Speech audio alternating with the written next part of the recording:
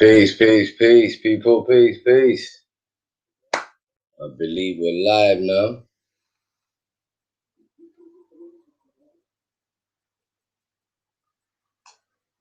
One minute, let me make sure everything's. What is it saying right here?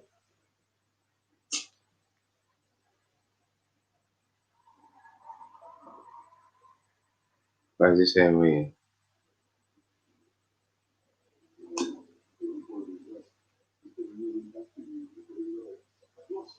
Yeah, that's more like it. I'm like, what the hell's going on?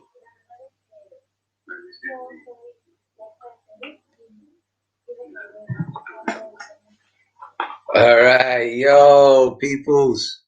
Peace, peace, peace. How we doing?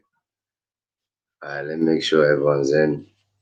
I don't even know what topic to do. There's so much to discuss. Furthermore, why don't you lot decide, like, what topic should we discuss? What's the first thing that we should deal with? I dare you to bring on big boy debaters. Please bring on whoever you want. Step by step, indeed, Zidiab, indeed. So we're going to take this very slowly. What should I start with, man? What should I start with? Give me some suggestions, guys. If you can't go to the corner, bring the corner to you. You don't know. That's exactly what we're doing, bro. That's exactly what we're doing. So go on, you lot decide, innit? Like, what should we tackle first? I see this prayer called Content Creator saying, what's your religion? Okay, how about why you don't use hadiths? Really and truly, the guy asking what's your religion is basically asking the same thing. So maybe we should settle that first. Shall we? Is the Quran the only source of religious authority? All right, cool. I see that's what everyone wants to discuss. So we might as well make that the first topic of the day. Now, in order to answer this question, the first thing we need to do is we need to define what a messenger is, and we need to define what a prophet is according to the Quran. Serious, I'm going to answer that one next. First, I'm going to deal with this one that they all seem to be asking. So, as I said, yeah, like, subscribe, all of that good stuff. So, as I said, the first thing is defining what a messenger is and what a prophet is according to the Quran. So, first things first, starting with what a messenger is according to the Quran. So, one of the examples we're going to bring up is chapter 7, 35.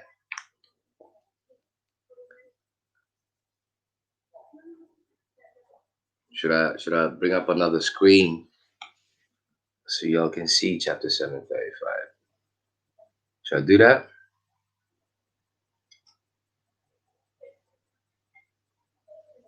All right, let me do that.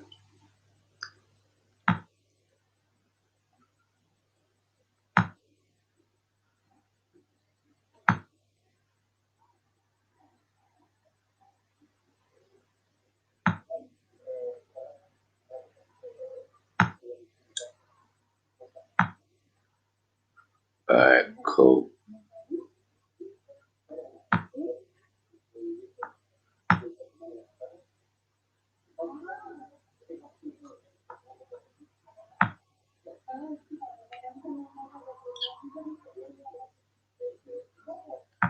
All right, 7:35. Quran.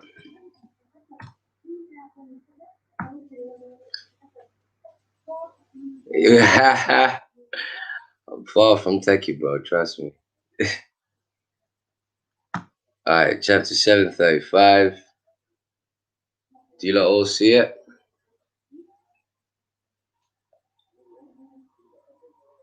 Oh, I needed to make the screen bigger, didn't I?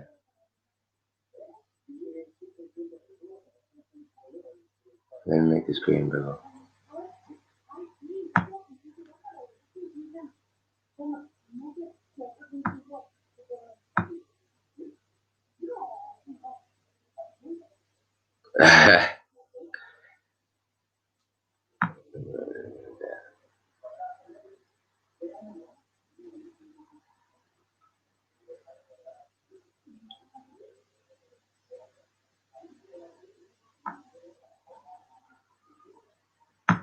Again.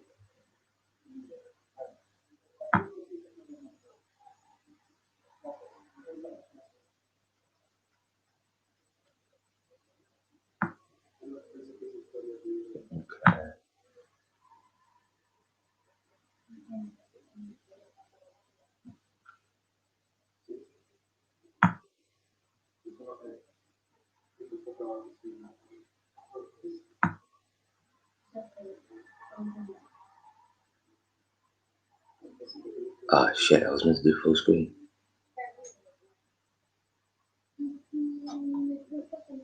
Oh fuck, I would do it again.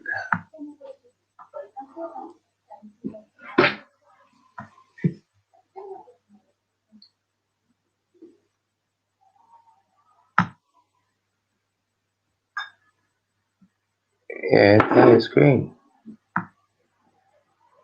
What was that?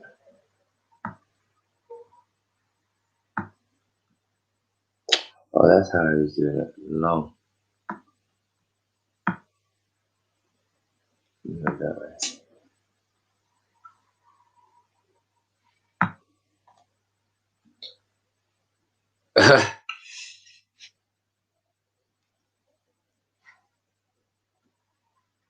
One last time, lads, man. I give up. Oh, okay.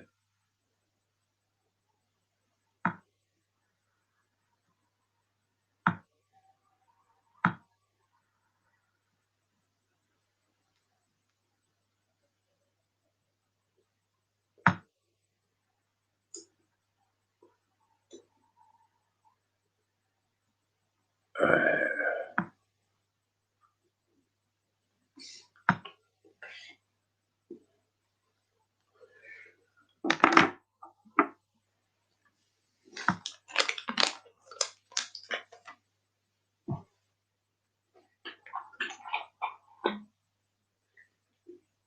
Go away.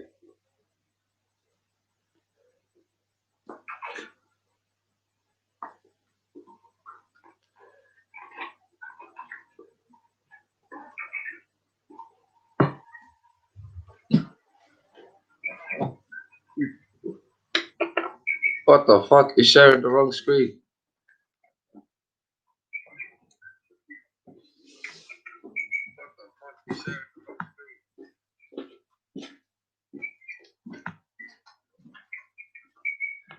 Alright, look up 735 yourselves, man. Damn it. I was trying to basically zoom into 735 so you lot can see it clearly. Much long. Anyways. If you lot go to 735 on your websites, damn it. What do we have there?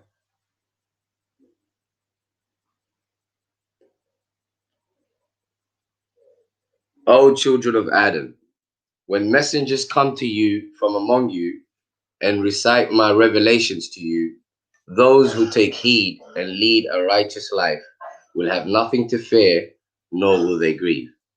See now, that's the definition of a messenger. Wouldn't you agree? Even if we go according to the language, the definition of a messenger is one who delivers a message, one who's tasked to convey a message. So according to this, I read it again. Yeah, thank you for putting that up. O children of Adam, when messengers from among yourselves come to you reciting my revelations, whoever shuns evil and mends their ways, there will be no fear for them, nor will they grieve. So that's one of them. You can also look at 599. I can give you plenty, but we're going to look at a few just to settle what a messenger does according to the Quran. So 599 the sole duty of the messenger is to deliver the message. And God knows everything you declare and everything you conceal. So the sole duty, we all know what soul means. So the sole duty of the messenger is to deliver the message. And God knows everything you declare and everything you conceal. Now, we're going to continue. We're going to have a few, so we settle what a messenger is. Ahmed, according to you, yourself could be a messenger, right? No, I'm not a messenger of God. The messenger of God is someone who is a prophet first, selected by God to receive information, and then is a messenger to deliver a message to a people who have not received the message. So no, I'm not a messenger. I'm not one of them silly people trying to be new age or whatnot. I'm going literally according to the Quran. So now, 592, you shall obey God and you shall obey the messenger. And beware, if you turn away, then know that the sole duty of our messenger is to deliver the message efficiently.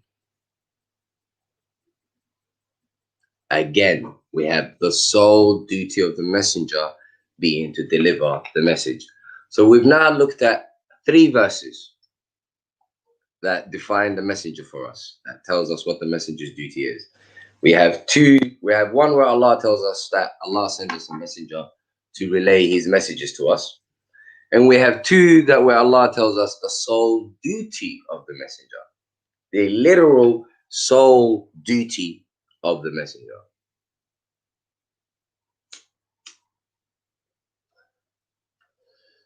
But you're right, but my man's putting in the back anyway, so it's all good. What was that saying? So you got 599, 592, and 735 that told us what a messenger is. So now, by extension, when we have the discussion of obey Allah and obey the messenger, then we know what a messenger does. He delivers a message. So now people would argue, obey Allah and obey the messenger. They would make a distinction between the 2, and they would say, obey Allah is through the Quran and obey the messenger is through the hadiths and etc. Someone's already decided to join in. I'm going to let you in a minute. I jumped out. Hey, why don't you lot join in as well? I'm going to let all you lot in a minute as well. But anyways, as I was saying, so they would make a distinction between obey Allah and obey the messenger. So they would say, obey Allah is through the Quran, the messenger is through things that are attributed to him. However, once we've defined what a messenger is, then obey Allah. How do you do that? By obeying the messenger. So it is through the Quran. Now, Stephen, keep your camera on. I need to see who you are. Now, okay, Thinking Clearly asked, isn't there messengers in the hadith?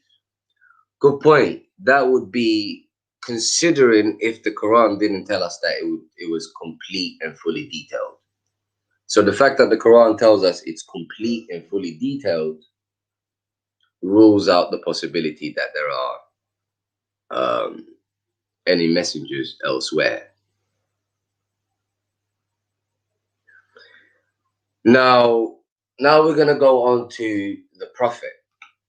Now, the first thing we're going to notice, which is a clear-cut difference between the messenger and the Prophet, is the fact that the Prophet gets chastised in the Quran at least 3, if not 4 times, and maybe more. Now, he never is, he's never called a messenger when he gets chastised, because as a messenger, he conveys the message, and he does that properly. There's no errors in that.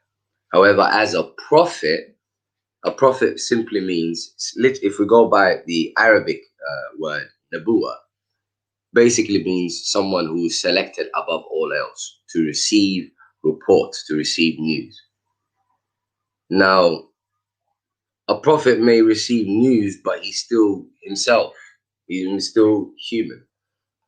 He's not protected from error in that particular role. So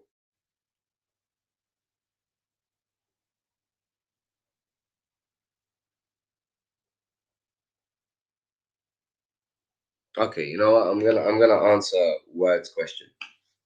He said, "Why would Allah say, or why would Allah say, obey the message instead of obey the messenger?" Well, the thing is, the messenger is there conveying the message to a people, especially a people who have already killed a few prophets, namely the Jews, and and and messengers have previously been rejected simply because of various reasons, challenging God's decision to select who He deems fit enough to be a messenger. So, so the thing is, this message is being conveyed to them live by this message is being conveyed to them live by a messenger. So it can't simply say a message and ignore that messenger, because that message is carried by a messenger, it's being uttered by a messenger. So it's not complete yet. This is an ongoing process. So to obey Allah, you have to obey that messenger that is conveying that message to you. There's just no way around it. Also, there was also the added fact that the Jews and the Christians, if you was to simply say obey God, they would argue that they already do. So obey the messenger defines how you obey God. So you obey God by obeying this messenger.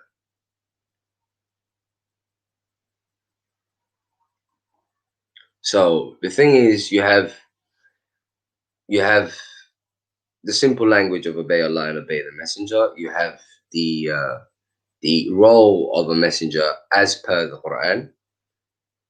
And then you have the fact that linguistically, you literally just couldn't make a distinction between God and the messenger who conveys the message of God. There's just no way of making that distinction, because the moment you obey God, you would do so by obeying the the basically the utterance of the messenger. So there is no way of making a distinction between the two. And then on top of that, the third fact to add to that is the fact that when messengers get rejected, because many a messengers got rejected by his civilization, no one claims that those messengers' hadiths were rejected. But we all know, without a single shadow of doubt, no one argues that when those messengers are rejected, what is rejected is the revelations that they have brought. No one says that no, their revelations were accepted, but it's just their hadiths that were rejected. No one says that. So there is that as well. I mean, we can go on all day. Now, going to the chastisement of the Prophet, you have quite a few, and and there's two things I want you to guys.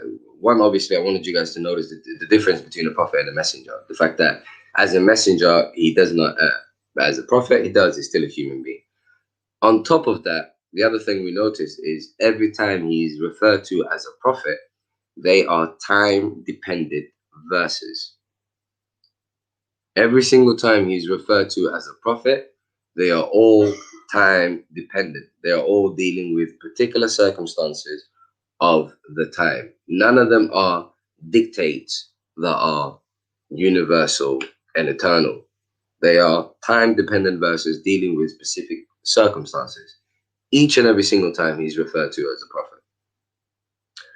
So now, on top of that, what we have is the other prophets who are not referred to as a messenger.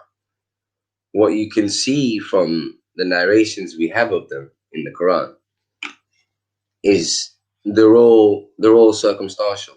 They're all due to the fact of Solomon's kingship and Joseph and getting arrested and dealing with certain scenarios, etc. They are all circumstantial. They are not we don't get from the stories of Solomon and Joseph and Jonas. No, Jonas was a messenger.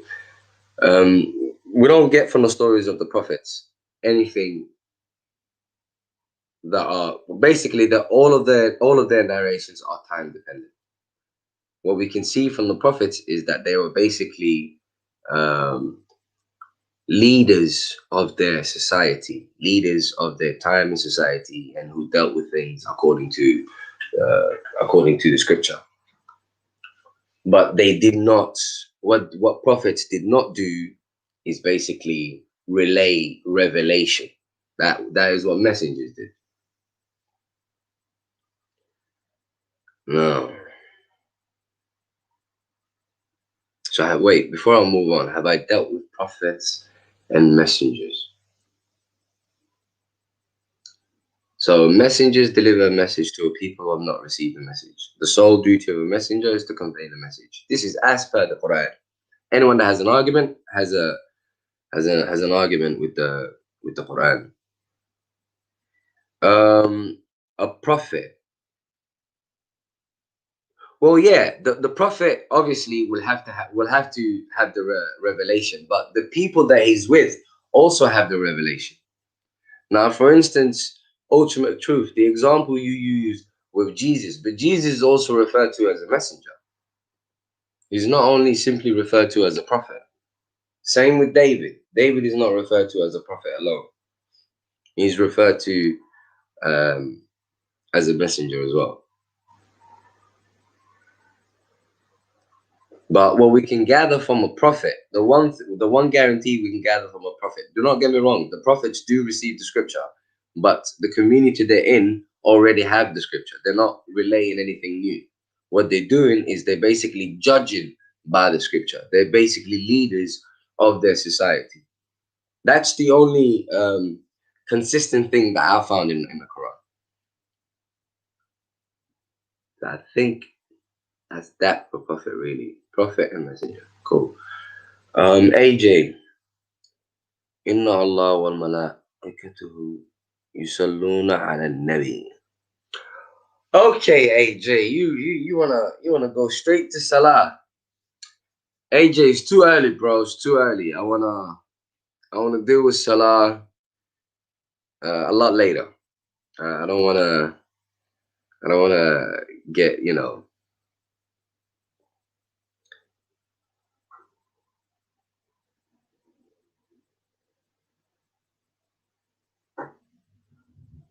as we're on a post-prophetic stage. Does that mean God doesn't think we require prophets anymore? If so, does that make us better than societies who are in need of prophets? Okay, great question. Now, based on my studies on the Quran, what seems consistent to me is that the purpose of the Quran is to create conscious individuals, yes, but it's also to create a harmonious society.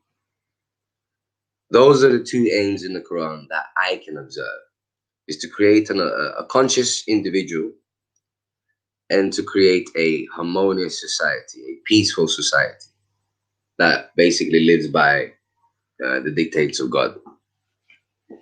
Now, with that said, I do believe that time obviously makes a difference. I don't think the people of the past are as civilized as we are, and that's simply because they don't have as much information as we have, and they don't have access to as much resources. That actually does help civilize people, as sad as that sounds. But yeah, and they don't have as much access to resource as we do. So with that said, do I think that we are better equipped than the people before, and that the people before needed much more training than we do? Yes, I would have to say that is the case. And in fact, I'm not sure if I can add to that. I'm not sure most societies had prophets. What's guaranteed in the Quran is that all societies have had a messenger. So all societies have had a messenger in their language, etc. However, it's not guaranteed that everyone has had continuous prophets, such as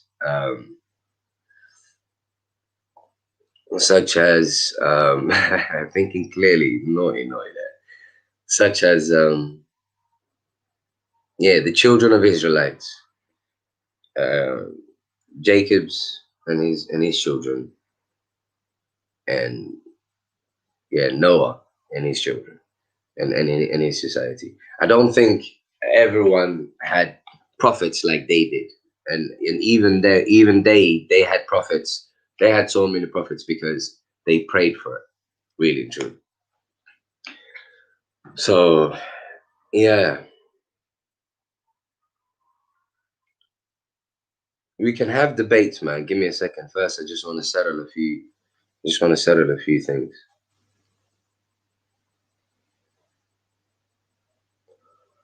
All right.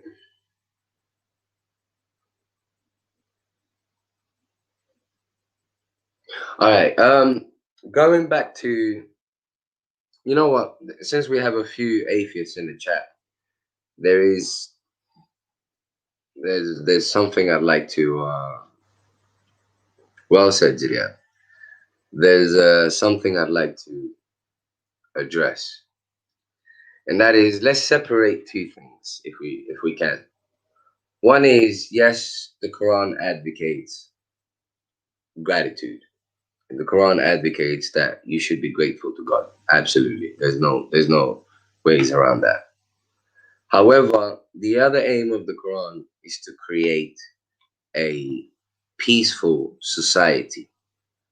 Now, if we can just put the former to aside for a second and simply discuss the latter, for those of you who are not giving the Quran the chance that it deserves, I will invite guests. Give me a second first. I just want to address a few things. For those of you who are not giving the Quran the chance that it deserves, what I would like you to tell me, if any of you can, is that the dictates in the Quran, as far as its aims for society, what I'd like you to tell me is that they're not universal. That is the challenge. That they are not universal and they do not achieve peace. And that they're not inherent in all of us. That is the challenge for all of you. Because it's one thing to say that you're an atheist. I mean, if you're an atheist, that simply means that you don't believe in God. Your beef is not then the Quran per se. Your beef with the Quran should be if you could find something negative about the Quran. If you could find something negative about the Quran, if you found it counterproductive in any way, shape, or form, you would have to address the issue with the Quran itself beyond the mere fact that you don't believe in God, because that's a separate topic to the issue you have with the Quran. Because first, what I'd like to basically, all right, Claude, I'm gonna discuss that. I promise you, I'm gonna discuss that. First, I'd like to. Um, I'd like for you guys to give the Quran its fair shot.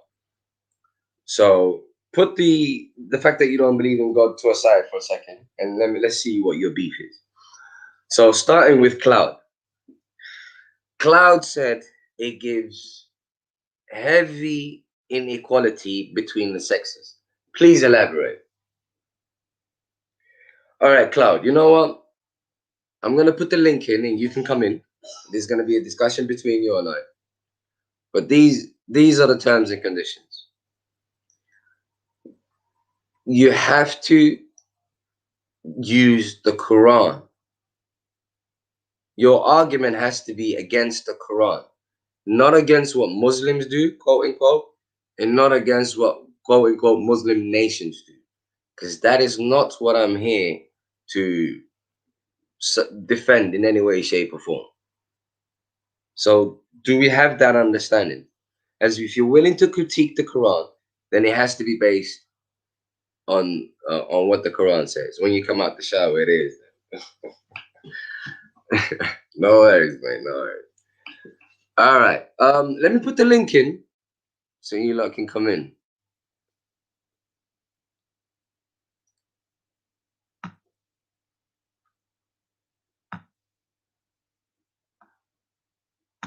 Actually, the link is already in the descriptions.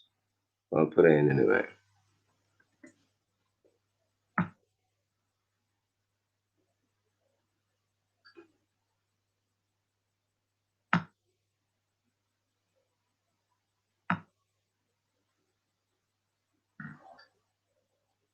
All right. Can you not see the link?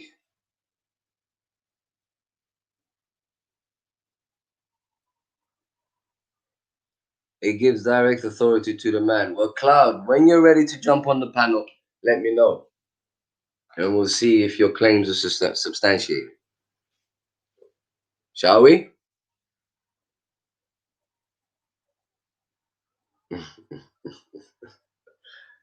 Hey, do you not have the link? Okay, AJ, device not connected. Oh, you're okay. Let me see. AJ. Oh, all right. AJ jumped off. Came in and jumped off. Who wants to jump on?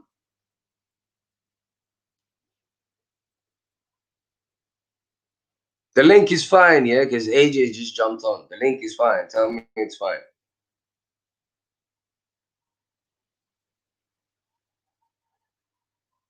Yo,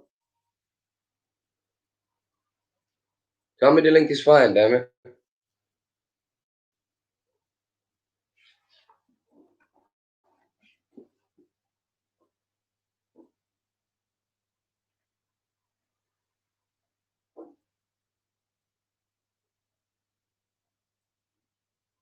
Yo, it's fine. All right, that's what I like to see. Thank you, You can jump on if you want. I'll get on in a sec. All right, say no more. See, Cloud, you gonna talk shit and then be like, yeah, next week and whatnot. Why you starting some? Why you starting some if you don't want none? All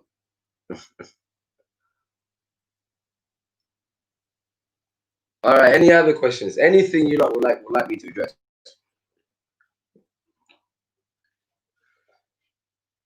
Should I address siyaam actually? Should I deal with that? Should I deal with the so-called fasting? Should I just one time just deal with that? I'll leave the rest to I'll leave the rest to another time. Or is it too early for that?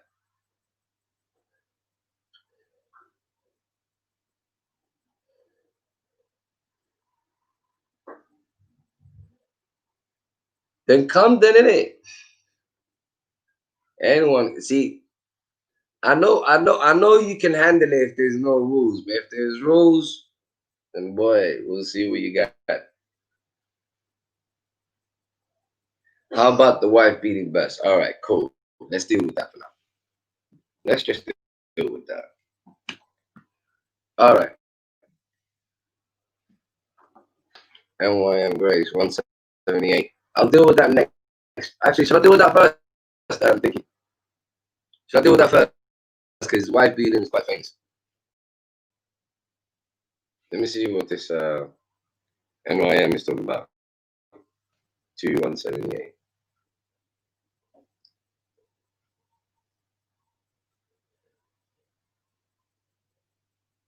Oh, you didn't understand that. All right, cool. All you who believe equivalence is the law decreed for you when dealing with murder. The free for the free, the slave for the slave, female for the female. I hate that word. It's like the servant for the servant, the female for the female. If one is pardoned by the victim's kin, an appreciative response is in order, and an equitable compensation shall be paid. This is an alleviation from your Lord and mercy. Anyone who transgresses beyond this incurs a painful retribution. Now, NYM, I understand when you read this in English, I understand how you may perceive it. However, what this verse is saying, please let me explain to you. It's called equivalence for a reason. Well, actually, it shouldn't even be called equivalence. Qisas. Well, basically, what it is that the person responsible, in a nutshell, the person responsible for committing a murder is responsible for committing that murder themselves alone. That's it. That's the whole point of the verse, in a nutshell. That basically no one else can take the fall for your crimes. That's it. That's all that verse is saying. It does not say that, oh, I know what you're thinking. You're thinking, if a free man, for example, kills, quote unquote, a slave, and then the free man doesn't get killed for it. Some other slave gets killed for it. I know that's how you're thinking, but that's really not what it is. It's basically if you do the killing, then you are responsible for it. In other words, if the free man does the killing, the free man is responsible for it. If the servant does the killing, the servant is responsible for it. If the woman does the killing, the woman is responsible for it. That's the purpose of the verse. Please don't argue for the sake of arguing. That's a fact what I'm relating to you. Thinking clearly. Let's go to the wife beating verse. If I remember right, what was that 4 what? 434.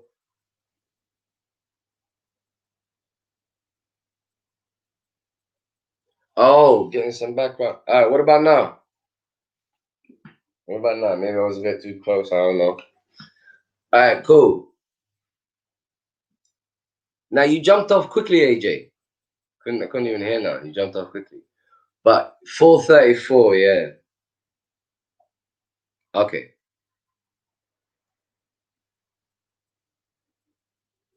The men are the maintainers of the women because God has bestowed. Okay, let me read this. The men are made responsible for the women, and God has endowed them with certain qualities and made them bread earners. The righteous women will cheerfully accept this arrangement. No, this translation is horrible. Let me just go to word for word. The men are the maintainers of the women because God has bestowed some of them over some others, basically made some of them over some others responsible. And because they spend from their wealth. So righteous women are devout women, protectors in the absence of their husband, in what God would have them protect. And those who fear ill conduct then advise them, and then forsake them in the beds, and then strike them. Then if they obey you, then do not seek against them a cause. Indeed, God is most high, most great. Most high, most great. Yeah, that was a horrible translation. It's what's his face? Rashid Khalifa.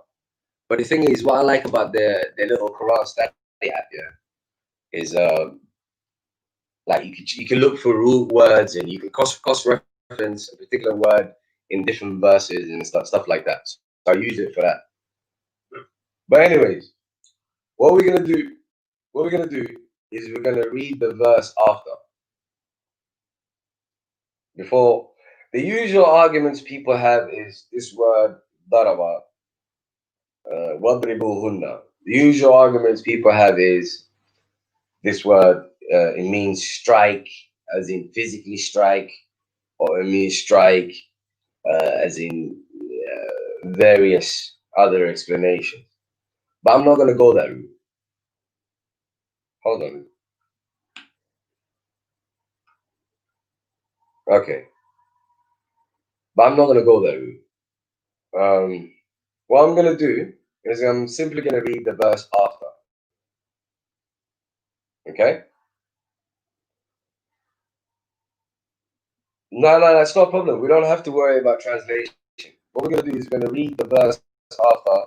We're going to read a few things and we'll easily narrow it down. I promise. Now watch this. So the verse after, chapter 4, 35. And if you fear separation between the two, then send an arbitrator from his family and an arbitrator from her family. If they both wish reconciliation, God will reconcile between both of them. Indeed, God is omniscient, cognizant. Now,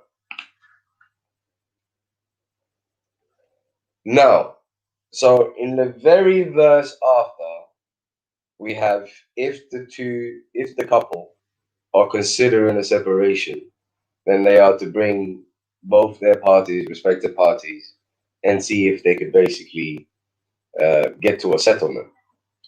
So let's remember that when we consider the possibility that you can simply slap your way to an understanding, as we are contemplating right now.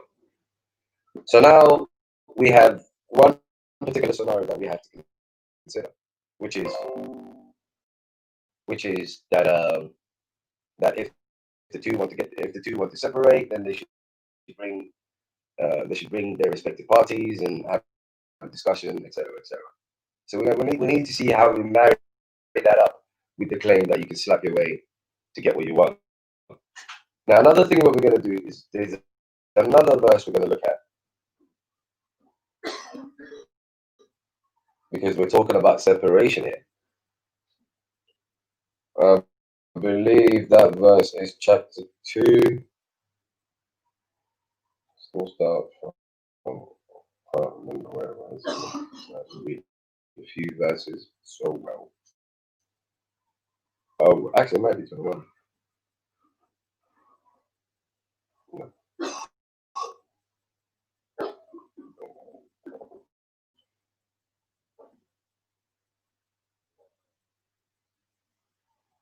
Yep, here we are. Now, chapter 2, verse 226. What about now? Bloody phone's acting up. I mean,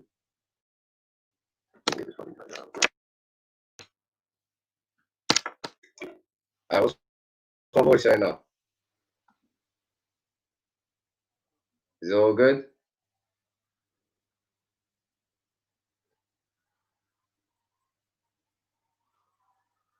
Is it all good? Let me know before I continue, man.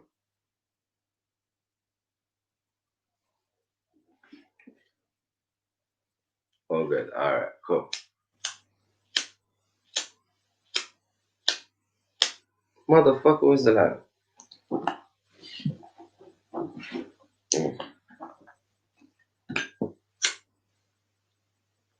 All right. Now, if we go to chapter 2, verse 226, what we have is, since we're speaking about separation, what we have is those who intend to divorce their wives shall wait for 4 months, cool enough. If they change their minds and reconcile, then God is forgiver, merciful.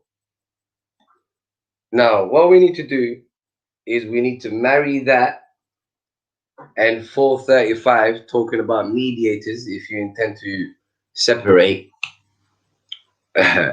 Mediators and basically if you intend to separate and basically bring both of your parties, etc., etc. So we need to marry that up. We need to marry up having a 4-month separation before a divorce, bringing mediators, bringing both parties, her family and your family, before you separate. So we need to marry those two with the idea that you can simply beat a woman up. We need to marry those two with the idea that you can, that before you get to those two stages, apparently you just slap her up or whatever. How do you marry that up, peeps? Oh, AJ's in the building. My bad, AJ. Yo, let me unmute you.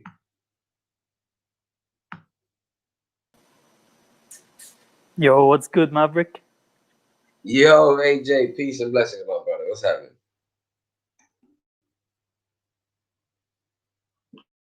How are you, bro?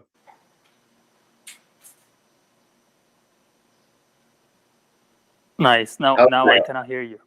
How are you? How are you? How are you? You good?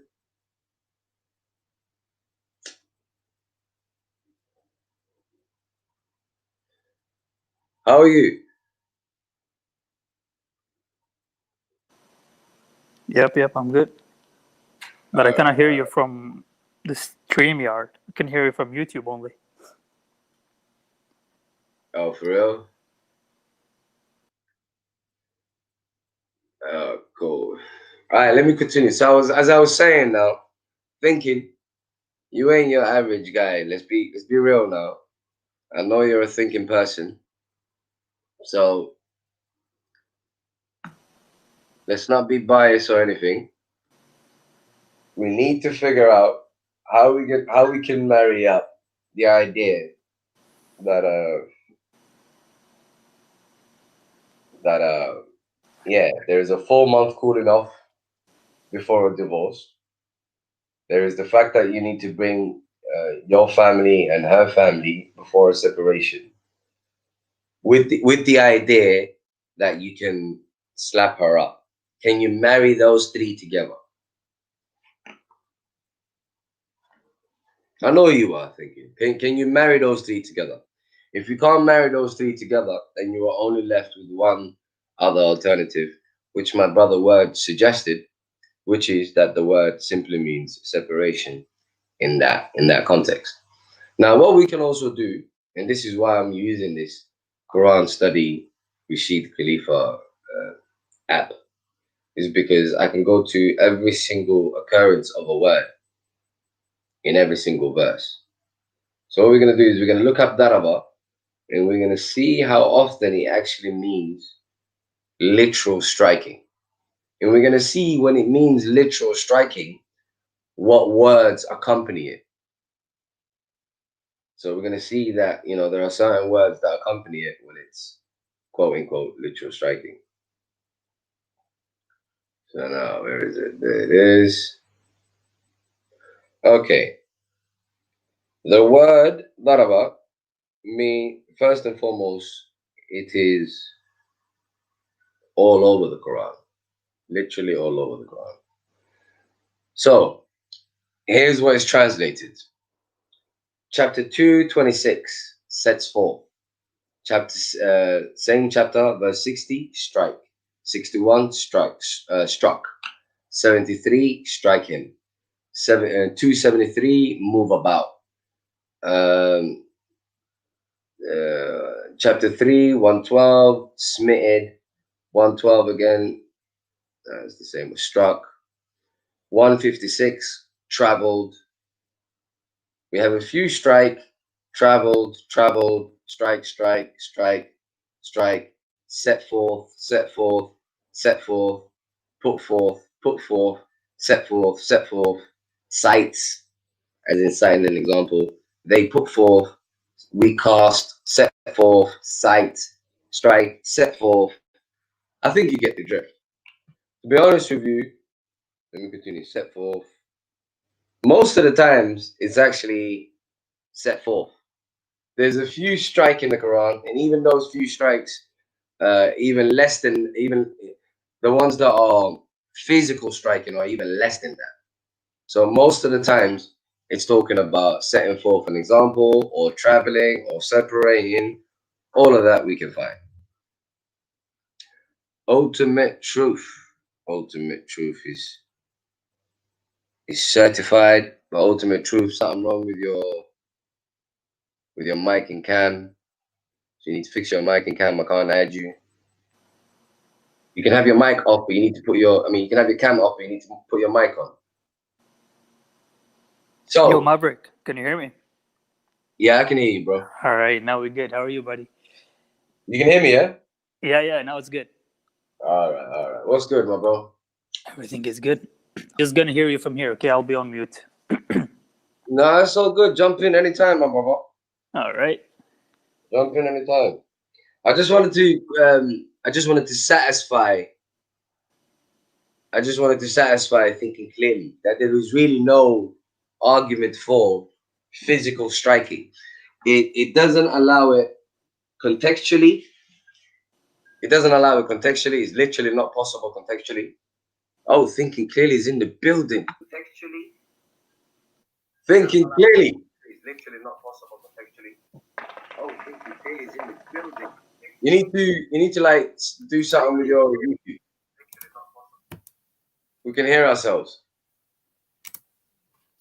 How's it going, man? Can you hear me? Yeah, we can hear you, bro. All good, man. How you doing, my bro? Yeah, I'm doing well, man. Thanks for having me on. I appreciate it. Nah, you're welcome. You're welcome. Sorry, bro. Carry on. Yeah, as I was saying, basically, so you have the context and you have the fact that the word is not only is it not limited to a physical striking, it is actually not often used to mean a physical striking in the Quran. So there is no, I don't see any reason to assume that it could be a physical striking. But doesn't it use the word beat? Or even if you kind of, use it in some kind of less harsh word, like slap or strike or something like that. I mean, The word is strike. yeah, but a strike suggests physical. But that's if the word was strike in this context. The thing is, the word daraba, the thing is, the way the Arabic works is that every word has a description. And then within that description, you have a few renderings that fit into that description. So, Right. So what word can mean strike in certain. What do you think is the most appropriate word for it? How would you interpret it? Well, in this context, it can only mean like set forth, as in set forth, basically initiate the divorce proceedings, basically. Yeah, but how does strike mean initiate divorce proceedings? I don't get that. Because the word daraba in the Quran is used to say cite or put something forth all over the Quran. It doesn't have to be strike. So but it can mean strike. It can mean strike, can't it? Yes, but it's determined by the context whether it is strike or whether it means to put something forth. And this is why I settled the context for you. Doesn't the context fit striking? That's the issue. I'm afraid it doesn't. Why not? Because how would you have striking and then bring both of your parties, like your family and her family, to discuss whether you want to be together? That makes striking moot. It's pointless. On top of that, give me a second. No, not necessarily. No, on top of that, there's the fact that there is a 4-month separation period. What is the point of those two procedures if you can simply snap it away to get what you want? But doesn't the mediation verse come afterwards? You said it was the verse afterwards, yeah? Yes. Right. So within the context of the verse itself, before that mediation verse, it's saying do all these things, and then it's saying after that, like, if things still aren't resolved, get a mediator in, see if you can sort some stuff out. If the previous steps have not worked. Yes, but you got to consider the possibility of that of what you're considering. I mean, what's like you're talking about a man beating up a woman. Like if he can beat his way, then there won't be a third position. I mean, it would be pointless. If he beat her up, let's just say he beat her up, and for some odd reason she was this stubborn woman who just was not backing down no matter what you do, then what's the point in you bringing your family and her family? That's not going to resolve anything, is it? Well, all right. Let me answer that. And in a way, I'm gonna still man the Quran here to show that I'm being fair. All right. Let's say that when it says strike or beat your wife, it's maybe it's saying something like just hit her once, just to see if that will work. So we're not just saying like, you know, beat the living hell out of her. We're saying like, just give her one hit, you know, just to kind of, as I've heard other Muslims say, you know, just to kind of shock her out of whatever behavior is causing problems. So it's not, you know, real beating up on her, like beating her to a pulp, but let's just say it's just like one strike, one hit. And then if that still doesn't work, then you think, okay, we need some more involvement. So we're going to go get like mediation and that kind of thing. Why couldn't it be that? It couldn't be that, because that's not what it says. We're now introducing hypothetical situations that have nothing to do with the Quran. If we're going to use the word strike, then we should stick to that. Yeah, but I am. But strike doesn't say beat the hell out of her. I mean, strike could mean one hit. I mean, it says strike. It doesn't say strike her 20 times. No, but the point is, if you haven't been limited, then there is no reason to consider that. It's totally up to you. Well, no, if it says strike, strike is singular, isn't it? Okay. So you could reasonably infer that means hit her once. I'm afraid not. You're reaching now. No, I don't think that's reaching, because strike is singular. We've established that. Okay, cool. You can. All right, cool. All right. If you wanna take it that far, then it doesn't say how likely to hit her, so I could hit her with anything I want. Well, I want. yeah, but I mean, well, I suppose the larger point that I'm making is that it seems to me, reading that verse, that it's saying, look, these are the steps you take to try to resolve it kind of in-house, if you like. 1 minute. Ziryab, by the way, says darab is singular and daraba is plural. So I'm afraid strike here is plural. Oh, so it means you can hit her more than once. Yes. Okay, all right. So maybe it's saying hit her a couple of times, few times, enough to. But the point is, it's like saying, right, here are the steps to deal with this stuff in house within the marriage. Okay, so you do the thing of send. So I can't remember specifically, but like you know, say that she can't share your bed, chastise or whatever the steps are, and then if that doesn't work, strike her, and then if that doesn't work, then go for mediation. So it's like, here are the steps within the marriage, within house, and then if these steps don't work, then you go outside for mediation. So why is that not consistent? Because it's pointless. It's entirely pointless. I mean, because simply introducing the concept of hitting her, it doesn't prevent option 3 and 4. What does it do? What since you're introducing the concept that it says strike, why do you think that it does? Well, I'm not introducing it. I'm reading what the Quran says. No, I don't think. Now thinking we have to be completely fair now. You're not reading what the Quran says. You're reading the translation. What the Quran. We both, but Maverick, before we go down that road, we're both using the word strike. We were both using the word strike, as are the person in the chat who just corrected to say that it was not singular. So it feels like we're all accepting that word strike. No, we're not accepting the word strike. The person talking about singular or plural is simply talking about that fact. However, wait, give me a second. However, what I was willing to entertain was I wanted to see how far, basically, where this idea would take us. But if we're talking about, give me a second. Yeah. If we're talking about what the Quran says, what the Quran says itself, the Quran is in Arabic, and it's choosing a word that can have different meanings depending on the context. No, I get that. But hang on 1 second, Maverick, because this is really important. This is really important. You said in some contexts it can be used to mean strike, but you said in this context it doesn't make sense. And from my point of view, if you believe that hitting your wife might sort it out, then it does make sense.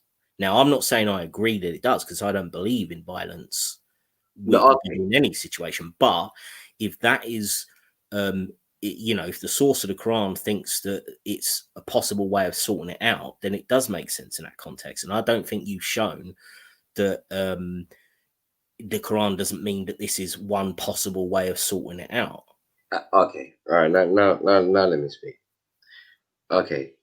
The point is, first and foremost, there is rules to the language of the Quran. You're now willing to challenge those rules, and I'm going to go along with it for the sake of argument.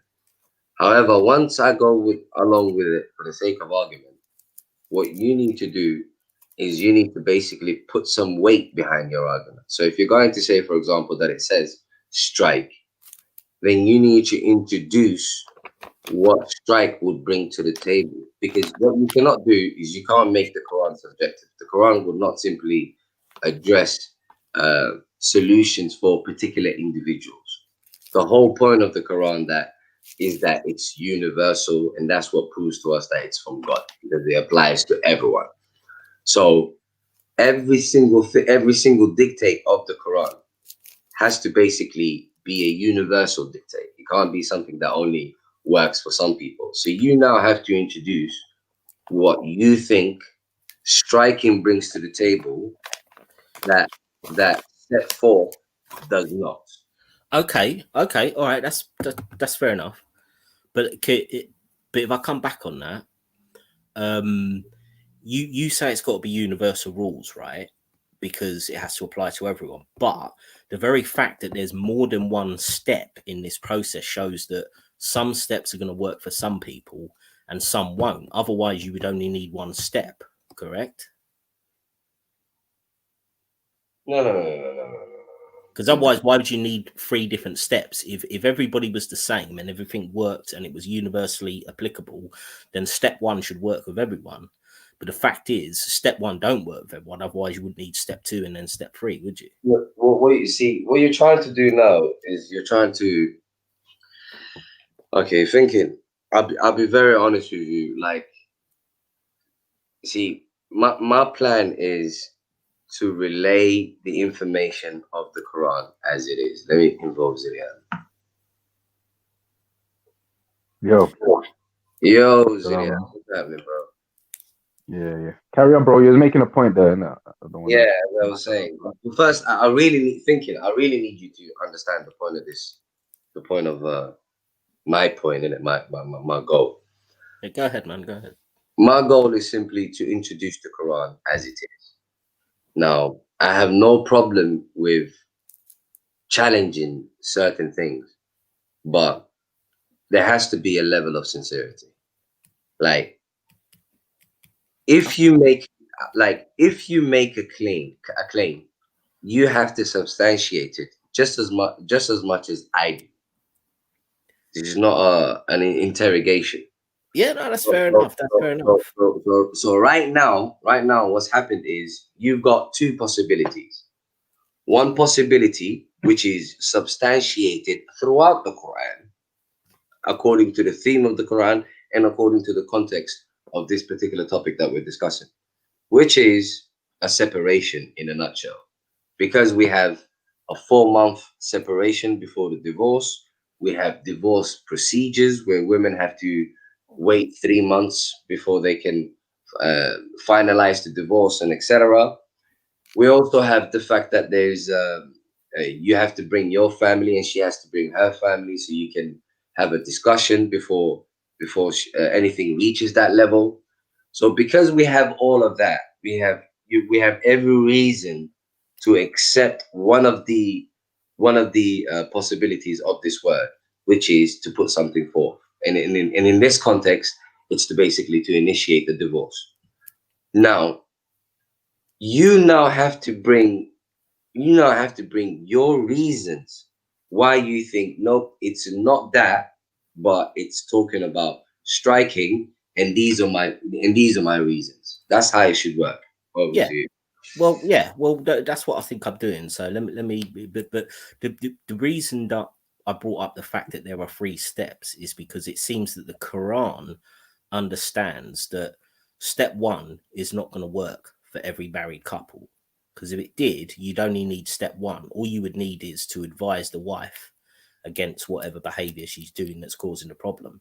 Because if that worked for everyone, you'd only need step 1. So therefore, it seems to me that the Quran is acknowledging that for some couples, step 1's going to work. For some, it won't. So therefore, it gives you step 2. Now, step 2, you know, send her away from your bed, or I can't remember exactly how it's phrased, but you know, what's it say?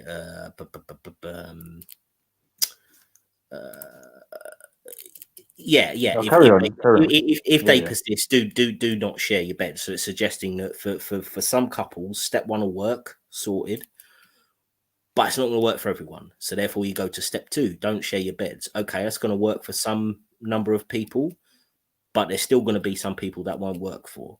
So therefore, you move to step three, which again is the whole thing of striking. Now, however you want to interpret that, I think we can honestly say that the Quran wouldn't give you 3 steps unless step 1 and step 2 wasn't going to work for everyone. Isn't that a reasonable assumption to make?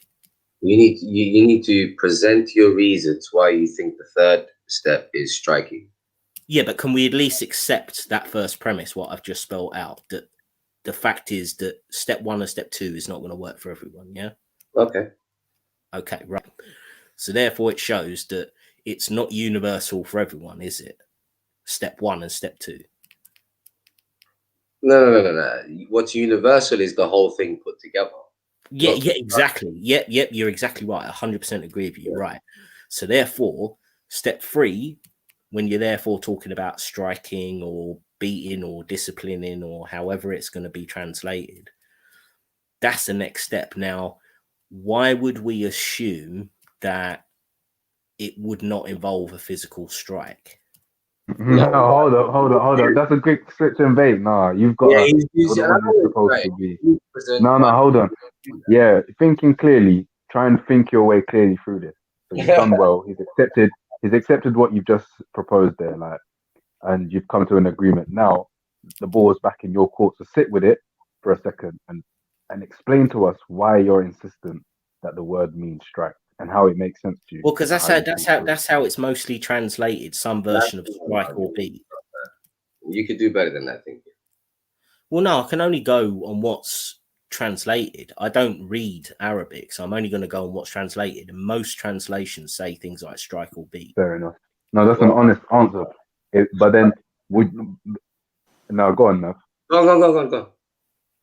Yeah, just quickly, I was saying, okay, that's an honest answer. That's an honest way to respond. And the thing then would be, why would you be so reluctant to acknowledge a different perspective? Because I'm not a bit, well, to answer that, I'm not reluctant to acknowledge it. I'm just saying that there are other interpretations, obviously, because I've spoken to Maverick about this before a couple of occasions. So I know there are other views on this, and I can accept there are other views. It's just about what is the most commonly accepted. No, but then you would just be arguing against the common understanding. But obviously, you'd have to explain to me why I should accept the fringe view rather than the commonly accepted view. Because thinking truth is dependent on. Go for it, Mav. Go for it. Truth is not dependent on numbers. I think you know that very well. Oh yeah, for sure. But you'd still have to explain why I should accept your version over the more commonly accepted. Right. Let's do that one quickly. Let's just do this one quickly because it might not have been understood. I've just quickly what Mav was saying earlier was that essentially the same word is used in different contexts. So it's a very simple point to make that the same word can, depending on the context, can have different meanings. That's a pretty simple enough point to grasp, isn't it? For sure, yeah. Yeah, right. So I mean, it doesn't go any further than saying, look, this same word daraba is used in different contexts, with different meanings, and the superimposition of the strike in this particular reference doesn't make sense for the reasons that he's outlined. That it's those reasons that he's outlined that I don't get. Yeah. So we'll see. Okay. So what the main one? Wait, let me just restate as I understood it. His argument was his major point. Once the first point about words carrying different meanings in different contexts is established, the second major point is that the ones that you said that you just didn't understand. The major point, as I understood it, and Matt, correct me if I'm wrong, but as I understood it was that it wouldn't make sense for that word to be strike, because that would mean that before any reconciliation from both families occurs, like a physical strike has been committed. So what I'm saying is, if you've part, it's almost like the point of no return. As far as Maverick saying is like, look, that doesn't make sense. How can there be reconciliation after there's been violence? Return, though? See, this is my question. Why would you assume? See, for you personally, and I would agree, you shouldn't be using violence, but that doesn't mean that the Muslims of the time when the Quran came down, that might have been perfectly acceptable to them. It's the Muslims. The Quran is not concerned about the Muslims. The Muslims. But what I'm saying is, some people might find that acceptable, though. That's my point. No, that's true. No, that's true. That's true enough. That's true enough. That Can I jump in for a second? To them. Yeah, just let me make this last point, AJ. All right, just pardon my poor English, but as an Arabic speaker, the word daraba, it has, like, I'm looking at the definitions and stuff. It has a lot of meanings beside hitting. Hitting is one of the minor meanings, to be honest, because it could be like daraba fil ard, meaning like he went on earth, or like established business, or went through with something to establish something.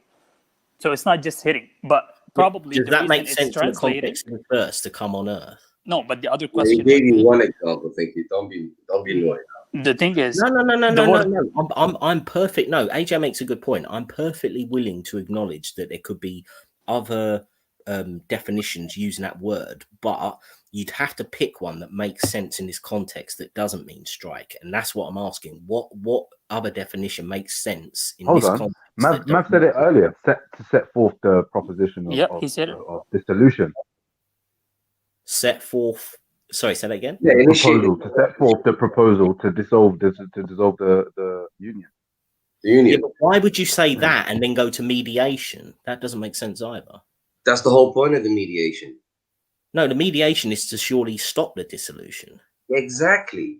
No, that's a contradiction. Why would step 3 be? Hang on a second. No, this is important.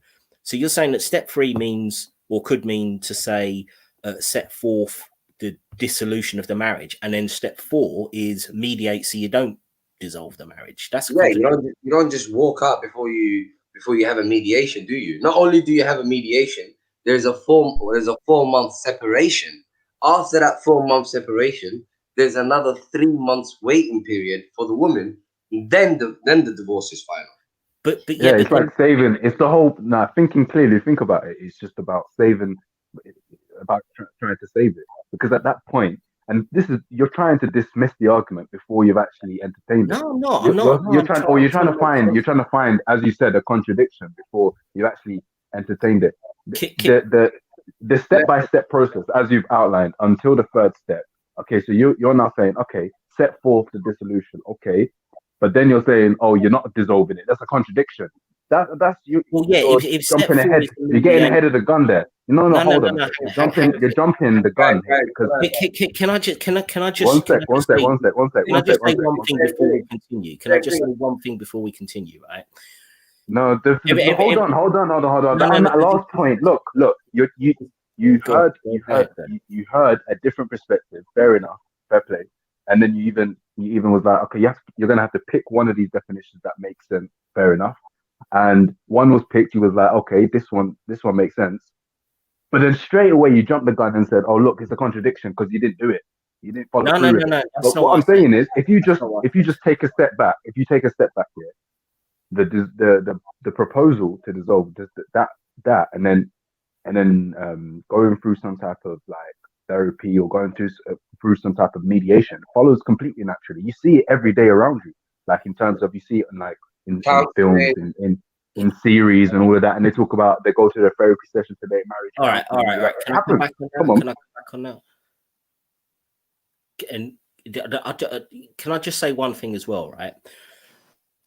It seems to be that you all keep implying that I'm somehow like trying to be like obtuse, like I'm trying to deliberately like not understand, or I'm trying to like be deceptive or something. I've waited. Let me just say, I've waited up till like 2 a.m. to actually support Maverick on doing this live stream. All right, I'm not here to like mess with people or be deceptive. I'm honestly trying to understand. So can you all just give me the benefit of the doubt to say that if I disagree with you, Therefore, I'm not just doing it because I'm trying to mess with you or I'm trying to be anti-Quran or something. Give me the benefit of the doubt to say I'm asking honest questions here, because sure thing. Yeah, of course. all right. Okay, cool. All right, I appreciate that. Right, to come back to the point you're saying, I perfectly accept that mediation is like a completely natural thing, that loads of couples do it, all that good stuff completely makes sense. And the following verse, I already said in the chat before I come on, I completely grant that is saying let's do mediation, and I think that's cool, that's good, all for that, right? The point where I'm saying it's a contradiction in my view is that if step 3 is, as the interpretation you was giving was, set forth a dissolution, right? If the next step is mediation, wouldn't it make more sense to say something like, all right, put things on hiatus, just calm things down, or sort of some other kind of wording, rather than saying set forth a dissolution? Because set forth a dissolution is basically saying we're pretty much already done here. Like if I said, you know, it would be like saying, right, step 3 is I'm going to quit my job, and step 4 is I want you to rehire me. It's like, well, then why quit your job? I mean, you would say, all right, step 3 should be, let's take a breather and think about this, and then we'll get to step 4 for mediation. Why would you have dissolution before dissolution? Let me just finish, and I'm nearly done. Dissolution, set forth dissolution, should be the last step after mediation is failed. It's in the wrong order as far as I can see. All right, Zidiab, you want it? Yeah, just quickly, and then I know you're going to come in. But Go for it. the example you put of quitting your job, it's not that. It's not that. I think you've misunderstood it, and that's obviously. All right, that was just an analogy. Forget the analogy. No, I'm saying I might not have explained it clearly enough. See, but you can see what I'm saying, though, that the dissolution should be the last step. One second. I'm trying to work with you here, yeah. So that example that you gave, it would be more like you're in a particular job, if you want to use that example. Let's say you're feeling underappreciated, or say you're doing this type of work, that type of work. You're feeling underappreciated, whether it's monetarily or otherwise. And you go to the manager, you go to your line manager or whatever. You have a meeting and you say, "Look, I'm about to quit. Basically, this is I'm on my last kind of straw, kind of thing." Resign, you know So I'm about to resign. If we don't renegotiate this contract, or if we don't set things correctly around here, let's say you're having to pull or do all the work while everyone else is just taking naps in their cubicle or whatever. Or do you know what I mean? You can think of any different scenario. Yeah. I know what you can. I know you're going in and you're proposing that, and then they're like, okay, so let's try and mediate this situation. Let's try and sort this out. Let's try and but that's the key word you use is if. You wouldn't immediately say, I'm just going to quit. You're saying if you don't sort this out, then I'll quit. But that's not what you're saying. When you say set forth dissolution, you're already making the decision. Yeah, but see, you're understanding it as a set. Go on, Matt.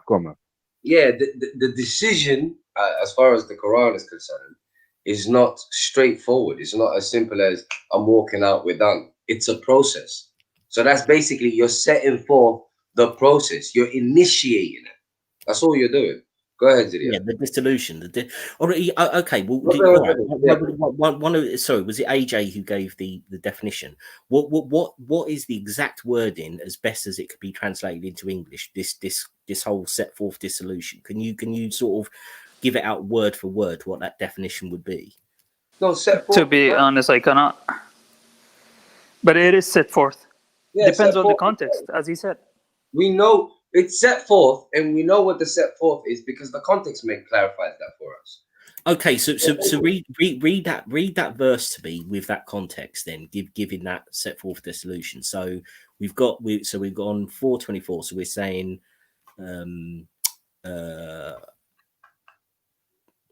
sorry, not 4. Is it 4:24? Sorry, you'll have to forgive me. I'm looking at too many different verses here. No, 4:34. Beg your pardon. So it says, if they persist, do not share their beds. So we agree on that. But if they still persist, then set forth dissolution. Would that be your interpretation? Yeah, go ahead. Yeah, or to set forth. To set forth the proposal. Solution is just understood. It's just trust. To be quite frank, dissolution, proposal. These are extra fitting. That's not. Yeah. Just understood. The dissolution and proposal were two very different things. So what are we going with here? Oh my god. But the proposal of dissolution. This is the point. Okay. I can give you the. Yeah. I'll give you like the full translation with that in it. Yeah. Please. Yeah. One second.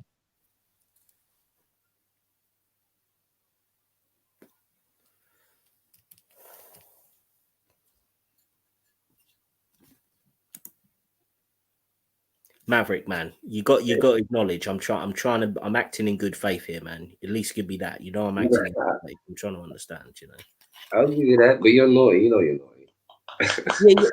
Look, Maverick. Yeah, I can be cheeky, but when I'm seriously trying to understand it, I'm not trying to like make up fake positions. Right.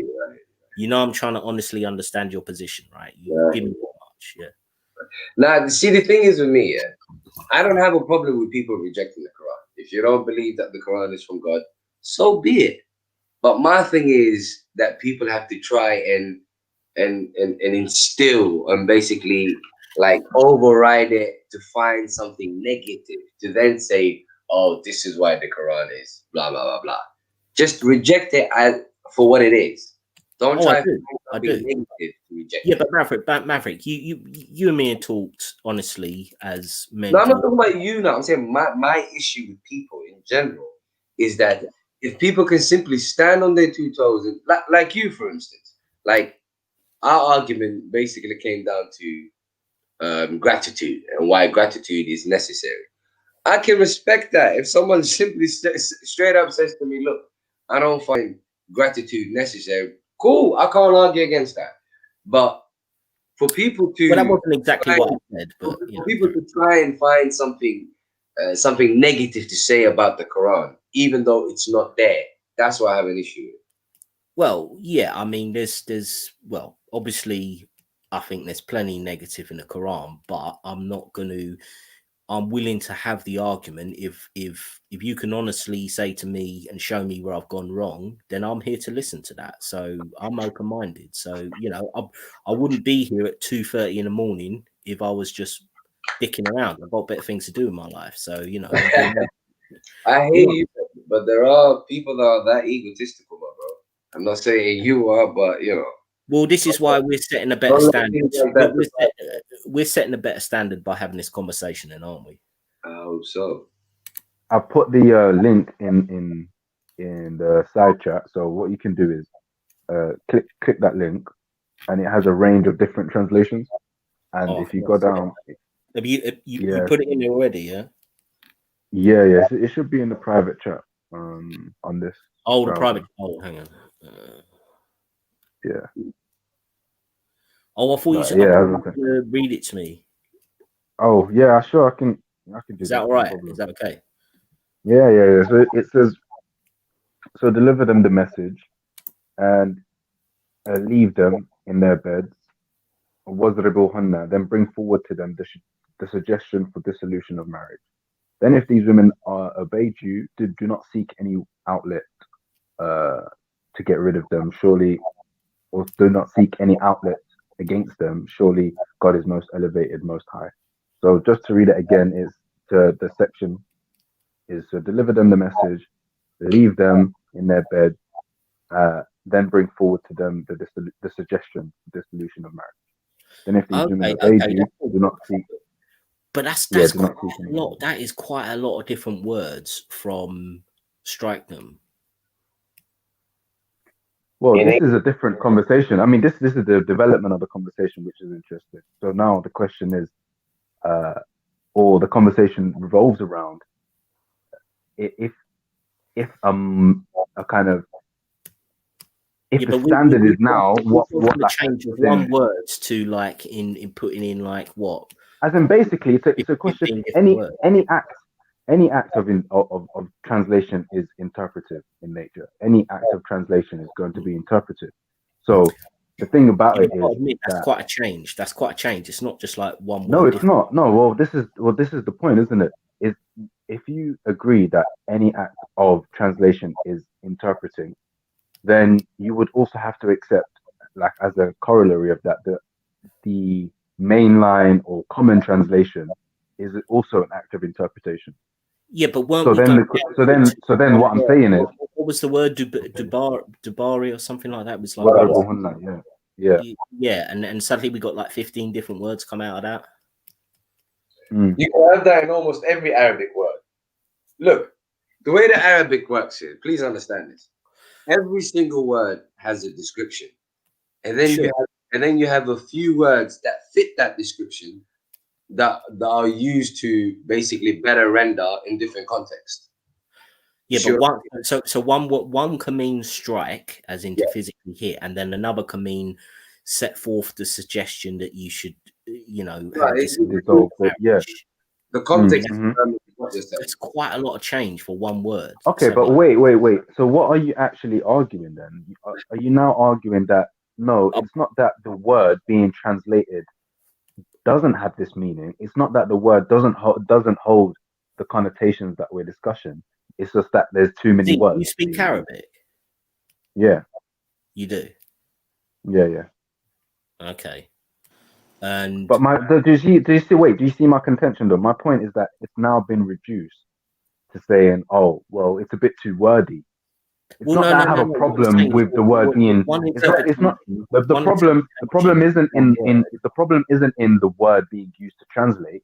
We know that the word also carries these connotations. I have accepted all of that. This is what you're saying to us. You have been, to your credit, you've been very, very accommodating, and you have been acknowledging what we've been putting forward.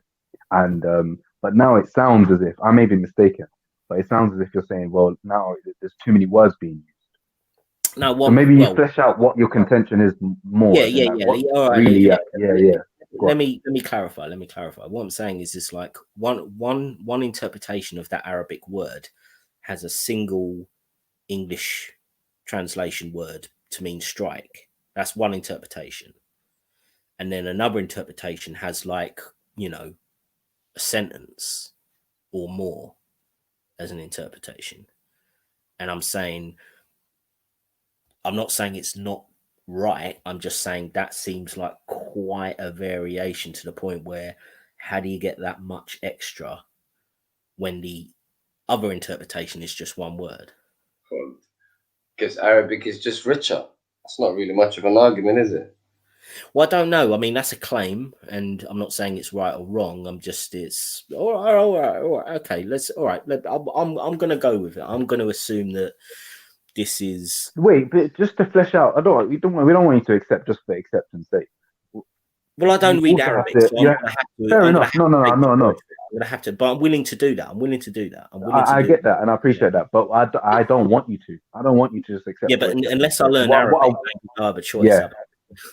Yeah, no, fair enough. But what I'm saying is you can also be in this indeterminate state, as in you're not saying it's incorrect, you're not saying it's correct. Well, that's what I said. Well, I did say. Fair enough. Yeah, fair enough. All right, fair enough. So what I was going to say was basically that you see, if the contention isn't on the merit of what's being said, then you also need to consider the incentive.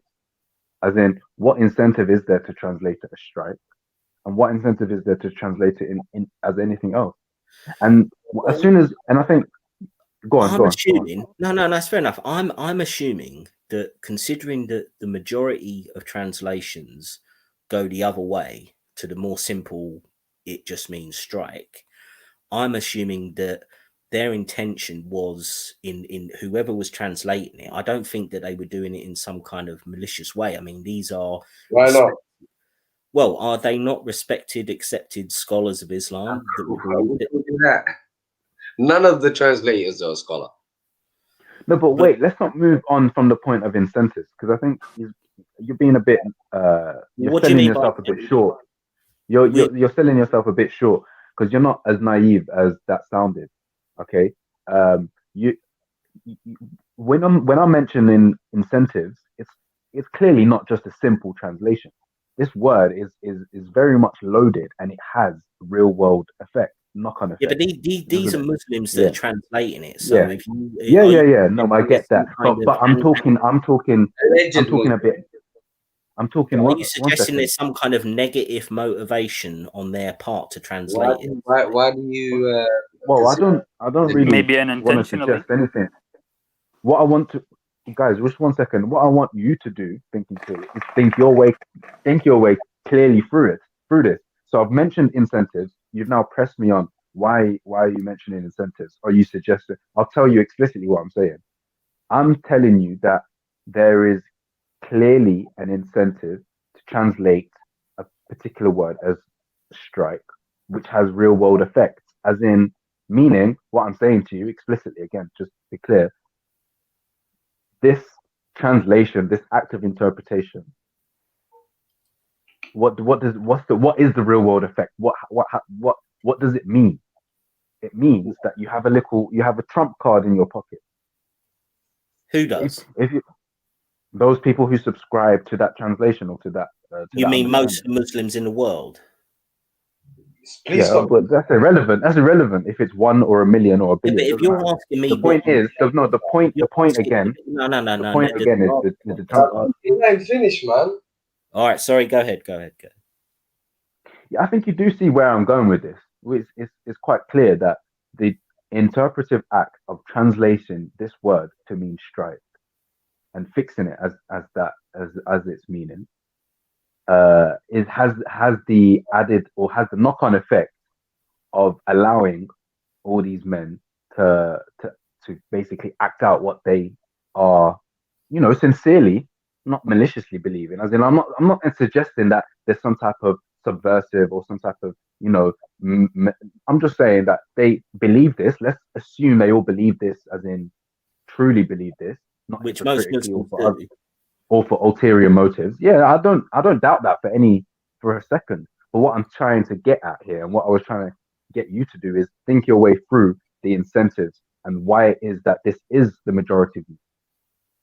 So you're asking me to think about the incentives of almost the entire body of Islamic interpretation for the last 1400 years, what their incentive was in translating the word in this way, rather than the more fringe way that you guys are doing it.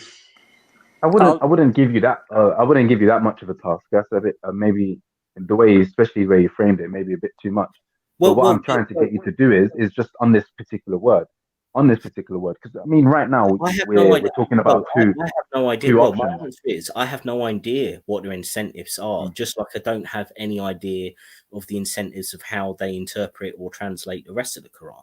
I mean, that's you. I'm not asking you about no. From my friend, I'm not asking you about their intention. I'm asking you about perhaps I'm using the wrong word, but I'm not asking you about their intention. I'm saying, is there an incentive? Oh, let me ask the question. Let me not assume that there is an incentive, or ask you to tell me what their incentive is. Is there an incentive to translate the word as strike? I have no idea. Could there be one? Oh, come on, man. You're not that. What do you think it is? Could there be an incentive? Well, yeah, possibly, yeah. But I mean, what do you think it is? To be honest with you, I think we've drifted off unnecessarily, because fact of the matter is you've got two possibilities. It can either mean set forth or it can mean strike. Either or, you'd have to corroborate that from the Quran itself. I've corroborated 1 second. I've corroborated set forth from the context itself without going far. And you have not managed to corroborate striking. Like, you have not managed to even give No, I disagree. You've given an alternative, which I will acknowledge is a possibility, but you haven't given a reason why I should reject the interpretation that most of the rest of the Muslim world believes. I'll tell you why. Go ahead. Jump in. It's because you keep relying on what most translators say, most of the Muslims say. Is that the Arabic of today, the common Arabic, it's different than what's in the Quran. You cannot interpret the Quran based on today's Arabic. In today's Arabic, the word daraba, it solely means striking, like hitting something, but it has different meaning in the classical Arabic. And then if you're gonna check the word daraba in the Quran, it has it has different meaning. It's not just striking or hitting. So if you go based on translating the Quran with the Quran, it means something else. It doesn't mean striking most of the time in the Quran. AJ, that is a completely fair point. Right. So relying on what other people say or the majority is not a correct way of arguing. Yeah, but they're not always right. Hang on, let me come back on that. Let me come back on. The point is, whether I take the interpretation or the translation that you're giving me, or whether I take the translation that most other Muslims will give, I am still relying on the hearsay on a language that I don't understand. So therefore, I'm doing the same in either case. And what I'm saying to you is, why should I believe you over them? All right, cool. Let me make it simple for you. Because as you've acknowledged, I've given you a reason to believe me. You have not, wait a minute, please. I've given you a reason to believe my supposed theory, shall we say. And I don't think it's stronger than their reason. Thinking you gotta stop doing that, bro. Come on, man. Let me finish. Now, you've got to give a reason why you think the other is also a possibility. Until now, you have not managed. The only thing you've managed, the same reason that yours is. The only thing you've done. No. Hang on. It's the same reason. It's the Maverick. It's the same reason that I give. As I was saying, all you got to do is simply provide a reason. Simply critiquing my reason is not good enough. All right, fine. I've heard that you can critique my reason. You need to provide a reason for the other, and most is not an argument. Over to you. All right, let me just be clear, Maverick. I understand we're interrupting each other, but if we're going to get into a game where you're just going to mute me, then this conversation. You're interrupting me. All right. So I'm just saying that. I'm just saying that up front. I'm having a really good conversation. You're interrupting me. You've done it. No. Yeah, but Maverick, we've interrupted each other, okay? And that's fine. I've got no problem with you interrupting me, and I don't like interrupting people. I'd rather have a civilized conversation. Yeah, I would too. But if you're going to use mute power on me, then this conversation ain't going to last too much. I've asked you a few times, stop interrupting me, but you kept on doing it. What do you want me to do? Yeah. And Maverick, you interrupted me, and I haven't. I haven't. Let's start fresh. Let's start fresh from now. Let me answer what you asked anyway. Let me answer what you asked. The point is, right, I have accepted that you have an alternative translation, and I've also accepted that that could be perfectly reasonable. I don't know the original Arabic.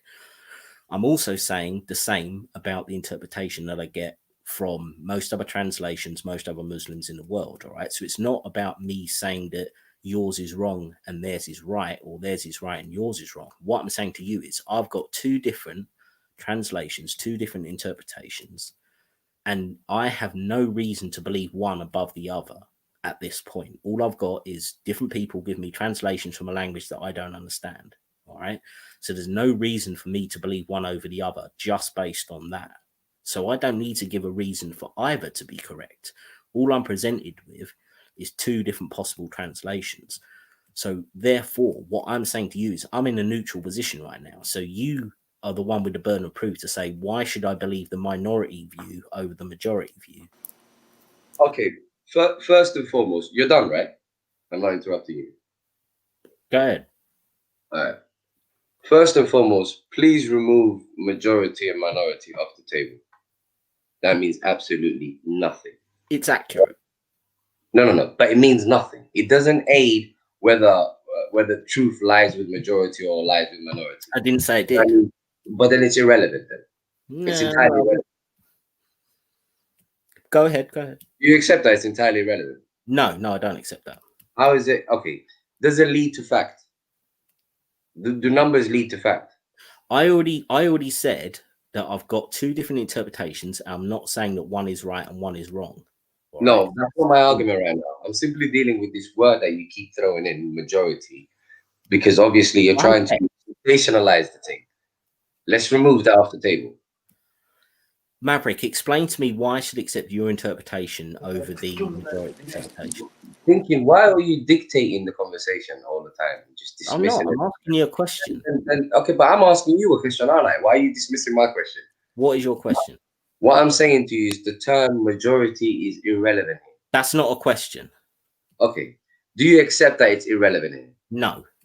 Can I jump in? Before you jump in, 1 second. Thinking, you're being a bit too difficult now, bro. Like, you're overdoing I'm just disagreeing with you. I'm just No, disagreeing. but see, you're not disagreeing with me because you know the point that I'm making. My point is very simple. Does numbers lead to fact? Does the majority of people believe this, therefore this is true? Is that what we argue? Not necessarily, no. So how does it aid this conversation? Well, I would say in the context of this conversation, I would say that it seems more likely to me that the body of Islamic thought and translation, if it leans one way, it would make more sense to me that the majority is correct in their translation over 1,400 years. Why? Why? This is his question. This is his whole question. This is Mav's whole question. Why? Go. 1 minute, 1 minute. What you just said is a logical fallacy that you know full well. When does facts depend on numbers or majority? I didn't say they do. Then what did you just say? That's exactly okay. So you said it's more probable. Are you saying probability depends on the probability of a statement being true depends on numbers? Is that what you're saying? Well, I'm saying that it seems to me more likely that. Pick your fights, man. Can I speak? Yeah, go ahead. It seems to me more likely that all of those Muslims who've been translating for years and back to the time when those who actually spoke classical Arabic, it would seem more likely to me that they were getting their own translations correct, and you're asking me to accept that they got them wrong. Can I jump in? Yeah, go ahead. Well, to answer this question, you go directly to the Prophet. If he hit one of his wives, which is not in the hadith or the accurate seerahs, that's what we're supposed to follow. And most of the Muslims or translators are not an authority in the religion. If you go to the Quran, that's where it says you follow it. Even right, Allah AJ, Allah says in the Quran, like most when you look up like akthar an-nas, which is most of people, it follows it. They don't know, they don't have common sense or something like that. Like they're not reliable. But so wait, AJ, you either that follow first Allah point, or you follow the people. Then your choice. All right. AJ, the point you made first was really important. I think you need to reiterate that point. The point about the example of the Prophet not hitting his wife. Yeah, you go for it. Maybe you can explain it better. No, that's just the point. I mean, and you're also assuming, thinking clearly, that everyone in Islamic history accepted a strike and not everyone. hitting your wife. No. Forget everyone. Forget minority. Forget. Let's just talk about the terms you use. You said majority earlier, yeah? The majority, yeah? The majority of people in the past in Islamic history were of this opinion. See, the reality is, I don't want to get diverted because I mean the whole point was for you to flesh out why you think it's more likely what you think or why you think that it's more likely Islamic history and the translations in history and so on and so forth is correct. Substantiate that point, please. Go on. The reason I think it's more likely is that they all understood, well, not all, but let's assume at least the Arabic speaking part of the world that is Muslim, they understood the language. So therefore, for that many people to be getting the translation wrong of the language that they knew seems less likely than a small handful of you guys getting it wrong. That's a fair. I get what you're saying. Fair enough. Fair contention. So then my response would be, and this is just my response, but my response would be, if I now bring you opinions and legal rulings, so I'm talking about fatwas, from that region of the world, from the 1st century, within the death of the prophet's life. So we're talking about, that era that, everyone likes to talk about, the pious predecessors, and you know what I mean, like the source of authority for that people. Yeah.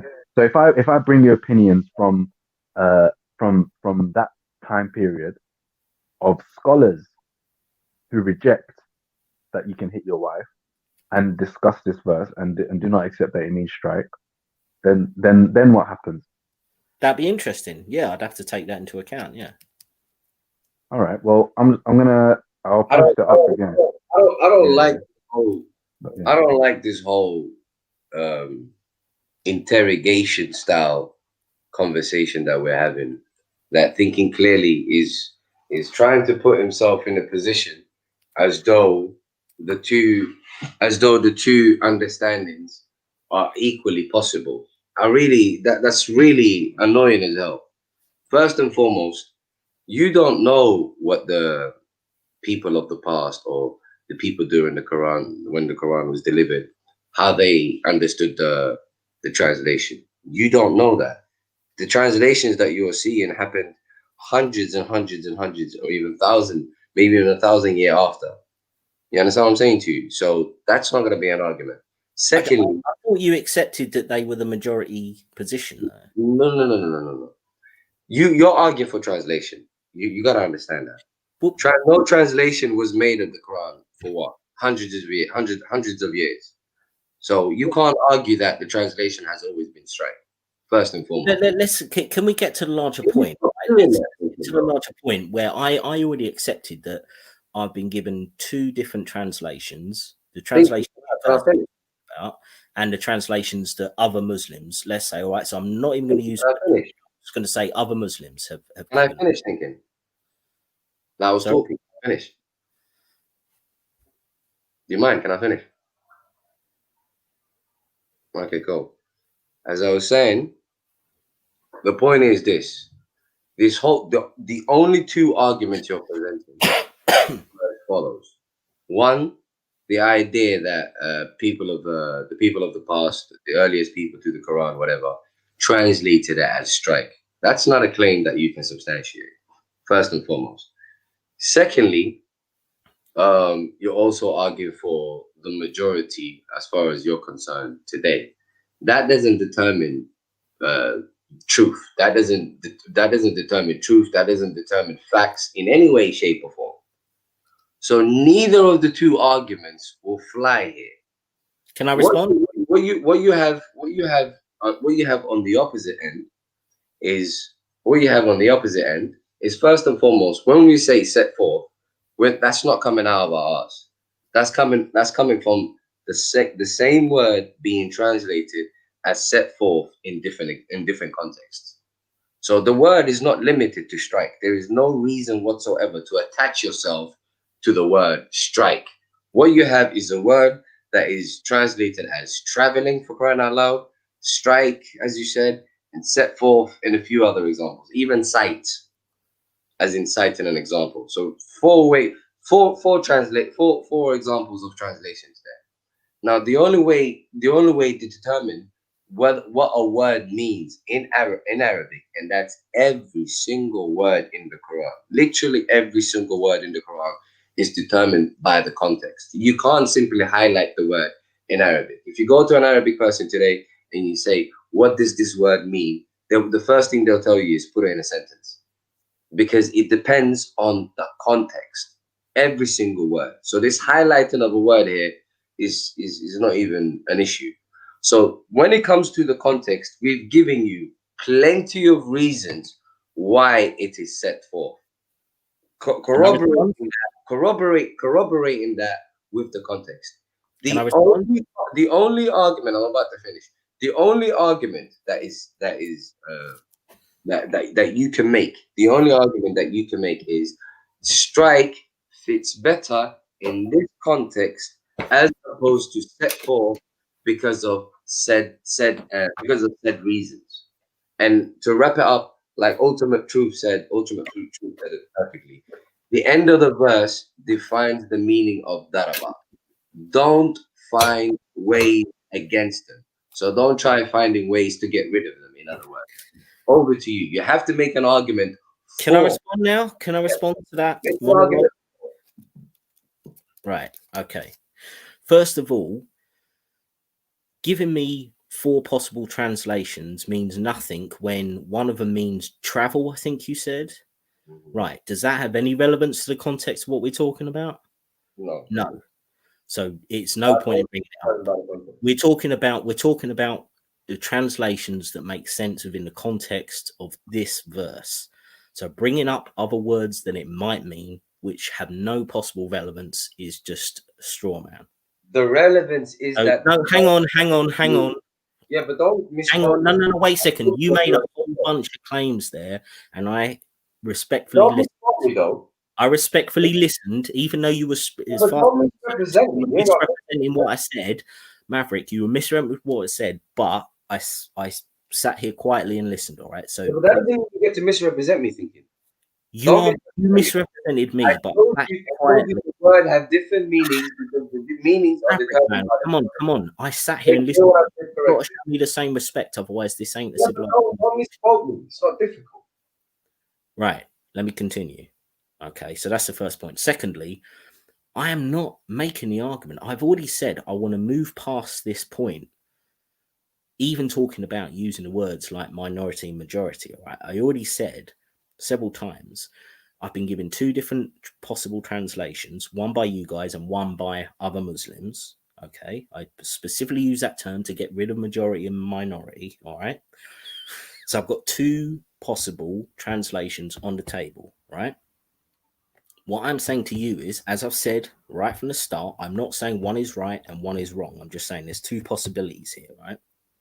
What I'm saying to you is, for what reason should I believe one over another? Now, let's disregard who said what, how many people said it. Let's just say I've got 2 different translations, right?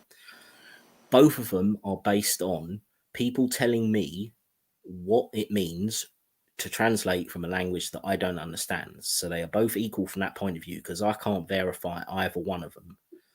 So the burden of proof is not on me. Hang on. The burden of proof is not on me to say which, it's not for me to disprove yours. It's for you to persuade me why yours is more convincing than the other one I've been given. And I think that's reasonable to ask. Thinking, I'm gonna be honest with you. I'm literally getting to, like, my patience is running out. I haven't got time for this type of. What was wrong with what I said? I haven't. What you said is you're trying to dictate conversation. No, I'm asking a question. No, you are dictating a conversation. You're trying to.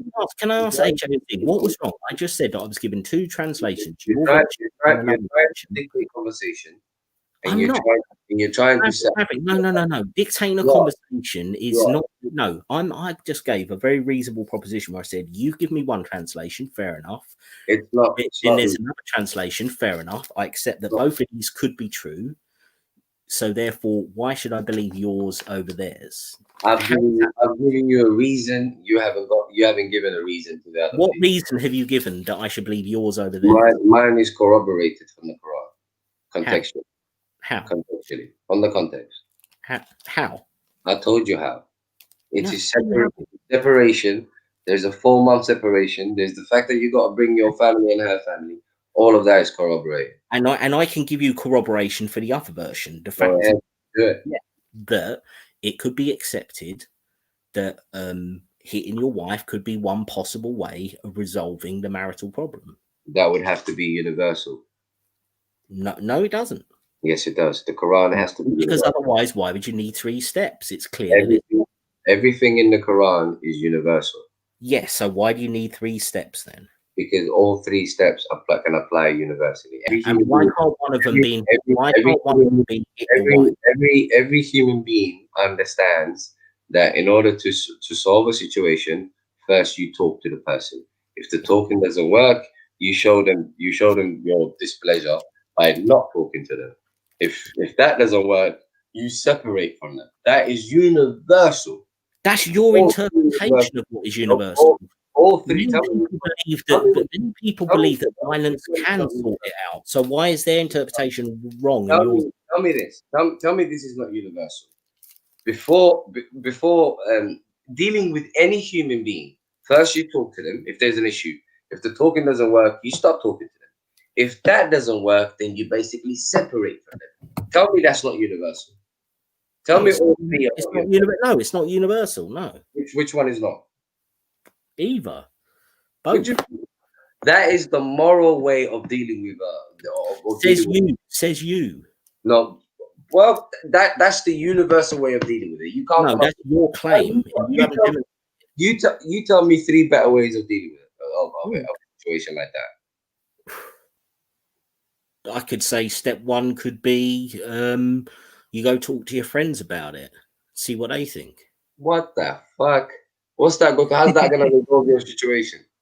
Because you get an outside perspective. Because you get an outside perspective of what's going on, and maybe you might have missed something when you relay it to your friends. You know, I acted in this way. Did I miss something? Was I out of order? Gives you a fresh perspective. Thinking you're overdoing it, man. I haven't got time for this, bro. What do you mean? Overdoing it, man. It's simple. It's simple thinking. I'm just saying. I get what you're saying. So, okay, we have an interpretation. They have an interpretation. Why ours hold value more than theirs, or it's valid? It's if you turn it back to Allah and His Prophet. That's what Allah says in the Quran. If you have a dispute or something, return it to God and His Messenger. In the Quran, Allah never says that daraba, and it's all meaning that means just striking. And the Prophet, there is no account of him hitting his wives. So who do we follow? We don't follow the majority of Muslims or what their interpretation is. We follow what the Prophet did and what Allah instructed in the Quran entirely. In its entirety, there is no hitting. There is no like. I thought we were only using the Quran here. Exactly. Where there is no other instance. You have something that is corroborated, and you want to look for. Wasn't there her hadith where Aisha was beaten green? She was beaten so badly that she was green. I'm sure. That's not an authentic hadith. Oh right, okay.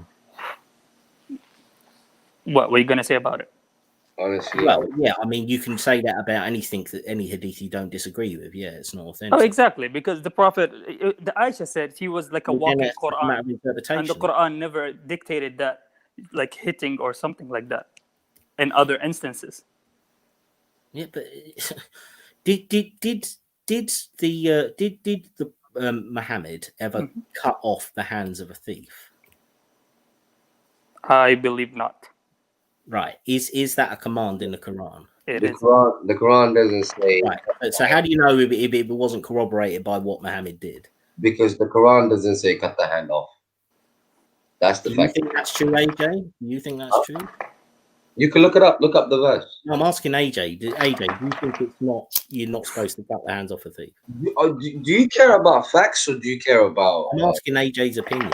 Okay, so you care about it's gonna open like another door for more discussions. It's gonna go out of the topic. But do you believe because no, and there is no account of someone having been cut. No, but you believe that the Quran says that that's the punishment for thieves to cut? That's the translation.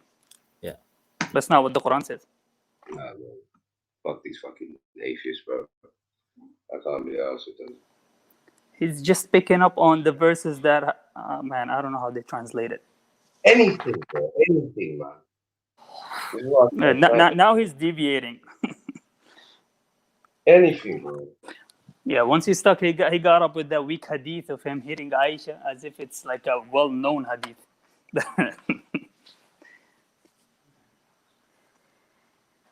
Keep going, man. Next topic. Huh?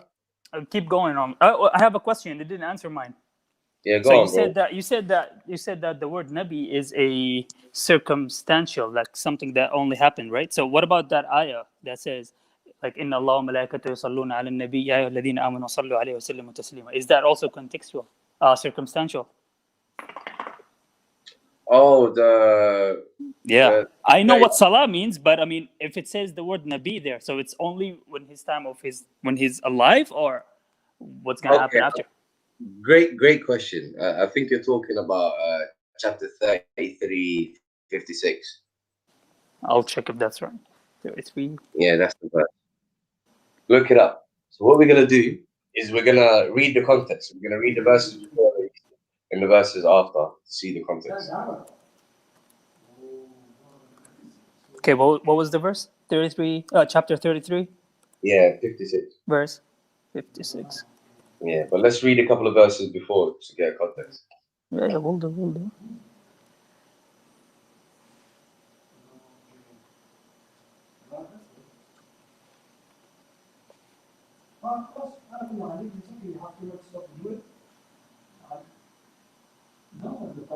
Which website do you use? Let me check. Zilia, come back, man. Where'd you go?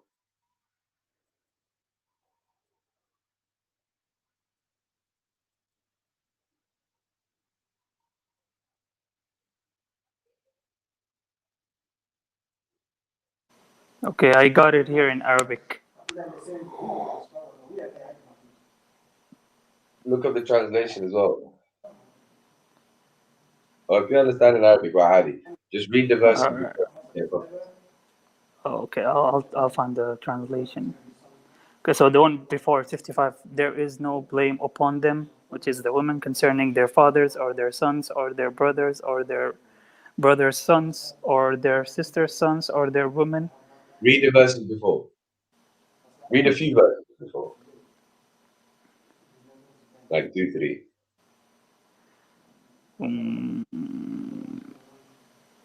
O who you have believed, do not enter the houses of the prophet except when you are permitted for a meal without awaiting its readiness.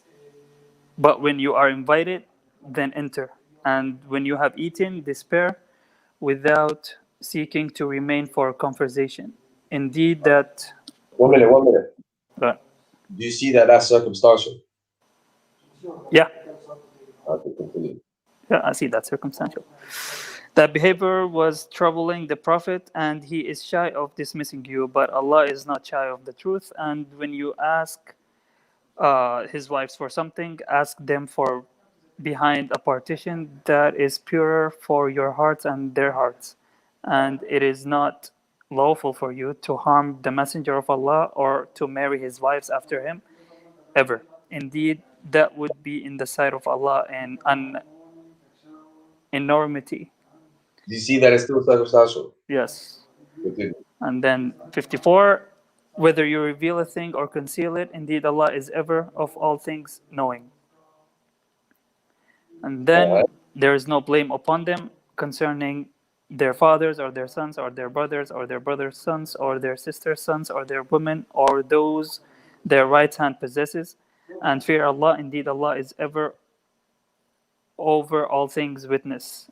And then the verse comes, indeed Allah, inna Allah malaikatu yusalluna ala nabi. Yeah, you want me to read the translation as well? Wait. Before you start that, notice that it's addressing, it's all circumstantial, it's addressing the prophet. And then it goes to when you're talking to his wife, speaking behind a partition, right? Right? Yo. AJ. Yo. AJ, what happened to you?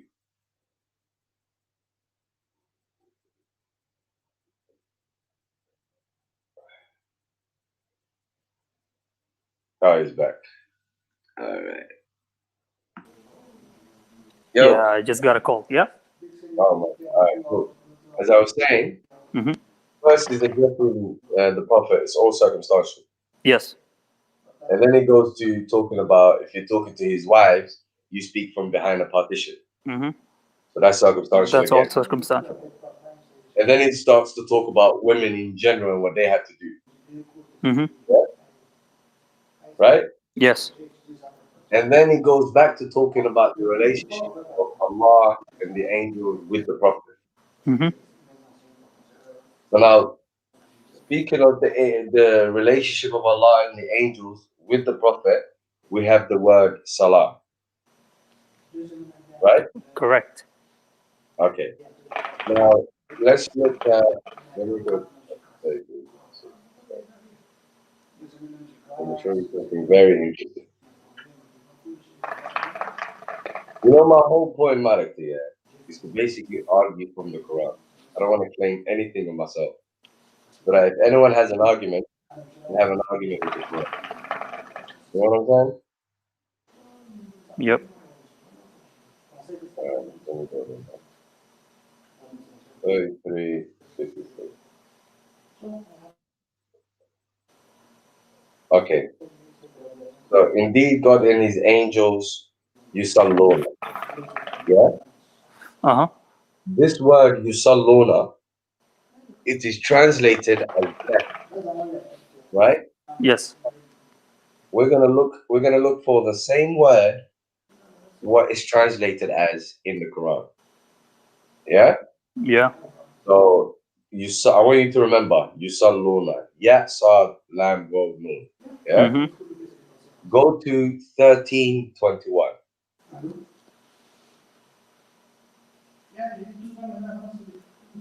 13:21. Yeah. Surah Ar-Ra'd 21. There you go. Okay. وَالَّذِينَ يصلون. يَصِلُّونَ. Okay. Now we have the same consonants. Ya, sad, lam, waw, nun. Okay. The difference is one is yasilluna, the other one is yusalluna, something like that. Yeah. Yeah. Yeah. Now, but we all know in Arabic those vowels in that make no difference. Different. In a way, yeah. Well, here yasiluna, it's like connecting or following. Yasiluna. Exactly. Mm-hmm. Now you have two choices here. The word yasilluna has been translated as connecting or following. Mm-hmm. Now, first, what we're going to do is we're going to find out which one it is, whether it's connecting or following. So, the way we're going to do that is we're just going to continue reading the verse, and we're going to see what fits in. Yeah. Okay. So and those who yasilluna what God has commanded. Yeah. So, do you connect with what God has commanded, or do you follow what God has commanded? You follow. So, shekada why you commit, man. You follow Allah, you commit. Okay. Are you with me? Yeah. Okay. So if we say commit here, for example, it would be and those who commit to what God has commanded to be committed to. No, I think here it's like connecting. Here it's connecting. No, but the problem is you don't connect to a command. You commit to a command. Well, it's like the word yasiluna or salah. It has like these all meanings in it. No, I understand, but the Yeah. point is it can come from one of two roots. It can Right. either come from woe sad lamb, which is to connect, Mm-hmm. or it could come from sad lamb woe, which is to follow something closely, or in other words, commit to something. So now, even if we look at just the Arabic here, we have ya, sad lam, woe, nun. The ya is an active participle. Yeah. So it's really sad lam woe that you got here. So you can see the root here is the following closely root. It's not the connecting root. Okay. But you know to basically to stamp that, all you have to do is look at the word command. Amar Allah, ma amar Allah. With amar, do you commit to an amar or do you connect to an amar? You commit. That's the whole point. You see what I'm saying? Yeah. I get what you're saying. But the thing is, it's saying that in that ayah, يصلون على النبي. That means like Allah and his and his angels are يصلون على النبي. And then يا أيها الذين آمنوا, or who you believe, صلوا عليه وسلموا تسليما. صلوا عليه. It's like saying, oh, I get what you're saying. I know the word yusalluna here in this context from where you're coming from. But the thing is, because it says nabi, and you said nabi, it's always circumstantial. You know what I'm saying? So it's kind of we don't have to do it now, or how are we gonna do it? I'm about to get there. Okay. I'm about to get there. Yeah. Now, in this context, I'm arguing that it means again God and His angels commit to the Prophet. O you who believe, you shall commit to him and regard him as he should be regarded. Now, I'm arguing that the word here is commit, or you can equally use support. So God and his angels support the prophet, and equally you should support him as well. You found it. And to prove that, I'm not only arguing for the word salah, I'm also simply saying read the verse after. The verse after gives you the opposite. It literally gives you the opposite of what we were discussing. Right. And this is one of the beauties of the Quran. This is how it protects itself, because it applies something called antonyms. Do you know what antonym is? Yeah, the opposite thing. There you go. So here now we're going to have antonym in terms of context. So now in one context we have God and his angels supporting the prophet, and the believers are told to support the prophet. And now on the very next verse we have, surely those who oppose God and his messenger, God afflicts them with a curse in this life, and in the hereafter he has prepared for them a shameful retribution. So with here, surely those who oppose God and his messenger, we have the opposite. Yeah, I see. And the fact that it's talking about those who oppose, we already know it's circumstantial, because we had people that literally opposed it. Right. No, my And question then, is, my and then question wait. It gets worse. To narrow it down for us, Malakti, yeah? We continue with the next verse. Those who persecute the believing men and the believing women who did not do anything wrong have not committed not only a falsehood, but also a gross sin. It's all the same context. Yeah. It's all in the same context. And then it gets worse. I'm going to continue. Watch this. It gets worse. O prophet, tell your wives and the wives of the believers that they should lengthen their garments, thus they will be recognized and avoid being insulted. God is forgiver, most merciful. Unless the hypocrites, see, it's all circumstantial. Unless the hypocrites and those with disease in their hearts and the vicious lies of the city refrain, we will surely grant you the upper hand. Then they will be forced to leave within a short while. Do you see how it all fits in? Yeah, it went back circumstantial. All of it. Makes sense. So the thing is, so now, well, you know what the people say if it's like in Allah malaikatu yusalluna ala nabi, that means like saying the salawat, Allahumma salli ala sayyidina Muhammad, whatever. So that's not what correct thing to be taken off from this verse. Not if you're literate, because all I did is simply read. Right. If you're literate, there's no way of substantiating it. And even if we had the audacity to think about it logically,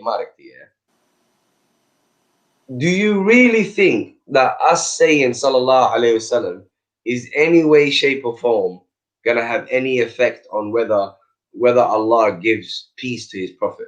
No. That's a question that I had for a long time, to be honest. Well, there you go. It's like saying, okay, why should I connect to the prophet to get to Allah? Because that's like the pivot point, you know what? Like the connecting point between us and him. Because he's saying he's reaching out to the prophet, so you guys reach to the prophet, and then and here it says like yusalluna yusalli ala nabi. It's not yusalli for him. Exactly. That's what the difference is. So it's not the same as yusalli lillah. It's not yusalli ala Allah. So it's like it's not yusalli lin nabi, yusalli ala nabi. There you it's go. Not the same. There you go.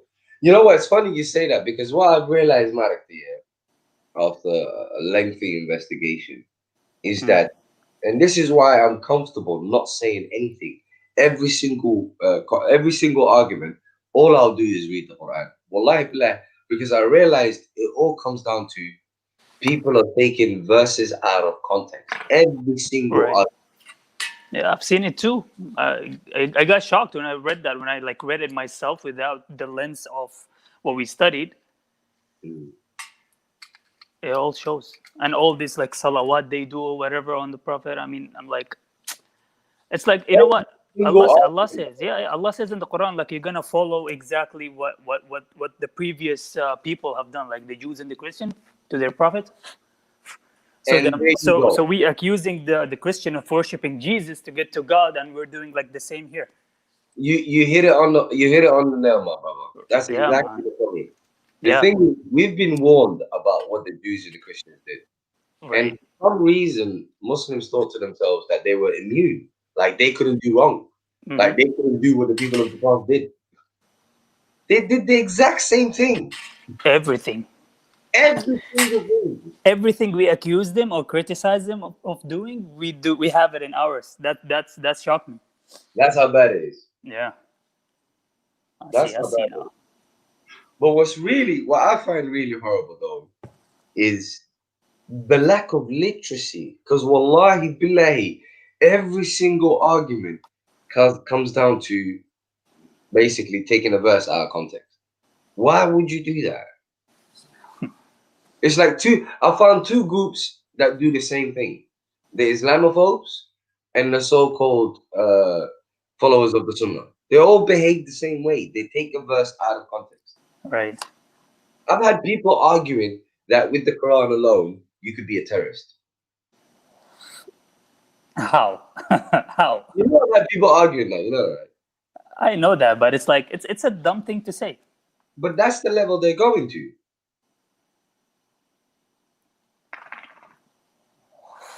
Just keep going, man. Keep going. That's the level they're going to. But I think my thing is this. There is no arguments to be made against me, because I promise you, I will not make any claims of my own. Every single thing I'll corroborate it from the Quran. I won't make a single claim of my own. Do you know, for example, with that guy thinking, do you know why I got frustrated with him? Why? Is because when you have an argument, you have to weigh up the possibility of the argument. So what you have to do is you have to look at arguments for and arguments against. So if you have, for instance, you have a lot of arguments for and you have 0 arguments against, you don't claim that the two possibilities are the same, because they're clearly not. One has arguments, the other one does not. The moment you have a claim that have no argument to back it, you have no reason to entertain it. Right. He was like backing it up on what other people saying, which is bullshit. Yeah. Absolute bullshit, and he knows that. Yeah, it doesn't give the validity. Exactly. And what annoyed me is, notice what I did. My arguments was, one, I used the translations as per the Quran.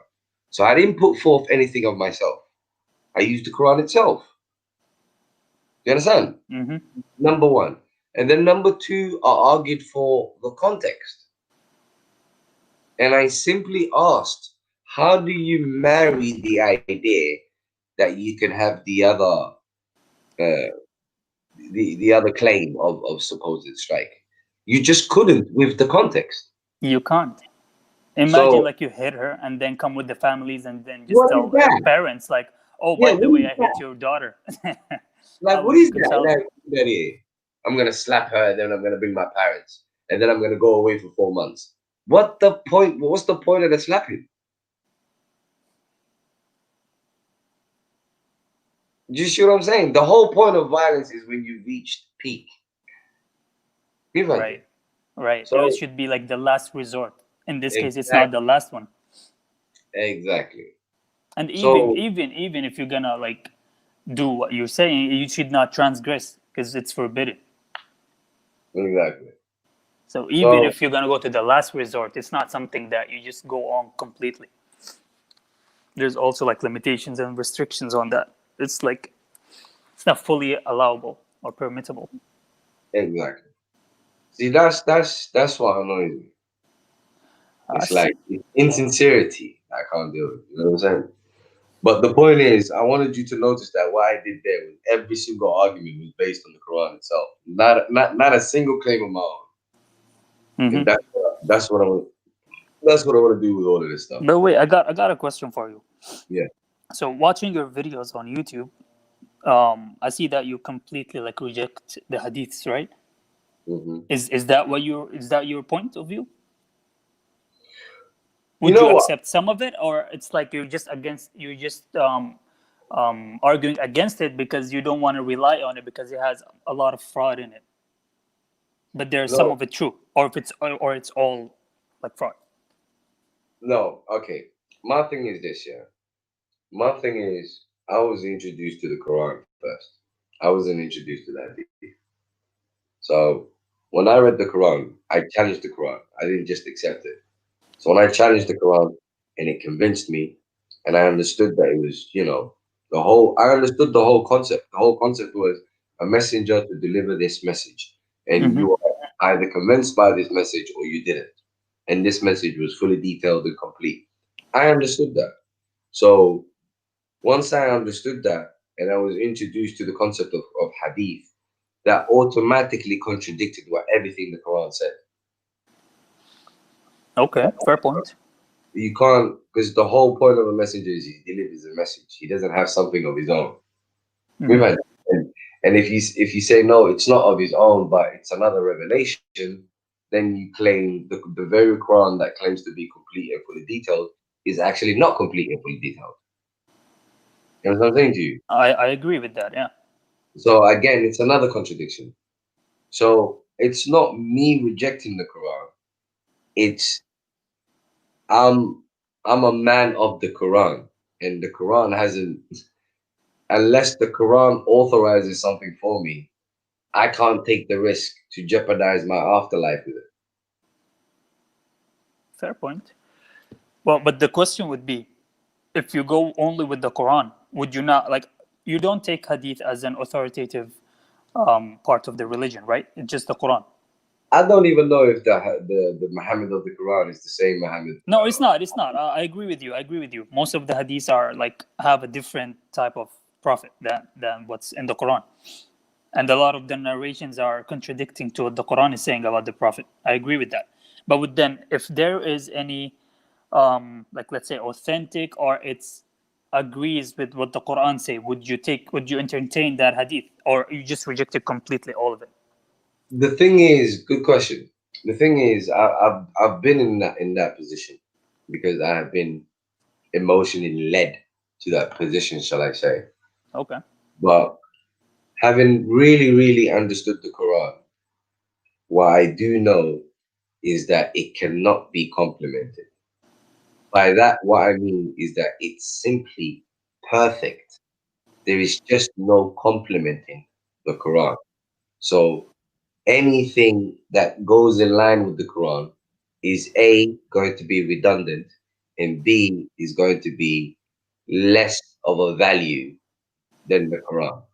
The Quran is the best hadith. So by definition, anything else would just be less than the best. So what am I going to do with less than the best?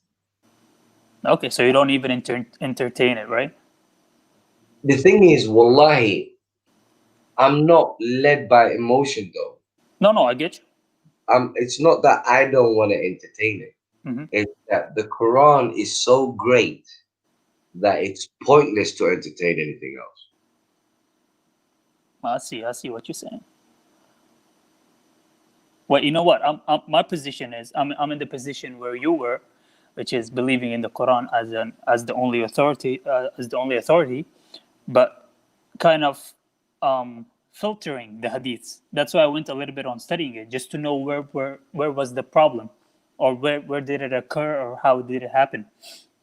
And I found out, like, how do you find a good one, or like a correct hadith, an authentic one, and a lot of the fake ones out. But I don't have to rely on it. I'm just taking it as an extra stories that might help. But the Quran by itself, it's sufficient, of course. I mean, the thing is, if you're talking about in light of history, yeah, and I see someone in the chat, content creator, he's calming down now. First, he was attacking me. He's saying, wouldn't you say it's important to know how the Prophet lived? Now, see, that was put forth to me as well. And in that light, I was like, historically, that's fine. History is not much of a problem. But the problem is, history was elevated to revelation, and it can happen again. It's just too easy for it to happen. And the other thing is as well, like, you've got to take not associating partners with Allah literally. You can't just simply just take that in one ear and out the other. You got to understand what the Prophet is. The Prophet is a human being, and he was simply selected to deliver a message. Other than delivering that message, he's a man from his local area who probably liked the same meals as most of the people from his area. He had hobbies. He had likes and dislikes. He's a human being. To be frank with you, why should I be interested in his life any more than any other prophet? As a matter of fact, the Quran tells me not to make any distinctions between any of my prophets. So if I'm going to learn about his life and it's going to be according to other people, so I'm going to have to trust those people, which I don't see why I should. But then I'm going to need to have to learn about all the other prophets' lives. But then the Quran already told me their purpose, so I don't see the point in that. I see. All right, then I got you more questions then. So based on the Quran, where you come from, what is the reality of the afterlife? Like, is heaven, the ones who enter heaven are going to stay there eternally forever, and the ones who enter hell are going to stay there forever? So there's no one going to hell for a little bit of time and then going back to heaven? Paradise is eternal. Okay. Hell is eternal for some people. For some people. Yeah. So where did you find that? So you mean that some people would go to Jahannam and then go back to Jannah? Is that possible? Yes, according to the Quran, yes. Which ayahs? Enlighten me. I haven't got a specific right now, but I do remember a verse saying that Okay. they will be in hell for as long as Allah wills. So that indicates that if He chooses, He can take them out. Okay. So then, what about interceding, shafa? No such thing. I agree with that. Based on the Quran, that's a big shock. No such thing based on the Quran. But the thing is, if there is no interceding, okay, I get you. But I need to know where in the Quran it says that people will go to heaven for to hell for a fixed amount of time till God wills, and then they will go to Jannah. It doesn't say for a fixed amount of time. It simply says till God wills. Till God wills, right? And they're gonna stay there. But I mean, but he didn't say after that they're gonna go to heaven though. No, but God wills is enough for it. It's enough of an indication to say He will do whatever He wants with them. Right, we agree on that. But then it isn't. You know what? I need to check that verse because most of the verses about hell, it just says they're gonna stay there forever. It always accompanied with the word hell and heaven. There's always like for eternity. One second. Content creator is saying that he thought I didn't believe in a physical hell. Bro, people are not dealing with my arguments. They're making all kinds of attacks against me, man. That's all it is. I believe in everything that's in the Quran, and hell is definitely in the Quran.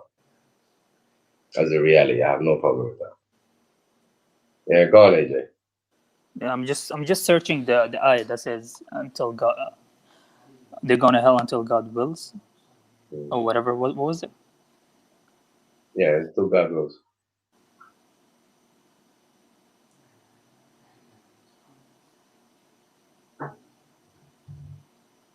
Peace, my brother Mo. What's happening? What's really good, dude?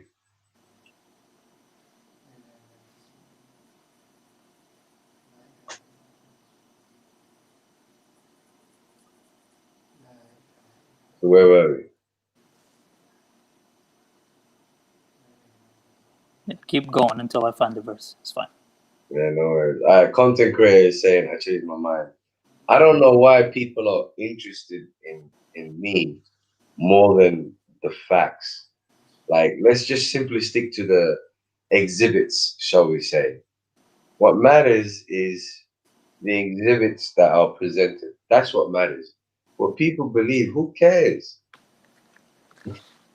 Seriously. Why does anybody? I don't get it.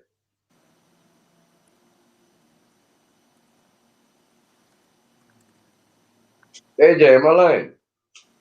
No, you're not. I see All that that, they keep focusing on you, but not on the truth. yeah, just focus on what I present. It's either true or it's not. That's it. That's all that matters.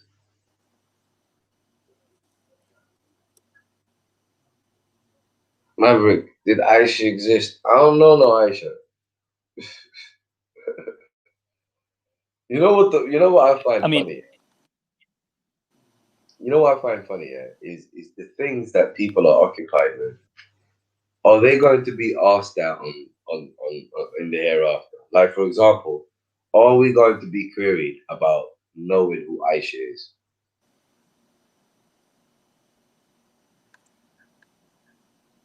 Are we, AJ? what? Are we going to be asked on Judgment Day No, whether we know who Aisha is? I don't think it increases your iman or lower it. So No, if you don't want to, no, are we even gonna be asked that on Judgment Day? Do you no, know who Aisha is? no. Every one of us gonna be asked on what he did only. So notice, see, this is the problem I have with we've had. Let me not say problem. She's These not a are prerequisite. these are some of the things that I notice with the idea that we can have hadiths as history. Look at what people focus on, like just like he thought of Dean and he thinks Aisha. You see the problem there? I see the problem. Yeah, I got a question for you then. What do you say to the people who say that um, the people who brought you the Quran are the same people who brought Hadith? That's one of, you know what the funny thing is? I know it's funny, but I want to hear the answer again. All right. The thing I found, okay, the traditionalists are their biggest enemy themselves. They're their own biggest enemy because they make the world's weirdest, most absurd, ridiculous arguments that you can ever hear. I mean, the only other worst argument I've ever heard of is probably the Trinity. But this one is almost that bad. Because the thing is, what they're doing is they're then basically saying the truth of the Quran, whether the Quran is actually from God or not, is determined by who brought it to us. And then they go further than that. So they say, we know the Quran is true because of who brought it to us. So that biggest file number one already there, but we're going to put that to a side. And then they go further than that and say, because they were truthful when it comes to the Quran, anything else they say is true. And we know that that is demonstrably false. Because just because I tell you the truth about one thing doesn't mean that everything I tell you is the truth. You see what I'm saying? Yeah. And then it gets worse than that. It doesn't stop there.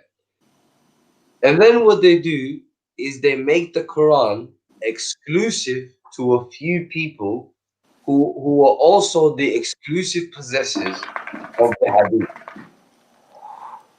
hadith. So they painted a narrative there. So with that narrative, what they do is they're basically saying that the messenger only conveyed this message to a select group of people. And we are going to tell you that select group of people that he conveyed this message to. Was he sent as a messenger to, his entire area that he was sent to and the rest of the world as an extension, or was he sent to a select group of VIP club? For everyone. But do you see what they're doing though? I see. They're making it exclusive. They're making and they become the judge on who goes to hell and who goes which go. way to take. There you go. So what they're saying is the messenger basically gave the Quran to our group of people, and our group of people were also the possessors of the hadith. So if you're going to accept the Quran from them, you have to accept the hadith from them. So in a nutshell, they created a VIP club, number one.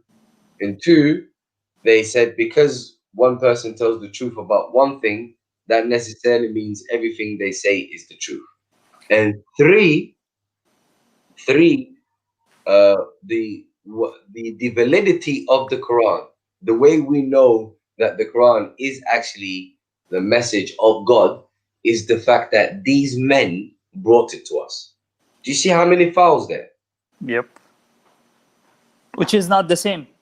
When you investigate that, it's not the same. The people who brought the Quran, it's not the same. And that's the fifth one. And the fifth one is the fact that it's not true. Mm-hmm. The fifth one is the fact that it's verifiably not true, because even they will acknowledge that the Quran was around way before the Hadith. Centuries before the Hadith. I would argue the Prophet himself, he collected it and made it into one book, and it was reviewed by him in his time before his death. That's what I would say. Of course, but even if we wanted to be charitable to them, even they would acknowledge that the Quran was before the Hadith. Even they would do that. You see what I'm saying to you? Mm-hmm. So the fifth problem with their claim is the fact that it's verifiably not true.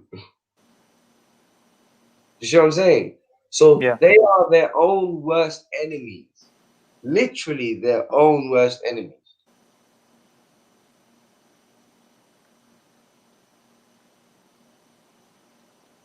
Marvick, I got a verse, Surah Al-Baqarah, ayah 80, yeah. So the ayah says, and they say, which is the Jews, never will the fire touch us except a few numbered days. Say, have you taken a covenant with Allah? For Allah will not break his covenant. Or do you say about Allah that which you don't know? Then he says, yes, on the contrary, whoever earns evil, and his sin has encompassed him, those who are the companions of the fire, they will abide therein eternally. So the ayah is kind of refuting what they're saying of they're gonna stay in the fire for a couple of days or for a certain amount of time. Yeah. And it says at the end that it's gonna be for eternity. Correct. So that's my argument, that everyone that goes to hell, they're gonna stay there for eternity. That I've addressed that one. That's one. But there is also another verse that says, until God wills. Yeah, I found that one. I think it's Surah Hud. Read it. Let me just type it. Hud, verse 107.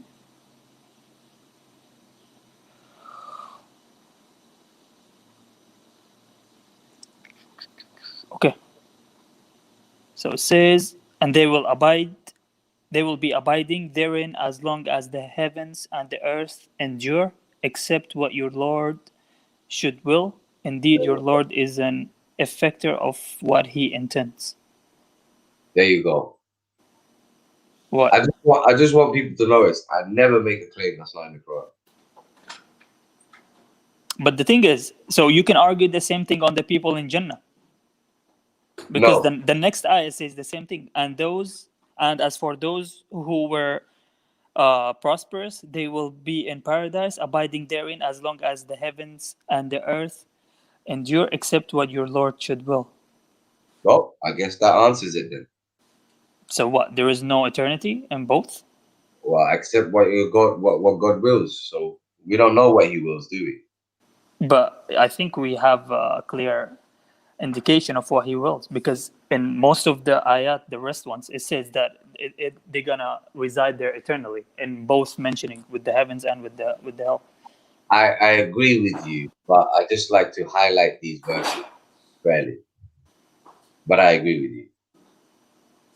All right, so there is no people that going in and then for a fixed time and then going out.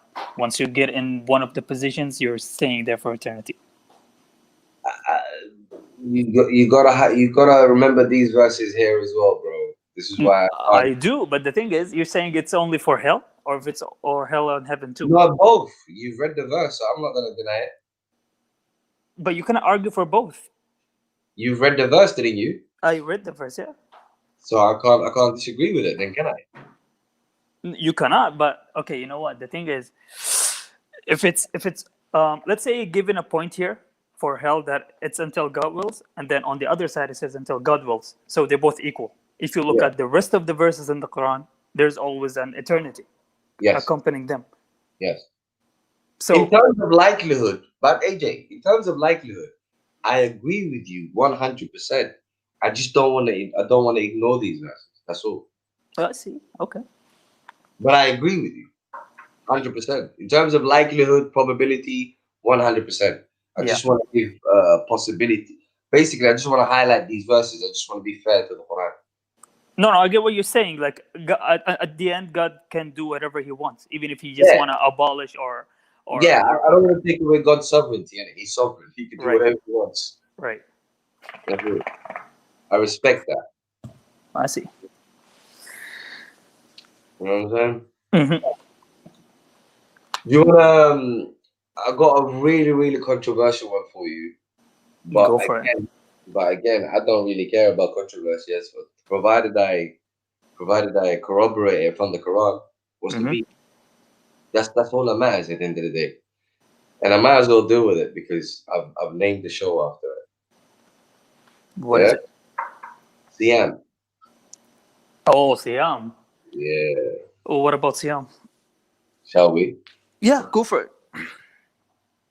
All right then. Let's start. I'll be on mute until you finish. No. Stay right there. Let me bring the verses out.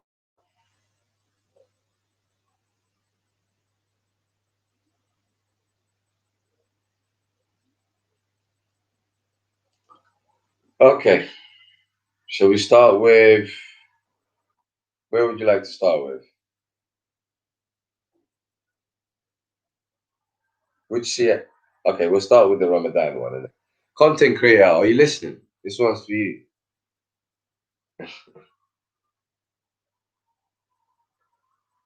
Maybe give me 1 minute. I want you to notice something.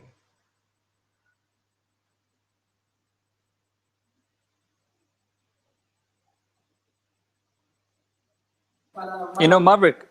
Yeah. I'm gonna hop off from my phone. I'll put it on charger and I'll connect with the laptop. Okay, I'll be back in a second. Say no. Yo, brother Moore, you want to jump on? Shall I send you the link? In a second.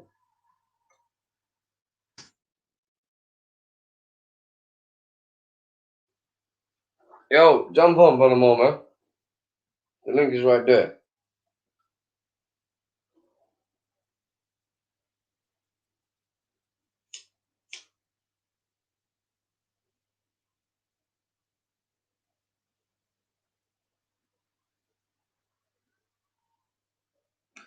All right.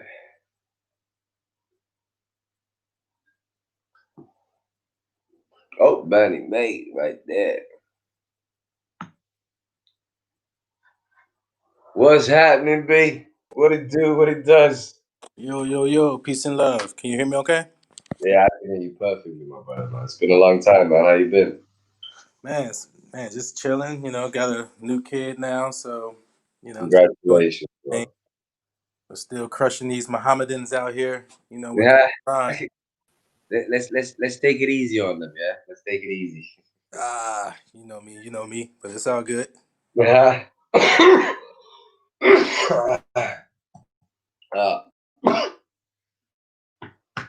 Fuck. Yeah, AJ. Was good. Let me introduce my brother Bernie Bay. Bernie Bay, AJ. What's up, Barnaby? I don't know. I thought it's Burna Boy for a second. Bernie Bay.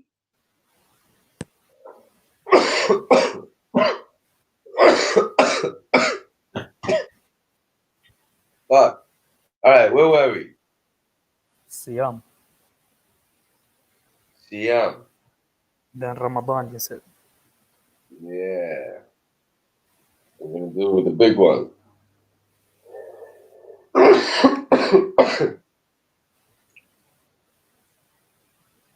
All right. We'll start with 2:177. Chapter 2. Where did Bernie go? Bring him back. Yo, Bernie. Yeah, I'm gonna hop on my wife's phone so I can use my other phone to pull up some verses. I'll be right back. All right. Chapter 2:177. We're gonna start from there. It's a bit of a long one. You want to read the Arabic? If you want. Yeah, please, because it's the last word that I want you to pay attention to. But read the verse. Verse is it? 177? Yes, chapter 2:177. Okay. بسم الله الرحمن الرحيم. ليس البر أن تولوا وجوهكم قبل المشرق والمغرب ولكن البر من آمن بالله واليوم الآخر والملائكة والكتاب والنبيين وآتى المال على حبه ذوي القربى واليتامى والمساكين وابن السبيل والسائلين وفي الرقاب وأقام الصلاة وآتى الزكاة والموفون بعهدهم إذا عاهدوا والصابرين في البأساء والضراء وحين البأس أولئك الذين صدقوا وأولئك هم المتقون. That's the one? Okay. The last word, muttaqun. Yeah. Okay, and I want you to pay attention to what makes one a muttaqun. Is what you just read. Yes. Yeah? Those who believe in, Allah, the last age, the angels, the books, the prophets, gives wealth cheerfully with love to the nearer of kin, the orphans, the needy, the wayfarer, all of that, yeah? Yeah. The salah, the zakah, those who fulfill when they promise, those who are a long description and hardship in battle, and those who are proved truthful, and those are the muttaqun, yeah? Mm-hmm. And those are the basically righteous, basically. Yeah. Okay. So pay attention to the word muttaqun, pay attention to the kind of things that causes muttaqun. Now let's go to chapter 2:183. 183?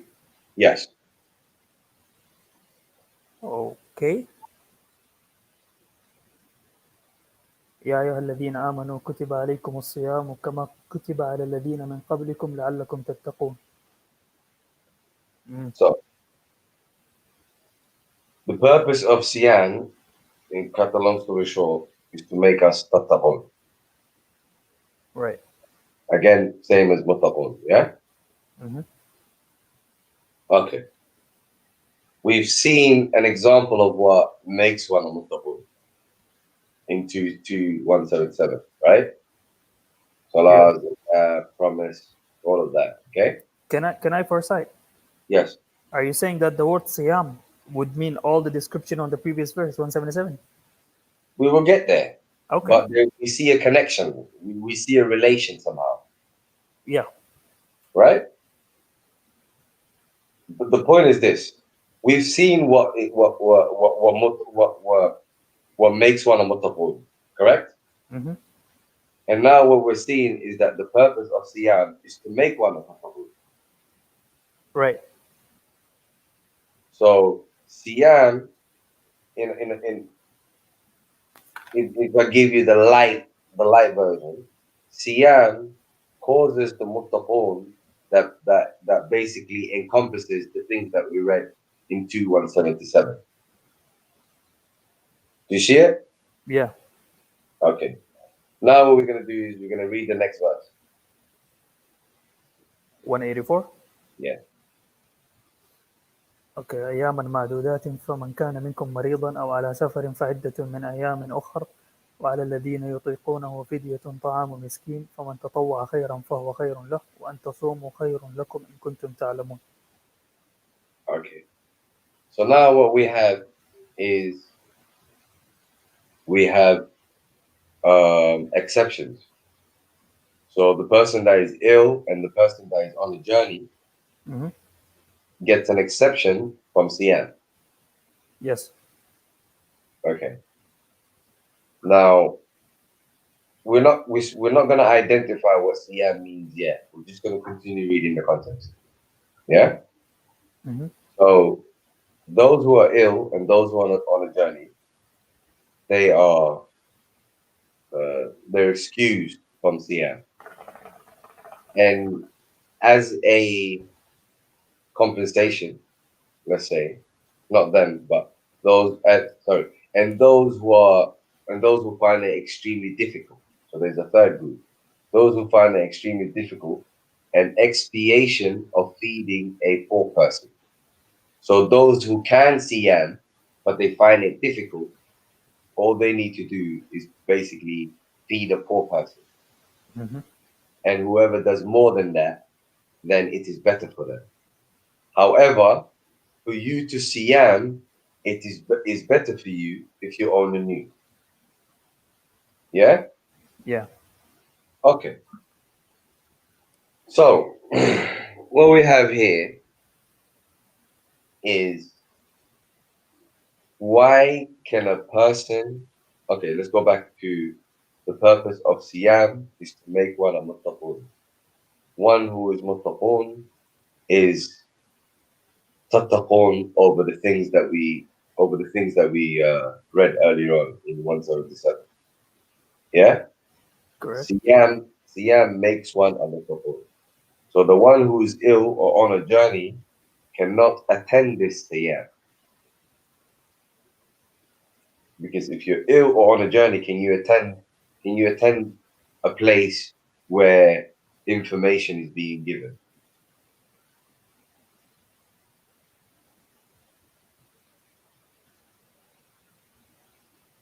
AJ, No, they've been pardoned. you've been pardoned, Soma. Okay.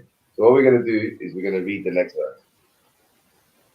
Okay, then comes شهر رمضان. بسم الله الرحمن الرحيم. شهر رمضان الذي أنزل فيه القرآن هدى للناس وبينات من الهدى والفرقان فمن شهد منكم الشهر فليصم ومن كان مريضا أو على سفر فعدة من أيام أخر يريد الله بكم اليسر ولا يريد بكم العسر ولتكملوا العدة ولتكبروا الله على ما هداكم ولعلكم تشكرون. Great. Now what we have is this verse has made everything even easier for us. Now what we have is the month of Ramadan is which was revealed therein the Quran. A guidance for the people and clear proofs of the clear proofs of the guidance and the criteria. So whoever witnesses among you the month, then let him siyaam therein. Okay. There's a few things that have been clarified for us. One is the month of Ramadan is which therein the Quran was revealed. So the month, the whole relevance of the month is the fact that the Quran was revealed. You see, the month does not have a relevance outside of the fact that the Quran was revealed, because it specifically says the month of Ramadan, which was revealed therein the Quran. So it's describing the purpose of the month or the significance of the month. I got a question. Yes. So now you're saying that شهر رمضان الذي أنزل فيه القرآن, which is, I mean, so does that mean that the Quran was revealed only in that month, or it's not a month of Ramadan? It's not like a 30 days. Good point. All right. You're a very smart guy. We might as well address that quickly. The word shahr can mean month, but it can also mean any occasion, any event. All right. So it doesn't have to mean 30 days. It's just a period of time. Right. You've heard it. So This is simply talking about the occasion of which the Quran was revealed, to put it in a nutshell. Okay, so how would you then, فَمَنْ شَهِدَ مِنْكُمُ الشَّهْرَ فَلْيَصُمْهُ. So whoever witnessed that month or that occasion, فَلْيَصُمْهُ. Great point. You're a bit. Yeah. So that's what you're gonna need to explain now, right? Great. You're too smart. Who can? Now, so going back to the month of Ramadan, which was revealed the Quran. So we have. So let me not use the month. The occasion of the occasion of Ramadan, of which the Quran was revealed. So we have a certain time of which the Quran was revealed. So we might as well deal with the word Ramadan. Mm-hmm. The word Ramadan, linguistically, first, before we even go to linguistically, let's eliminate the improbable.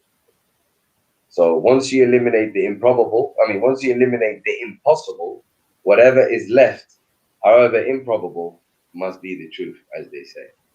So we'll eliminate the impossible.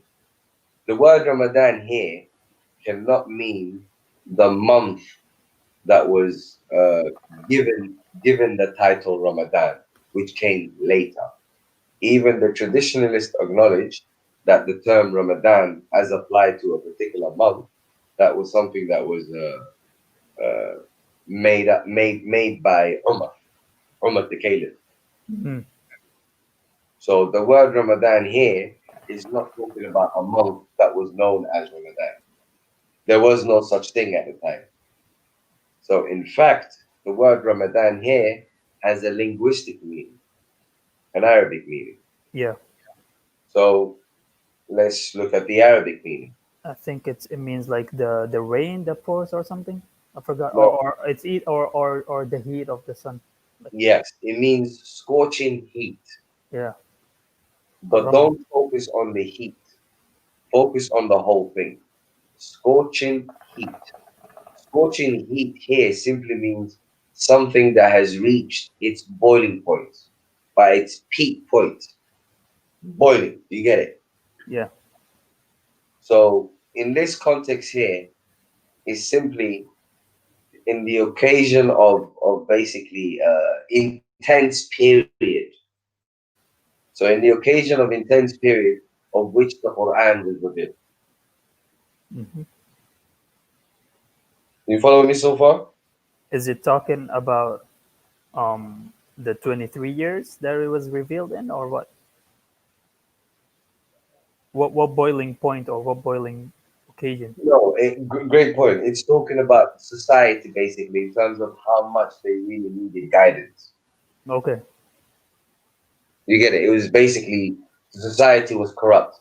And we can corroborate that because every single time that Allah sends a messenger to a people is basically just before he's about to destroy them or leave them be. Oh, so you mean that the scorching or the boiling point of the society being like at the edge of being um Destroyed. destroyed, yeah? So that's when the Quran came as a rahmah, right? There you go. Hence why they got a warning. Okay, okay. Does it follow? Yeah, it does. All right. Because every messenger brings what? It brings Bashara wa nadira, Yeah. warning and And glad tidings. yeah, And if a message is not accepted, what happens to that society? they get destroyed. There you go. So for you to get destroyed, you must beware.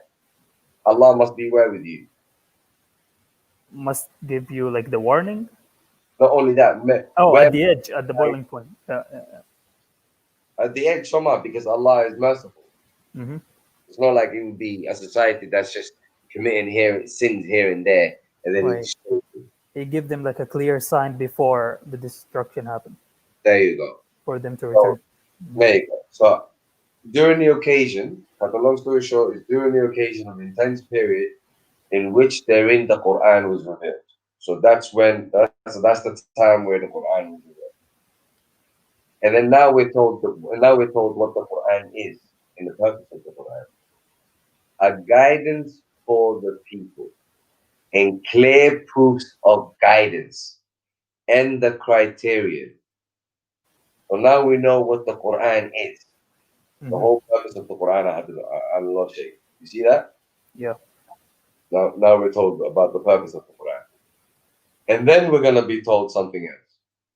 So whoever witnesses among you the occasion, then let him siyaam therein. So now what's happened here is siyaam is connected to the occasion. The occasion is connected to the Quran. You can't have one without the other.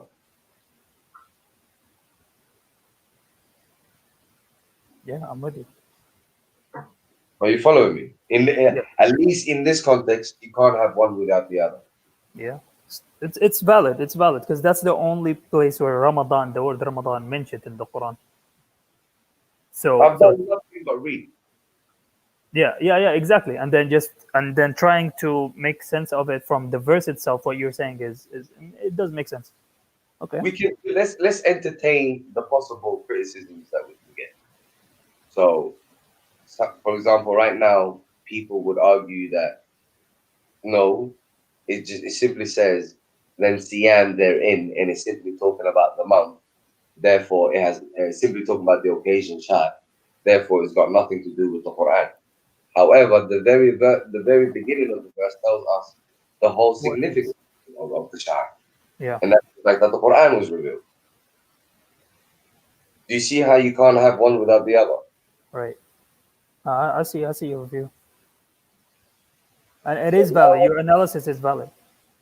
So now once we have siam connected to the occasion, the significance of the occasion being the Quran, then we are told who gets excused.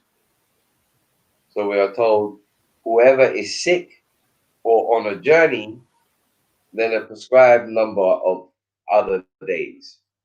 God intends for you ease, not intends for you hardship, so that you may complete the prescribed period and that you may magnify God for what he has guided you and that you may be appreciated. So now we have people that have been excused, and the people that have been excused were told that they're going to make up the days that they have missed. Yeah, but now the question would be, missed of what? Missed of Siam. So what is Siam? This is gonna be very easy, I promise you. Watch this now. Okay. Now, if we have the people that have been excused are the people who are ill, the people who are on a journey, and and they have to make up the days that they have missed.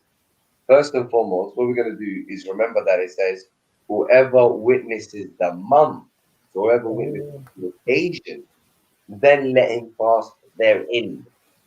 And then we are told about those who have been given a pardon. So for the first question we should ask is the ones that have been given a pardon, can they have witnessed the occasion? So if you was ill, can you have witnessed the occasion? No, neither ill or traveling. You would not be there to witness it or know what happened. There you go. So when they come back, they're gonna know. So it's not like days in the literal sense, like siyaming, the occasional known. Okay, it's like they're gonna make up for the days that they missed and the witnessing. There you go. Okay. Do you see how we've done that? Just reread it. Yeah, and it makes perfect sense so far. Just through reading. Do you see that? If you're ill or if you're on a journey, then you're simply not witnessing the occasion. However, when you come back, you make up the days that you have missed. Is that straightforward or not? Straightforward. And by the way, I'm going with the Arabic and I'm doing my analysis in Arabic and then just answering you in English. But it does make sense even in the Arabic. Yeah. Thank you. I appreciate that you're doing that. And then it goes further. And then it goes further to clarify for us. Watch here. It says, God doesn't intend for you hardship, but intends for you ease. But he says, so that you may complete your prescribed period and that you may magnify God for what he has guided you. We're talking about guidance here. And remember, Allah called, what did he call the Quran? Guidance. Mm-hmm. So we're still talking about the Quran here. You see that? Yeah. Okay. And so that you may be appreciative. You're not really going to be appreciative of fasting, are you? Nope. If you don't know what to be witnessed, if you missed that, you wouldn't. No, I mean, you wouldn't even use the word appreciative for fasting. Yeah. But anyway, we're going to continue. I'm going to show you how everything falls in line. Chapter 2, 186. And when he asks you of when my servants ask you about me, then indeed I am near. I respond to the prayers of the caller when he calls me. So let them respond to me and let them believe in me so that they may be guided. Yeah? Yeah. Now, so basically this is Allah telling the messenger to tell the people that basically they can pray to me anytime. Hmm. Is that not what it says? Yeah. This alone should destroy the concept of particular prayer times a day. Allah Exactly. is saying, pray to me anytime. Anytime, and there is no like certain time of acceptance of prayer that you should pray more at that time, because he is always there. He's always the same. It's not like he didn't fix times for us to pray more. That's it's more Exactly. acceptable. What are you doing? Setting up an appointment for God. But You I got know? a question though. I got a question. Hmm. So the ayah before it, the 185 that we were talking about, it says that where is it in the English translation? Yeah, for you to complete the period. What period is he talking about? Oh, the period. Let's use the 23 years, basically. It's the period Okay, of the delivery of the Quran, okay. because it's a process. Yeah. So you miss. So you kind of making up for the verses that were revealed before. So you get the Quran entirely. There you go. Okay. Because this whole, you gotta understand, the Quran is training in it. It's training you to become a better character. Mm-hmm. You see what I'm saying? So Yeah. now here's it's the next verse, which is the reason people quote unquote fast. But I'm gonna show you what they do is every single argument is about isolating verses and taking them out of context. And I'll show it to you.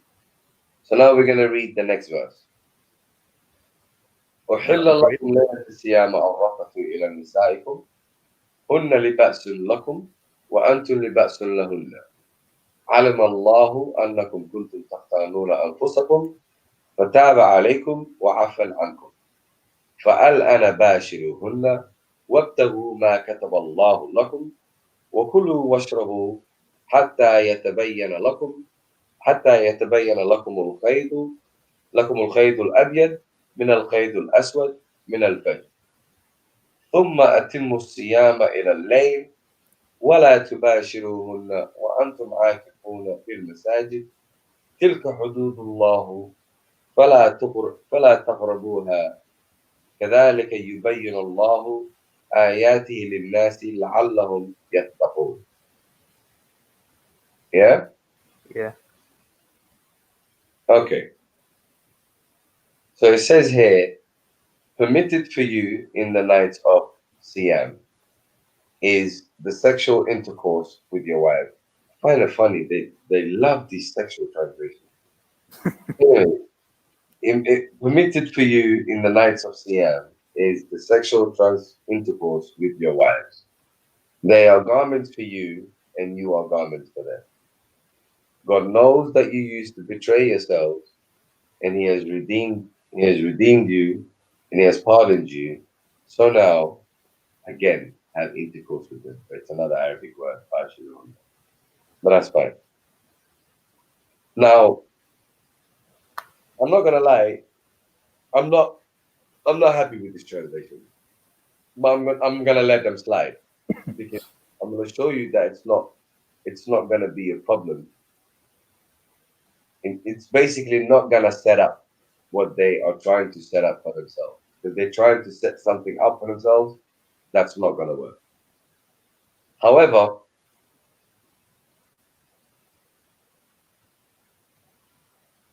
okay. First, we're going to address what they're trying to set up for themselves. What they're trying to set up for themselves is permitted for you in the nights of Siam is the sexual intercourse with your wives. They are garments for you, and you are garments for them. God knows that you used to betray yourselves. He has redeemed you and has pardoned you. So now have intercourse with them and seek what Allah has decreed for you.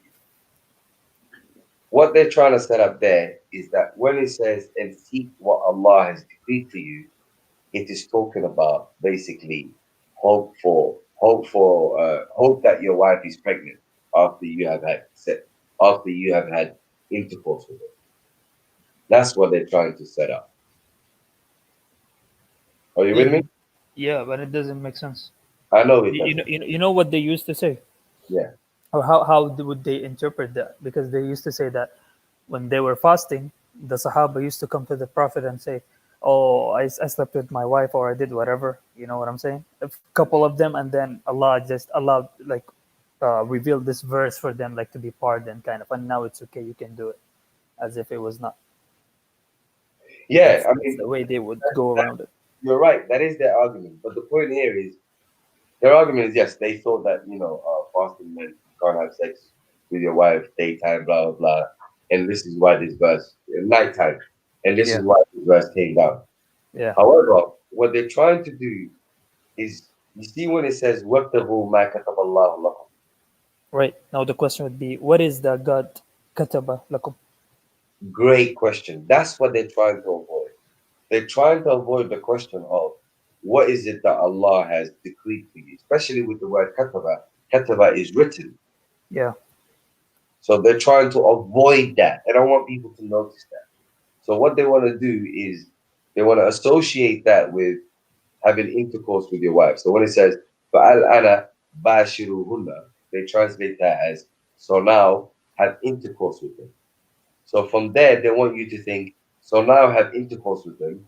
And when it says seek what Allah has decreed for you, that's referring to hope to have children, basically. You cannot make the link. I know Unless you're reaching. that's the level they go to. That's where they want to seek. Mm-hmm. I know, believe me, I'm 100% with you, but first I have to present their argument. Now, here's the thing. If you want to say it is made permitted for you in the nights of Siam to have sexual intercourse with your wife, for argument's sake, I can accept that. And let me tell you why I can accept that.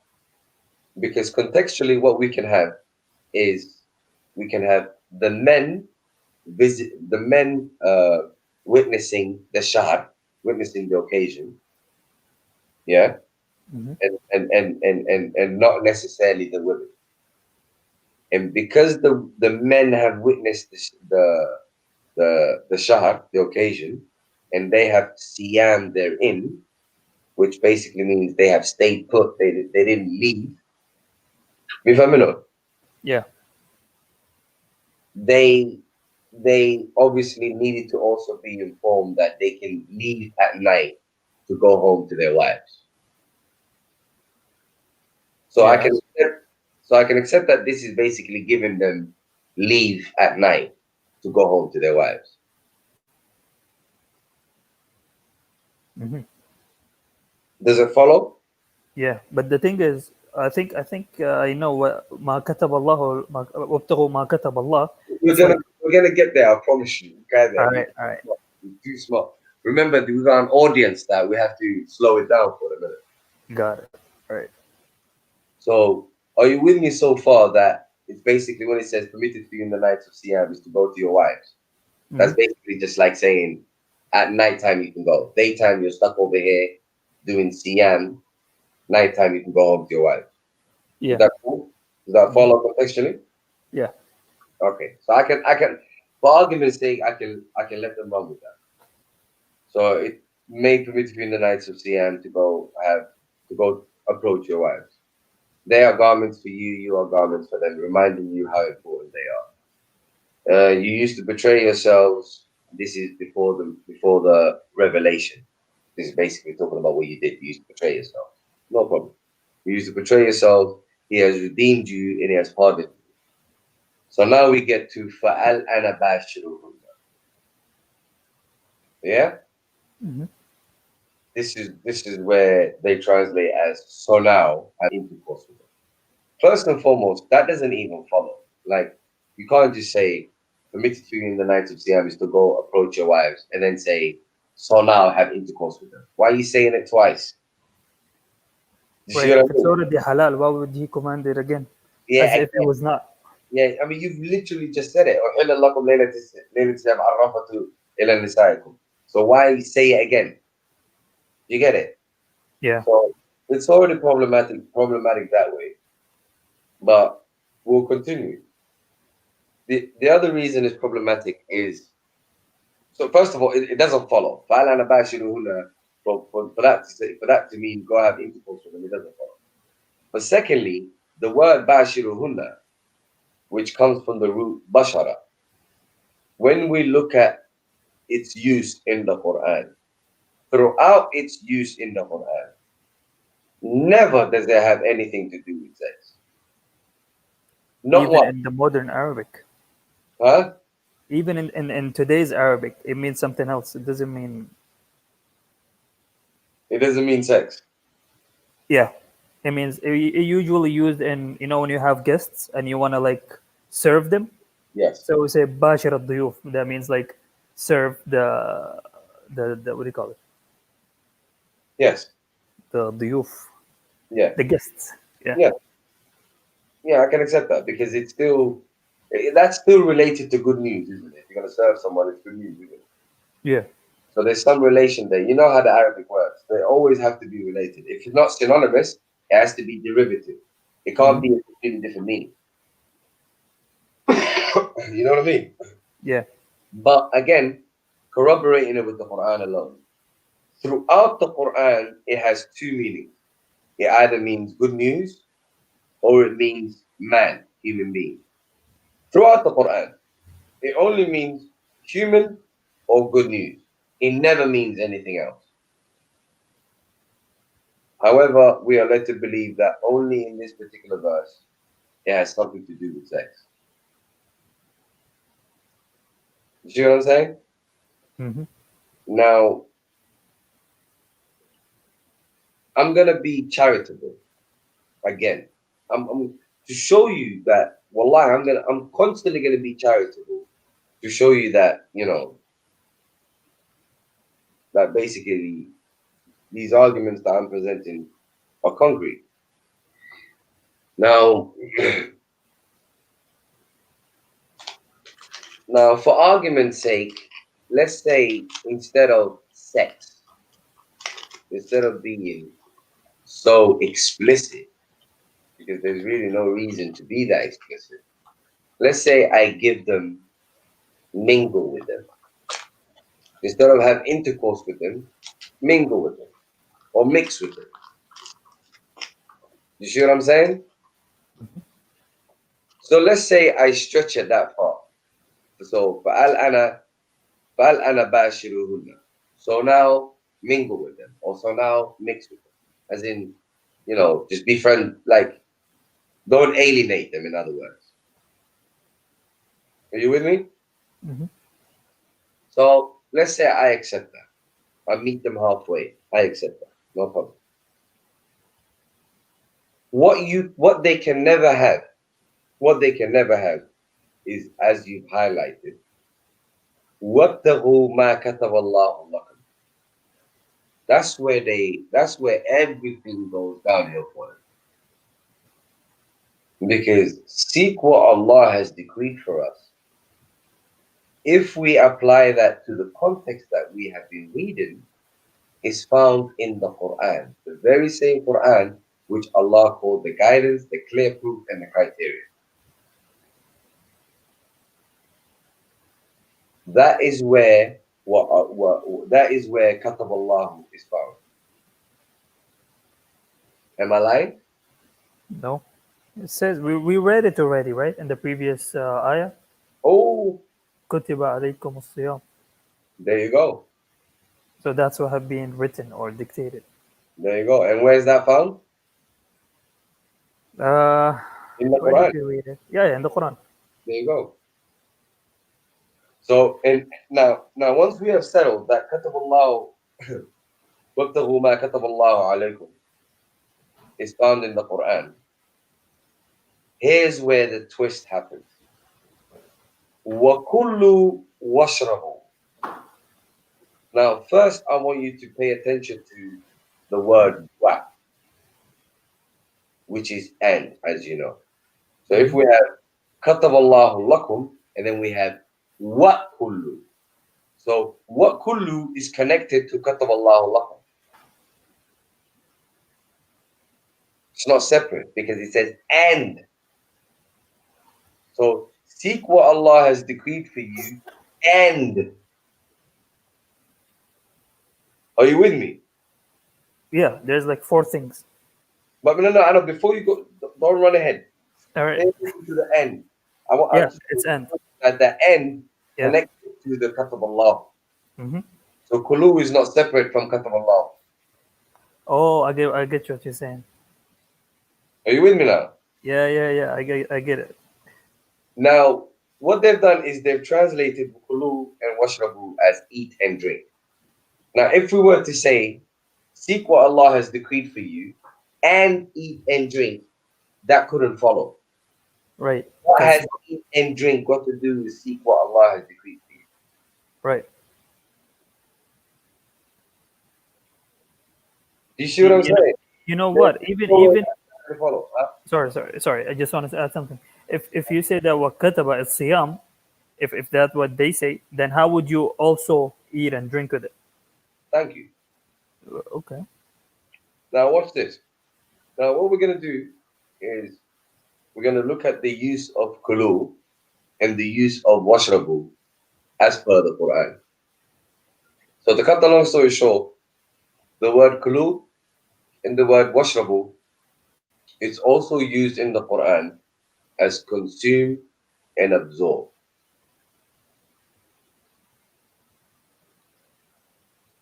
I'm just gonna verify that in a sec. Yeah.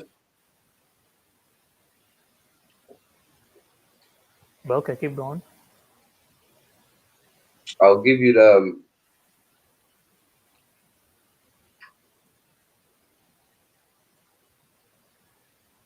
1 second, let me give you kulu is consumed all over the Quran. Yeah, I know. Kulu is it could be as consume as well. Yeah, and washrabu is also absorbed. You know, for example, I can't remember the verse. You know when it's talking about the children of Israelite when they take the calf. Yeah, I see the ayah. Yeah, وَعَصَيْنَا وَأُشْرِبُوا فِي قُلُوبِهِمُ الْعِجْلِ. Can that ever be drink? No. It's absorbed. Can that ever be drink? No. There you go. So we have both kulu and washrabu that they can mean consume and absorb. Yeah? Now, if we were to replace eat and drink with consume and absorb, watch how it all fits in like a glove in your hands. Seek what Allah has decreed for you and consume and absorb. Now, isn't that the whole point of the Quran? Isn't the whole point of the Quran for you to seek what Allah has decreed for you and for you to consume and absorb it? It is. And it even goes with the ayah that we read before. Exactly. This is what I'm saying. It all goes with contextually. Contextually, it all fits. But the moment you say eat and drink, now you've taken it out of the context. Yeah, I see. Where was okay? Yeah, that's right. Because it says when you witness it. So it's basically, and then if you were sick or traveling, that means you're gonna have to make it up. And the other days, it's by like consuming and observing it, or al-huda from it, the guidance. Okay. So if you say eat and drink, what happens is you take it away from the context, and you also take it away from what has God decreed for you. Because what has وَابْتَغُوا مَا كَتَبَ اللَّهُ got to do with eat and drink? Nothing. Literally nothing. So what you do is you start an entire new narrative from eat and drink. What do you connect eat and drink with? From what we've read. With absorbing the Quran. No. I'm saying if you say eat and drink, then it becomes an entire new narrative. There's nothing to connect. It's not gonna connect because it says like 4 things there, right? And then it says فَالْآنَ بَاشِرُهُنَّ, that's 1. وَابْتَغُوا مَا كَتَبَ اللَّهُ لَكُمْ, that's 2. وَكُلُوا وَاشْرَبُوا, that's 4 things. Yeah. So if you're gonna do like it has to be like consume and absorb. It cannot be like eat and drink. No, but I want to be charitable to them. Is there any way it can be? Like, I want people to understand that it becomes an entire new narrative. It has nothing to do with the Quran the moment you say eat and drink. Mm-hmm. And then it gets worse. Mm-hmm. So it says, وَكُلُوا وَاشْرَبُوا حَتَّى يَتَبَيَّنَ لَكُمْ الْخَيْطُ الْأَبْيَضُ مِنَ الْخَيْطِ الْأَسْوَدِ. Now, what people do is they change Abyad and Aswad to Layl and Yom. Like they make it night and day. And it's not correct. And it's not correct. It literally says Do you see what I'm saying? Black and white is different from day and night. If Allah would wanted to say day and night, you think we struggle? No. So there's a clear-cut difference between black and white and day and night. Yeah? Yeah. And another thing is, it says, وَكُلُوا وَاشْرَبُوا حَتَّى يَتَبَيَّنَ لَكُمُ الْخَيْطُ الْأَبْيَضُ مِنَ الْخَيْطِ الْأَسْوَدِ. So again, going back, if you wanted to say eat and drink, you eat and drink until. So you eat and drink continuously, hatta, until. Yeah? Until يَتَبَيَّنَ لَكُمْ. So until it becomes distinct to you, the white thread from the black thread. So you're drinking for a long period, and then somehow that long period that you're eating and drinking is connected to black and white. How do you make sense of that? You can't. But let me tell you how they make. Let me tell you what they do. It's the last portion. The last portion is يَتَبَيَّنَ لَكُمُ الْخَيْطُ الْأَبْيَضُ مِنَ الْخَيْطِ الْأَسْوَدِ مِنَ الْفَجْرِ. So what they do is they look at Fajr. They're like, okay, Fajr here is dawn. Therefore, the Abyad and Aswad is night and day. They basically, they apply confirmation bias because they practice a certain thing. They try to find something to justify what they practice. So here, what they do is they find the word dawn and they find the word eat and drink. And that's how they get fasting. I see. But what they say الخيط الأبيض من الخيط الأسود is من الفجر. It's like when it's dawn time, when there's the fine line on the skyline, you know, when it's white, that's when you stop eating. That's exactly what it is. But let me show you something though. Let me show you something. Again, when you say dawn here, if we say dawn here and we don't apply confirmation bias, dawn becomes completely, again, it becomes detached from the context. What has dawn got to do with anything we've read so far? Nothing. However, dawn, I think dawn, people are taking it too literally, but Fajr, as you already know, simply means something gushing forth. Yeah. Now, what's gushing forth here contextually is, if you go back 2 verses, is the Quran. Or if you wanted to say that even dawn, when there's a new era of anything, what is it called? It's called the new dawn. Yeah, even in Arabic. In any language. Even in Somali, we're wabiri. Yeah. You see what I'm saying? Mm-hmm. In any language, when there's a new chapter, it's called the new dawn. So dawn here contextually can refer to the fact that the Quran coming down. Other than that, it means nothing. Other than that, there is no way of understanding dawn.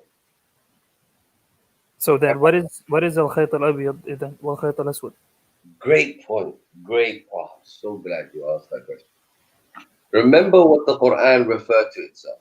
The Quran refers to itself as Furqan. هدى للناس وبينات من الهدى والفرقان. So, Oh, I get what you're saying now. Okay. go ahead. I'll let you answer this one. I got the meaning. So meaning al khayt al abyad min khayt al aswad, it means like knowing what's right from, or differentiating what's truth and what's right to do from what's not, or from what's forbidden. There you go. On the criterion. Because Right. remember, the Quran calls itself guidance. In order for you to be guided, it has to be black and white. Right. Clear proof. In order for you to have clear proof, it has to be black and white. In order for something to be criterion, it has to be black and white. There you go. And it what says min al-fajr, which is min al-Quran, basically. Go ahead. I'm saying that until you know al-khayt al-abyad min khayt al-aswad, min al-fajr, that means like kind of min al-Quran, from what gush out. There you go. Until it's become clear, distinct to you. Mm-hmm. Now, I'm going to go further.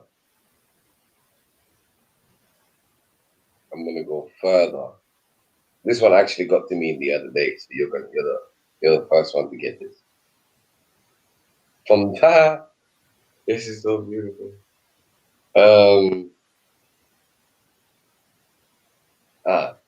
Then fulfill the siyaam until the night. So remember what we were saying earlier. Siyaam is connected to the shahr. The significance of the shahr is the fact of the Quran coming down. Whoever witnesses it has to do siyaam therein. So whoever is doing siyaam therein simply fulfills it until the night. You get it? Umma atimu siyama ila al-layl. He just does that until the night. Mm-hmm. Clear? Right, but what is siyam here? We're still gonna have to define it eventually, right? Okay. Siyam here, according to the language and according to the context, what is clear for us is that siyam is an abstinence, is to abstain, or is to withhold, or is to, what is clarified for us contextually, it's a training. Okay. Siyam, what is clarified for us contextually, is basically like staying behind for training. Because that's what the context clarifies for us. Is that So, you what kind of witness the coming down of the Quran, you now stay behind for the purpose of to achieve tattaqun, or training. That's what you're getting trained for. Okay. Go ahead. You was gonna ask something. No, I was just gonna ask you training of what, for what? Training to become tattaqun. Okay, I see. Does that follow? Yeah. Ilaha Kudari, does that follow? The what? Does that follow? Yeah, it does. I'm still a little bit confused about the word siyam. Like, Okay, let me keep it simple. The word Yeah. siyam, according to Arabic, means abstain. yeah. Okay, so we can keep that definition. That's not a problem. Okay. But what we have here is that with that definition, we have a context that further puts light on what this word means. So abstaining here simply means abstain from whatever you're doing, since you have witnessed this coming down of the Quran, and stay back. Okay, I follow. That's what the context have clarified for us. Mm-hmm. So and that is something you do until the night, and then nighttime you can go home to your wife. All of that has been clarified. Okay. So and then he says, وَلَا تُبَاشِرُوهُنَّ وَأَنْتُمْ عَاكِفُونَ فِي الْمَسَاجِدِ. And do not, and here they've translated it as have sexual intercourse with them. These guys have a thing for sex, bro. And do not have sexual intercourse with them while you are devoted in the masjid. We're going to leave masjid as it is. We're not going to translate that yet. Mm-hmm. Now, So earlier on, Bashiruhunna was, we said mingle with them, right? Yeah. So now we have wala to Bashiruhunna. So now it's the opposite. So do not mingle with them. So do not mingle with them when? And do not mingle with them when? And the when is when you are devoted in the masjid. Yeah. Okay. Now we might actually be forced to address what masjid means. Since the reason you cannot mingle with them is because you are devoted in the masjid. Yeah? Yeah.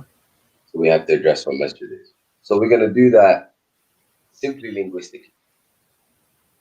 And we're gonna do that again as per the Quran. So starting with sajda, because masjid is simply a prefix before the word sajda. So sajda, as per the Quran, it is commonly believed that the word sajda means prostration. However, what we can substantiate from the Quran is that sajda means submission. This is what we can substantiate from the Quran. The reason I say so is simply because there is not a single occasion in the Quran where what you got to understand is the word prostration, in order for it to connotate, in order for it to basically mean a physical prostration of oneself. Notice the terms that I use. Oneself. In order for it to connotate a physical prostration, the sentence always has to have prostrated themselves, or prostrated himself, or prostrated oneself, or prostrated towards, or even prostrated to, and then an object or individual. That would indicate a physical prostration. If you simply have the word prostrated, let's say for instance, if you simply have the word prostrated, not even the word submission, but if you simply had the word prostrated and not the add-ons that I gave you, then the word prostration becomes submission. It only the purpose of it. huh? It's not like the physical thing, it's the purpose of doing the physical thing. Yeah, it basically becomes, because what we got to remember is what is the what is the physical prostration? It represents submission. Thank you, Bob. You're too smart. Stop it. Let's be slow for these guys. The whole purpose of the physical prostration is that it represents submission. That's the whole purpose of the physical prostration.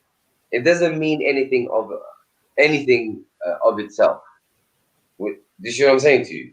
It's a symbol that represents submission. And in order for you to submit, there has to be dictates that you submit to. Do you see what I'm saying to you? Mm-hmm. So when you have prostration alone and you don't have oneself, themselves, himself, or towards, or to, all of those examples, and you just have the word prostration, it simply becomes submitting to certain dictates. So if we look at the Quran, all of the examples of the word sajda, or each and every single one of them, bar none, are basically submitting to commands. Yeah. So the word sajda, as per the Quran, means submission. So now we got to deal with the prefix mean before the word sajda. Now, as you're well aware, it has two possible meanings. One of it being a place of or a time of. Yeah? Okay. So we will accept the common understanding, which is a place of. I would think it might be a place of or a state. Or a state. Well, what I meant by time is a state. So you're correct. Okay. You're correct. So what we're going to do is we're going to accept the commonly held view. So we'll accept a place of. But what we have here is a place of submission, not a place of prostration, which then basically gives people a few ideas when you say place of prostration. But when you say place of submission, then we need to discuss what that is. Are you with me? Yeah. Okay. So a place of submission here, especially contextually, is the place where the messenger is disseminating the revelation he just received. It's a what? Say it again. It's the place where the messenger is disseminating the revelation he just received. Okay. You mean like he's preaching it or? Yeah, where he's preaching. Yeah. He's giving. Where he's preaching. He's giving dictates, right? Yeah. And those dictates, people are submitting or not. They are. So by definition, it becomes a place of submission. Right. Is there any argument around that? Nope. Even from the Quran, you can say the same thing because it says وَإِذَا قُرِئَ الْقُرْآنُ فَاسْتَمِعُوا لَهُ وَأَنصِتُوا. Means like listen and adhere to it carefully. There you go. So it's basically the same state. There you go. So now that we have clarified that a masjid is where the messenger is preaching, and they are submitting to the commands, what we have here is that it says not to mingle with them while you are devoted in the masjid. So this devotion in the masjid is a stage. It's not a place, but it's a stage. Because this is the training that you're going through to become tattaqun. Right. So it's simply saying while you are in that stage, while you are, in other words, while you are deliberating, not to go mingle with them. So what you're saying basically in our time here, when we like study the Quran or read the Quran, it's kind of to give respect to that stage or state by not going around and mingling, right? Just to focus on what you're doing. There you go. Kind of training you're saying. Okay. There you go. Basically, don't go around and yeah. Just show respect. Stay focused and don't talk about the message until you fully understood it. Mm-hmm. You see what I'm saying? Yeah. I'm following. These تلك حدود الله فلا تقربوها كذلك يبين الله آياته للناس لعلهم ينفقون. يتقون. Yeah, لعلهم يتقون, sorry.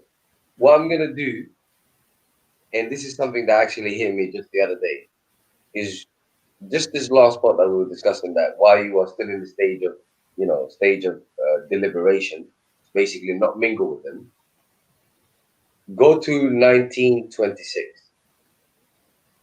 That's going to be go to 1926 quickly. All right, 1926.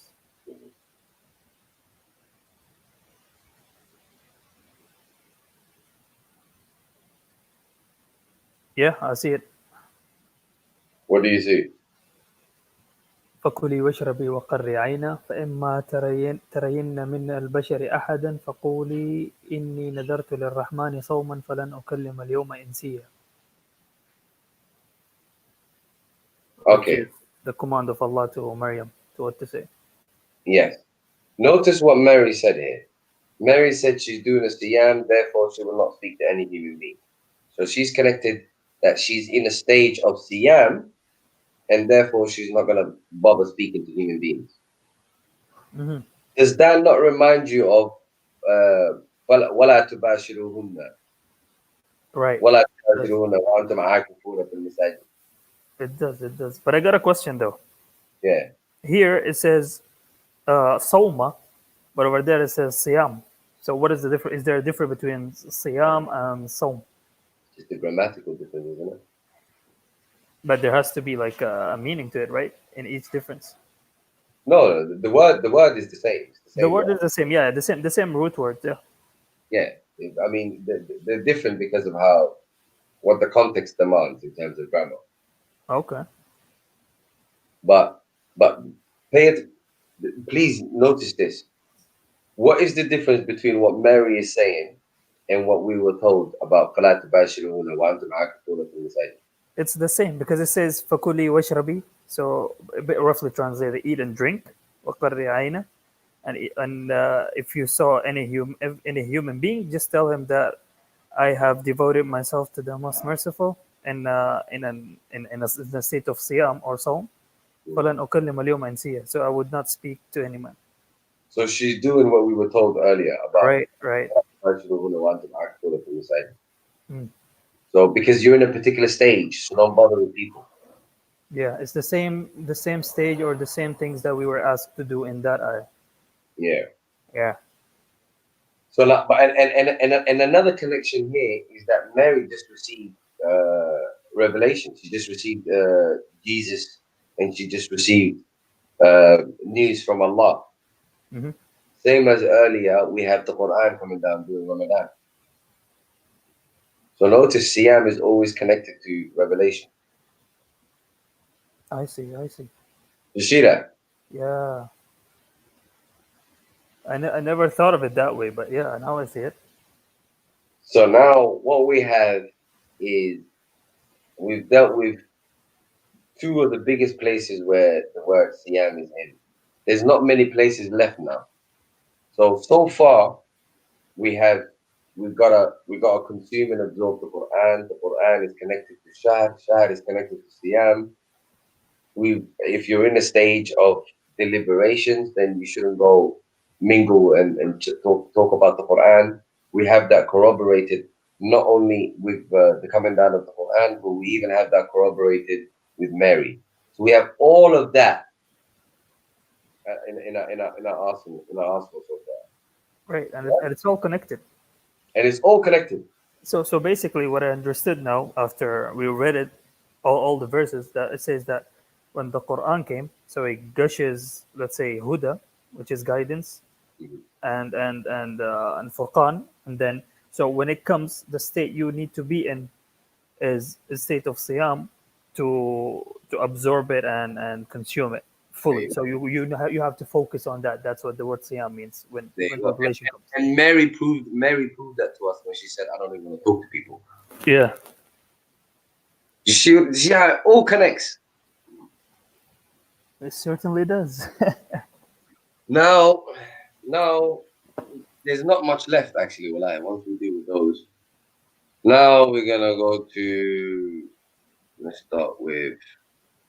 There's about three. There's about 3 chapters left where the word Siam is, and that's it. It's all done. Watch this. So now let's go to 58:4. Chapter 58:4.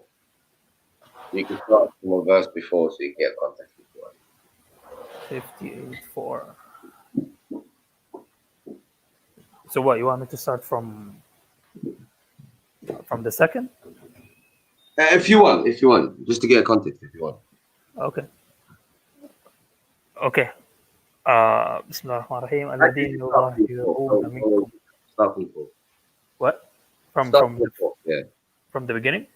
Yeah, verse 4. Yeah. Verse 4. Okay. Yeah.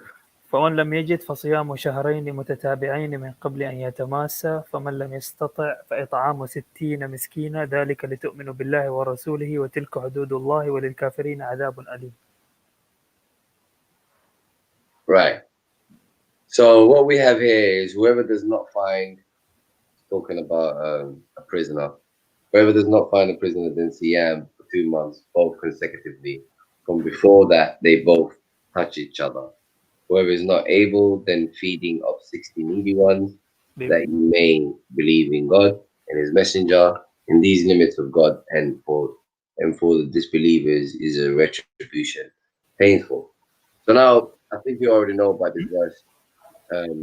It's about the guy that basically treated his wife like she's his mother. He refused to. He left her hanging. He didn't. Yeah. He left her hanging. He didn't divorce her, and he wasn't giving her her rights. Yeah. Mm-hmm. So we have a particular circumstance. Yeah. So in this circumstance, Allah as a retribution is telling him that he needs to siyaam for 2 months before they can go back together. Yeah? Mm-hmm. Before they can go back together or divorce each other, whatever. Yeah? Yeah.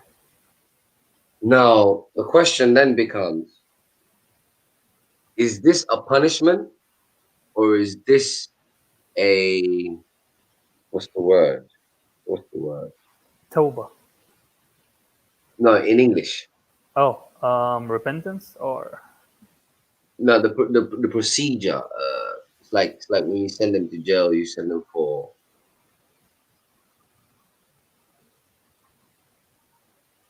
what's the word? There's punishment, and then there's when you're trying to improve someone. What's the word? oh, I get it. What did they call it? Rehabilitation. Yeah. So when we look at this verse, was siyaam prescribed as a rehabilitation method or a punishment method? A rehabilitation from what we understood previously. No, not even if we look at this verse alone, can we see it? It's here? Okay. Even if we look at this verse alone, can we see it as a punishment? It could be, yeah, in the general understanding, I would say. If someone's gonna take the siyam that we do usually, yeah. No, I mean in this verse, but because not in terms of whether it means fasting or not. That's melodic. Okay. But what I'm saying is, because you gotta remember, this is someone who chose to leave their wife hanging. Yeah. They chose to leave their wife hanging. So if they chose to leave their wife hanging, would it be a punishment to them to give them siyaam for 2 months before they get to touch each other? It doesn't seem like they even want to touch them. Mm-hmm. So would that be much of a punishment? It would be like a prerequisite if you want to. A prerequisite, yes. Correct. But if it's a prerequisite, then it's not a punishment. No. Do you see what I'm saying? You can't. If it's a punishment, then it wouldn't be a prerequisite. You see what I mean? But then if you go to the ayah before, number 3, which is where it starts, وَالَّذِينَ يُظَاهِرُونَ مِن نِسَائِهِمْ ثُمَّ يَعُودُوا لِمَا قَالُوا, it starts with تَحْرِيرُ رَقَبَةٍ, which is so what does that mean? What, raqaba? Yeah. Raqaba is captives. War captives. War captive. Okay, so it's kind of freeing them? Yes. Okay. Before, if they couldn't find, they would go with siyam for 2 months. Yes. Okay. So you made it even better. Is that a punishment? Is there a punishment to say free captives, and you can't have before you go to your wives for 2 months? No, it's not a punishment. It's not a punishment. Like, it's not gonna put something physical on you, like as a punishment. It's you kind of doing a charity work or whatever they call that thing. So it appears to be a rehabilitation. I'm glad that you said charity, because the very thing after is, if you can't do the siyaam, if it's difficult, then it says feed 60 needy ones. That's not. So you're kind of doing goodness. So that's basically rehabilitating you, isn't it? Doesn't that clarify it? Yeah, it is. It is. Okay, so then the question becomes, what sort of siyaam rehabilitates a person? Is it the siyaam where you fast from food and drink, or is it the siyaam where you abstain from everything else and focus on the revelation? I would say the abstaining. Do you see how they don't even? There's not even a chance. Yeah. And then even though if you want to put the typical siyam, the fasting, how would it fit between tahrir raqaba, which is doing something, which is freeing a slave, and then feeding a 60 Say miskin? captive, please. Captive, not slave. Oh, sorry, captive. Yeah. Yeah, so how would it fit? You know what I'm saying? It's like it's being sandwiched by these two. Bro, I love your brain. You don't understand, man. Not only that, it goes further than that. Not only can you not fit it with free and captives, you can't fit it with the next verse. You can't fit it with the same verse where it says, if you find siyaam difficult, then feed 60 needy ones. Surely it's more righteous. Surely it's more righteous that you feed 60 needy ones than you fasting for food and drink. Right. So, I think about it. If you have a choice between feeding 60 needy ones and fasting for food and drink, why would you fast? Feed. I see it. But the thing is, why here is it say فَصِيَامُ شَهْرَيْنِ مُتَتَابِعَيْنِ? Why is it like specified 2 continuous months or شهرين متتابعين? Is there like something to it? Training two continuous months. Good question. The 2 continuous months is applied 2 times. One of them is in this particular scenario where you basically leave your wife hanging. You don't divorce her and you don't give her no loving. So that's quite oppressive, isn't it? Yeah. That's oppressive, isn't it? Yeah? Mm-hmm. The other one is if you kill someone accidentally. Okay, I see. Which we're going to go into that verse as well. So if you consider the 2 scenarios, you can understand why in these 2 scenarios, someone would need 2 months worth of training. And you got to also remember, let's not take the months literal as well. Mm-hmm. So it could be two cycles of training. Right. Basically double the what a regular one would have in that verse, in the first one that we read. And it's justified considering the 2 scenarios. One is death, and the other one is basically oppressing someone. Mm-hmm. So it's justified, isn't it? It is. There you go. But the point here is, you got 2 possibilities to do it. One is you do things like you kill someone accidentally, and you oppress your wife. You give her no loving, and you don't set her free. So as a measurement, shall we say, you fast from food and drink. What's the relation from fasting from food and drink with those two incidents? Nothing. You know what's funny? I just want to add something on the side. Yeah. You know, if they say, why do we fast? It says because we need to feel the poor people when they go to food. But the thing is that thing is nonsense, because even the poor one, he's fasting too. Exactly. So he's doing the same thing. So it doesn't apply. Funny you said that. Do you know what I said? Yeah. If that is the case, then the most righteous person is the poor people. Right. You sure? Because they feel it all the time. And even if they have to do it, they're gonna fast for who? Yeah, how you gonna? You're basically connecting tatna'ul and muttaqul with hunger, whereas Allah already told us what He connects muttaqul with, and that had nothing to do with hunger. Right. Do you see what I mean? But in the contrary, it says when it says like siyam, it says kulu washrabu. So there's always something that you take. You're not abstaining from like food or drink. You're always taking in something. Yeah. Even if they want to go with that. They're looking at the hatta يتبين لكم الخيط الأبيض من الخيط الأسود من الفجر. So they say until then. You can only eat until then, basically. That's their argument. But it doesn't.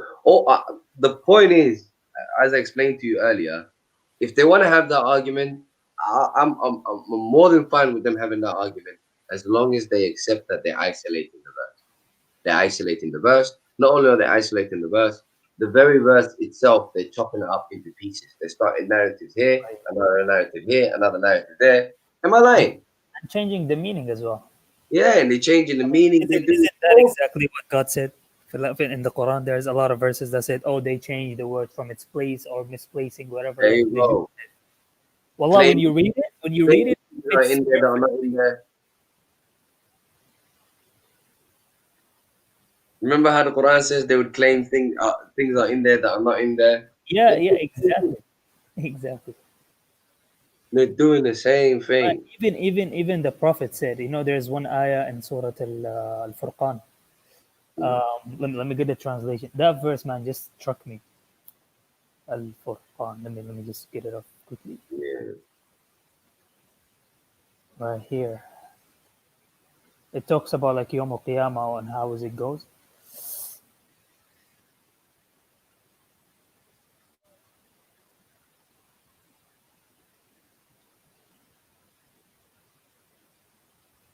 Where is it? When the Prophet says that, oh, wait, just give me a sec. Just gonna pull it out. Peace, David. Peace. I got viewers in India, bro. I'm connected. You're worldwide now, man. Okay, found it. It's verse 30, Surah Al-Furqan. It says that, and the messenger said, "Oh my Lord, indeed my people have taken this Quran as like abandoned." They completely left it. Bro, it's funny you say that. Yeah, and he's saying in qawmi. He didn't say in ummati. Oh my guy, bro. See that? Bro, where have you been? Where are guys like you in this world? I'm busy researching, but Look at this, man. you know how accurate it is. Like the people of basically the Arabs, my people, not the whole ummah. 100%. Is gonna his people. Spot on. You hear that? Spot on. Home is his people. Yeah. And if you go to a mosque right now, wallahi, bro, go to a mosque. Go to any gathering of any Muslims and please count for me how often they quote the Quran. Count. Even in Jum'ah, even in Jum'ah prayers, they start maybe one verse and then the rest is yeah. Count, bro, count. Wallahi wallahi, bro. They keep calling me hadith injector. I'm like, you did this. This is you. Right. It's not me. You keep telling me things that don't wash. What do you want me to do? Dumb down for you? Well, that's literally what they want. They want me to dumb down for them.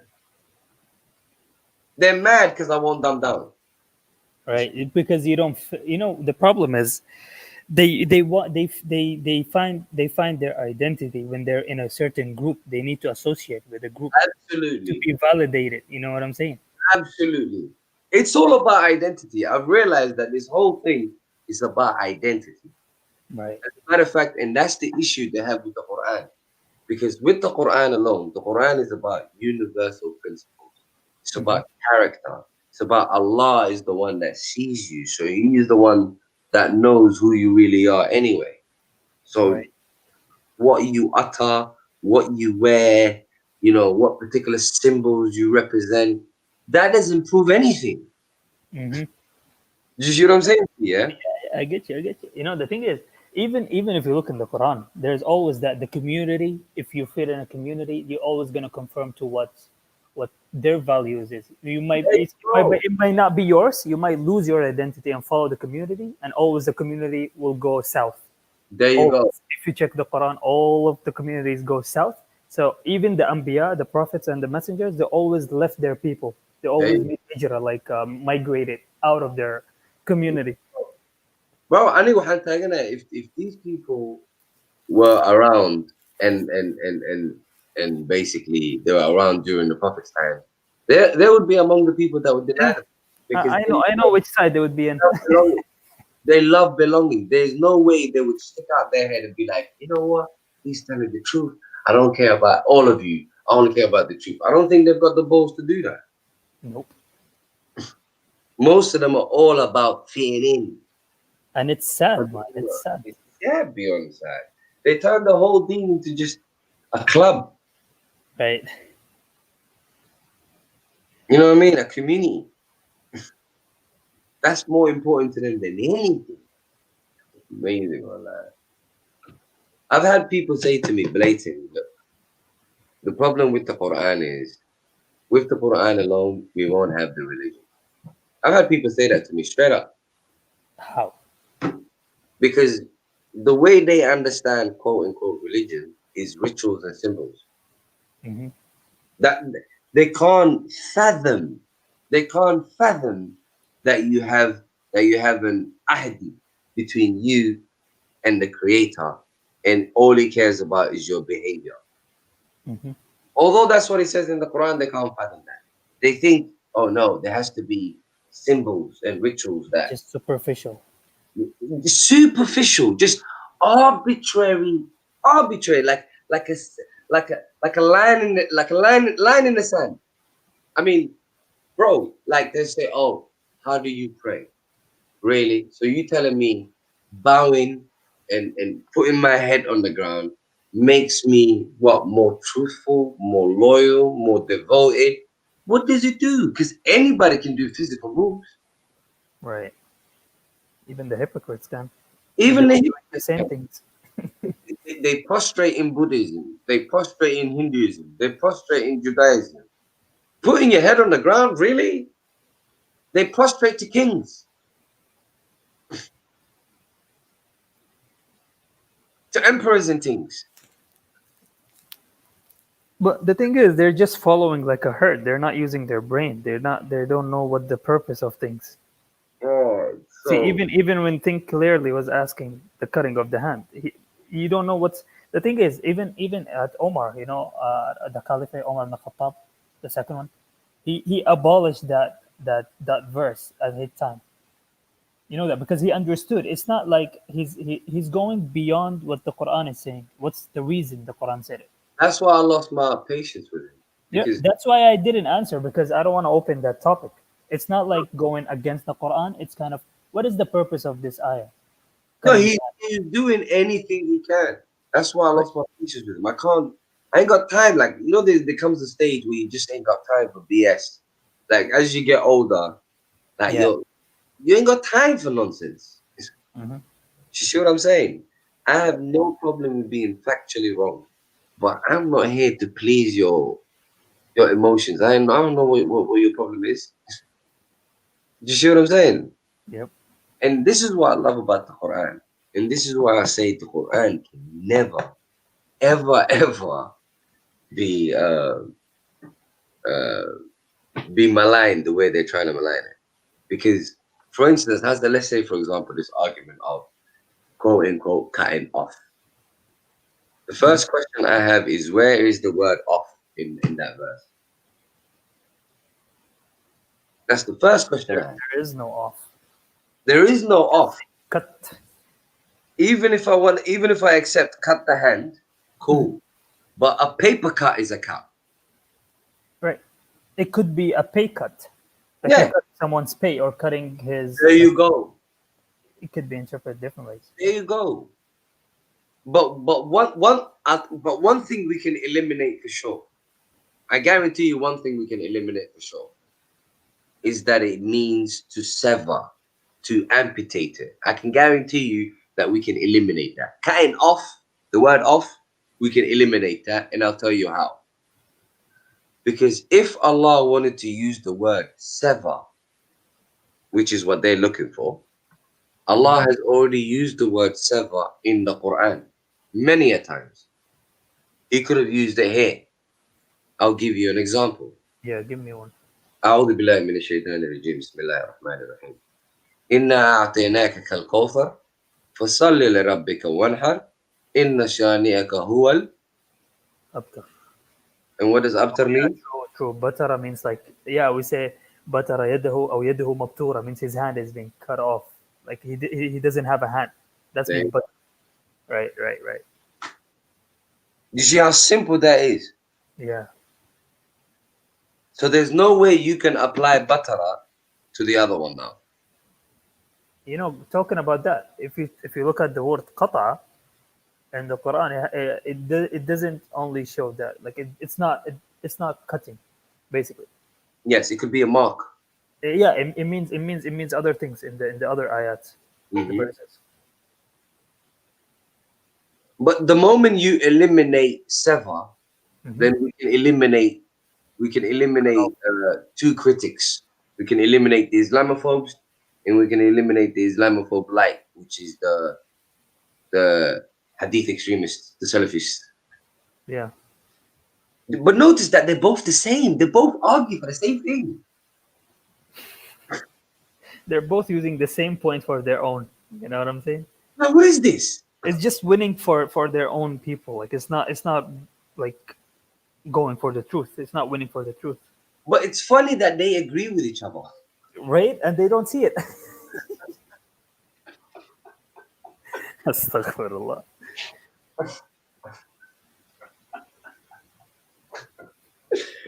Amazing, wallah. Let's just finish off siyaam. Yeah, go for it. We haven't got much left. So we've dealt with the situation of the guy that leaves his wife hanging. Mhm. We've dealt with Mary, and we've dealt with the coming down of the Quran. There's really not much left now. So now we have, might as well deal with chapter 4 as well. Quickly, I think that's If you give me 1 second, I'll just gonna no worries. Do your thing, have brother. a juice and I'll be back. No worries. Yo, Bernie, are you there? Bernie, this nigga just left us hanging.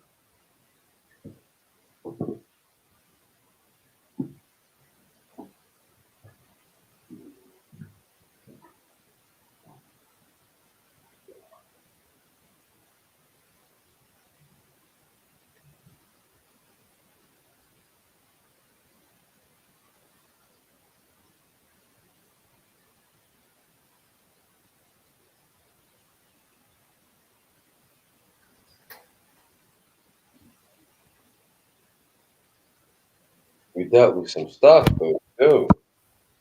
Hello, I'm back. Yeah, we dealt with some stuff.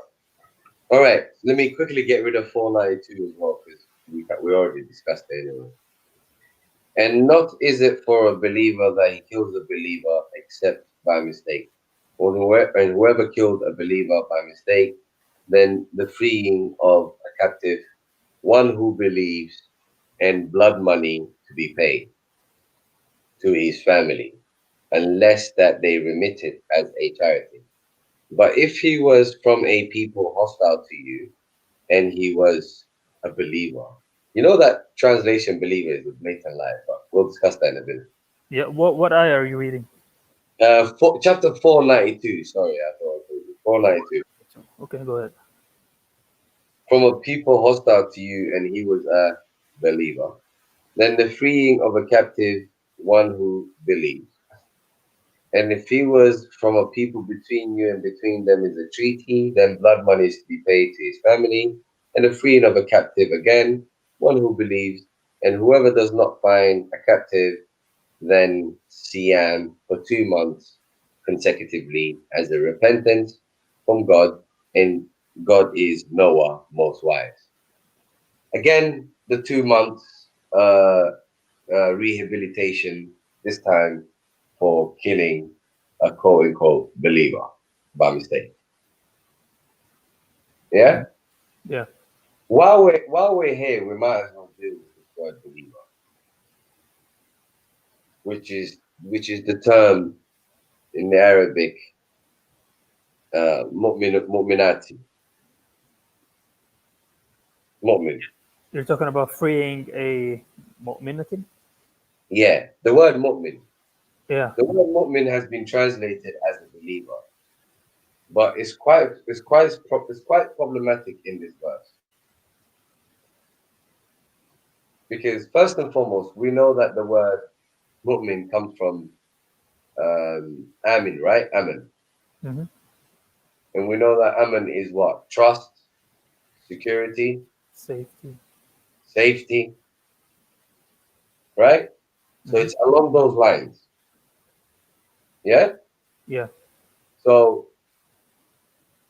in this context, I would argue, and I'm going to need you to correct me because obviously your Arabic is way better than mine, at least. Mm-hmm. In this context, it would have to refer to someone who you are secure from, someone who basically doesn't pose you a threat. You're talking about freeing someone who doesn't pose you a threat? No, no, the word mu'min in this context. So, for Which example, there's like okay, many. even in the freeing, yes, even in the freeing, yes. Yeah. Throughout, furthermore, to put it in a nutshell, throughout this verse, the word mu'min is simply referring to someone who doesn't pose you a threat. What would you say to that? All right, let me check how it would be. Yeah.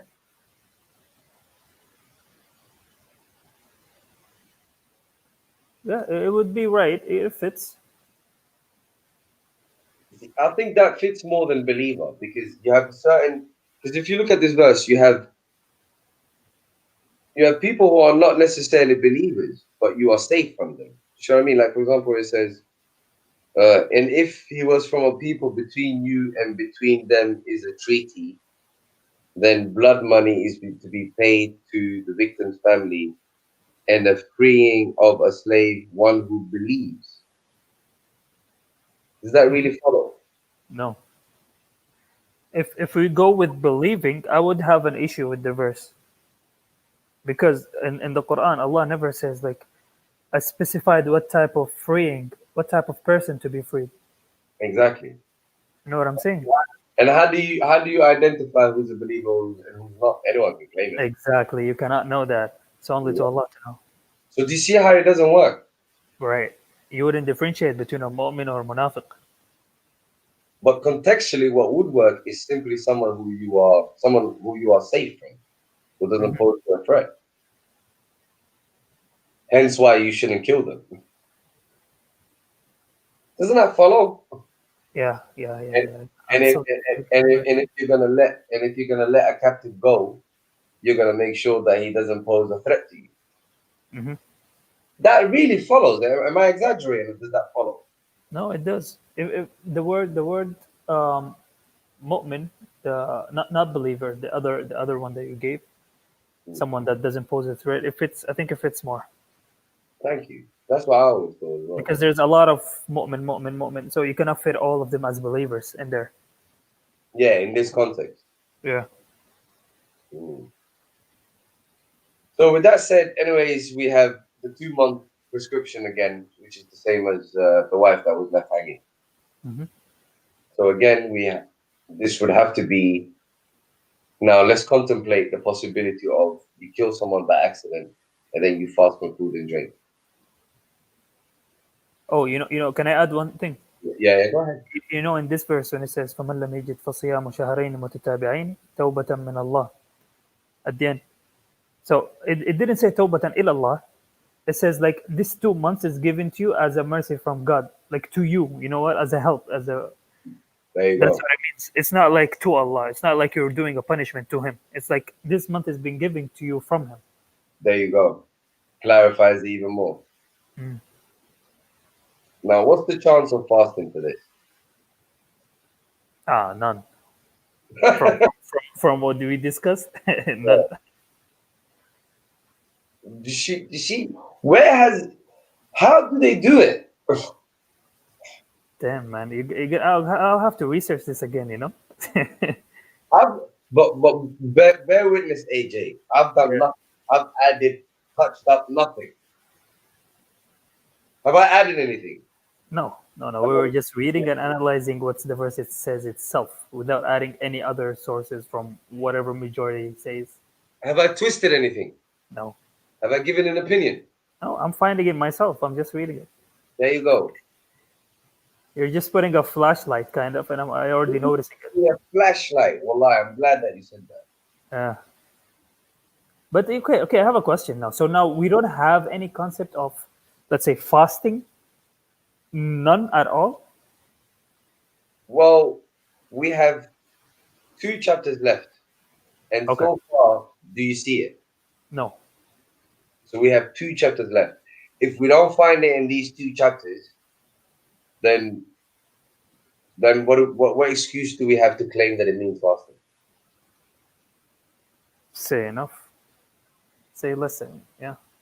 You see what I mean? Like, so let's read these following 2 chapters, and then we'll see what room there is left to discuss. Okay. Yeah. Go ahead. So now we'll go to 589. 589. Okay. Go for it. فأثابهم الله بما قالوا جنات تجري من تحتها الأنهار خالدين فيها وذلك جزاء المحسنين. Is that the one? Hold on, no. Chapter 589. What were you reading? 89. I was reading 85. Right. 89. There you go. Okay. بسم الله الرحمن الرحيم. لا يؤاخذكم الله باللغو في أيمانكم ولكن يؤاخذكم بما عقدتم الأيمان فكفارته إطعام 10 مساكين من أوسط ما تطعمون أهليكم أو كسوتهم أو تحرير رقبة فمن لم يجد فصيام 3 أيام ذلك كفارة أيمانكم إذا حلفتم واحفظوا أيمانكم كذلك يبين الله لكم آياته لعلكم تشكرون. So now we have someone who breaks their oath. Mm-hmm. And as a prescription, we have siyaam. Yes. So what's fasting got to do with breaking your oath?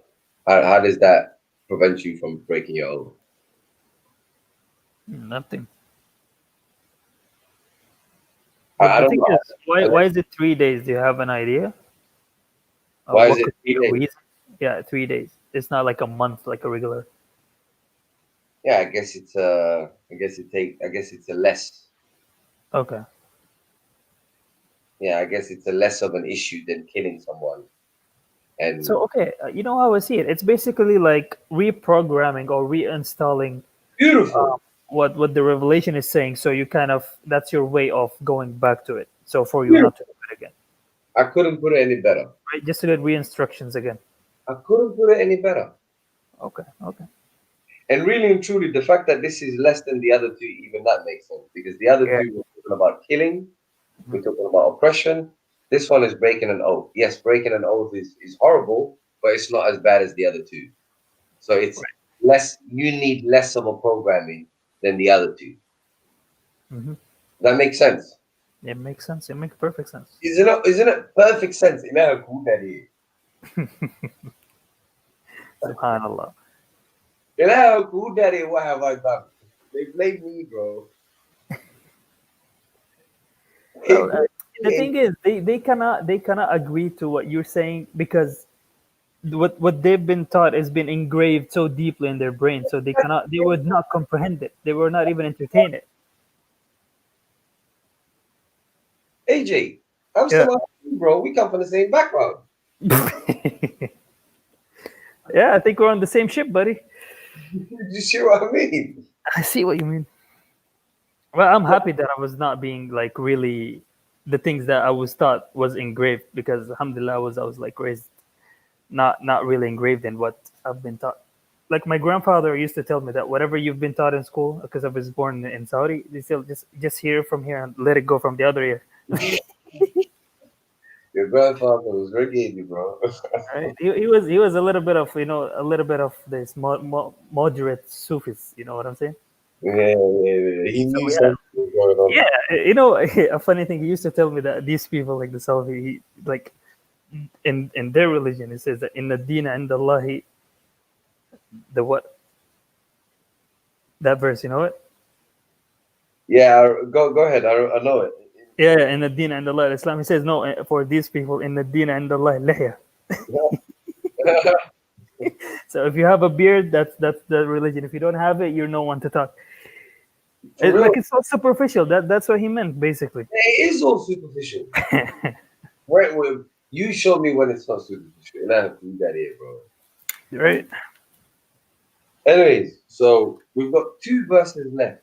Everything we've read so far, not one excuse for fasting. Right. And we've got 2 verses left. Let's go. Can't wait. That's pretty bad, isn't it? Though. That's pretty good. I'm liking it. No, I mean for the traditionalist claim, Oh yeah. Oh yeah. it's horrible. If they don't have basis to back it up from the Quran, so then their whole claim is grounded now. Everything disappears. It's collapses. Yeah. Everything collapses, bro. This is why, to me, when people say, "Do you reject hadith?" I'm like, "Yeah, it's like garero." You know what I'm saying? I know what you say. All right, so let's get to it. 595. 595. All right, there we go. Alaikum assalam. 95. يا أيها الذين آمنوا لا تقتلوا الصيد وأنتم حرم ومن قتله منكم متعمدا فجزاء مثل ما قتل من النعم يحكم به ذوى عدل منكم هديا بالغ الكعبة أو كفارة طعام مسكين أو عدل ذلك صياما ليذوق وبال أمره عفى الله عما سلف ومن عاد فينتقم الله منه والله عزيز ذو انتقام. That's a tough verse. Now I'm gonna deal with 2 issues in this verse. So because we're here, I might as well deal with this as well, which is the Kaaba. I'm gonna deal with that as well. But before I deal with the Kaaba, let's quickly deal with the siyaam. Bored. So now what we have in English is all you who believe, do not kill game while you are haramun, while you are sanctioned, shall we say. Yeah? Mhm. So do not kill game while you are haram will always mean haram. As much as they would love to play with it, haram means haram. Am I lying? No. Huh? No. Okay. So do not, all you who believe, do not kill game while you are sanctioned. And whoever killed it among you intentionally, then he shall give similar to what he killed of the cattle, judging in it 2 possessors of justice among you.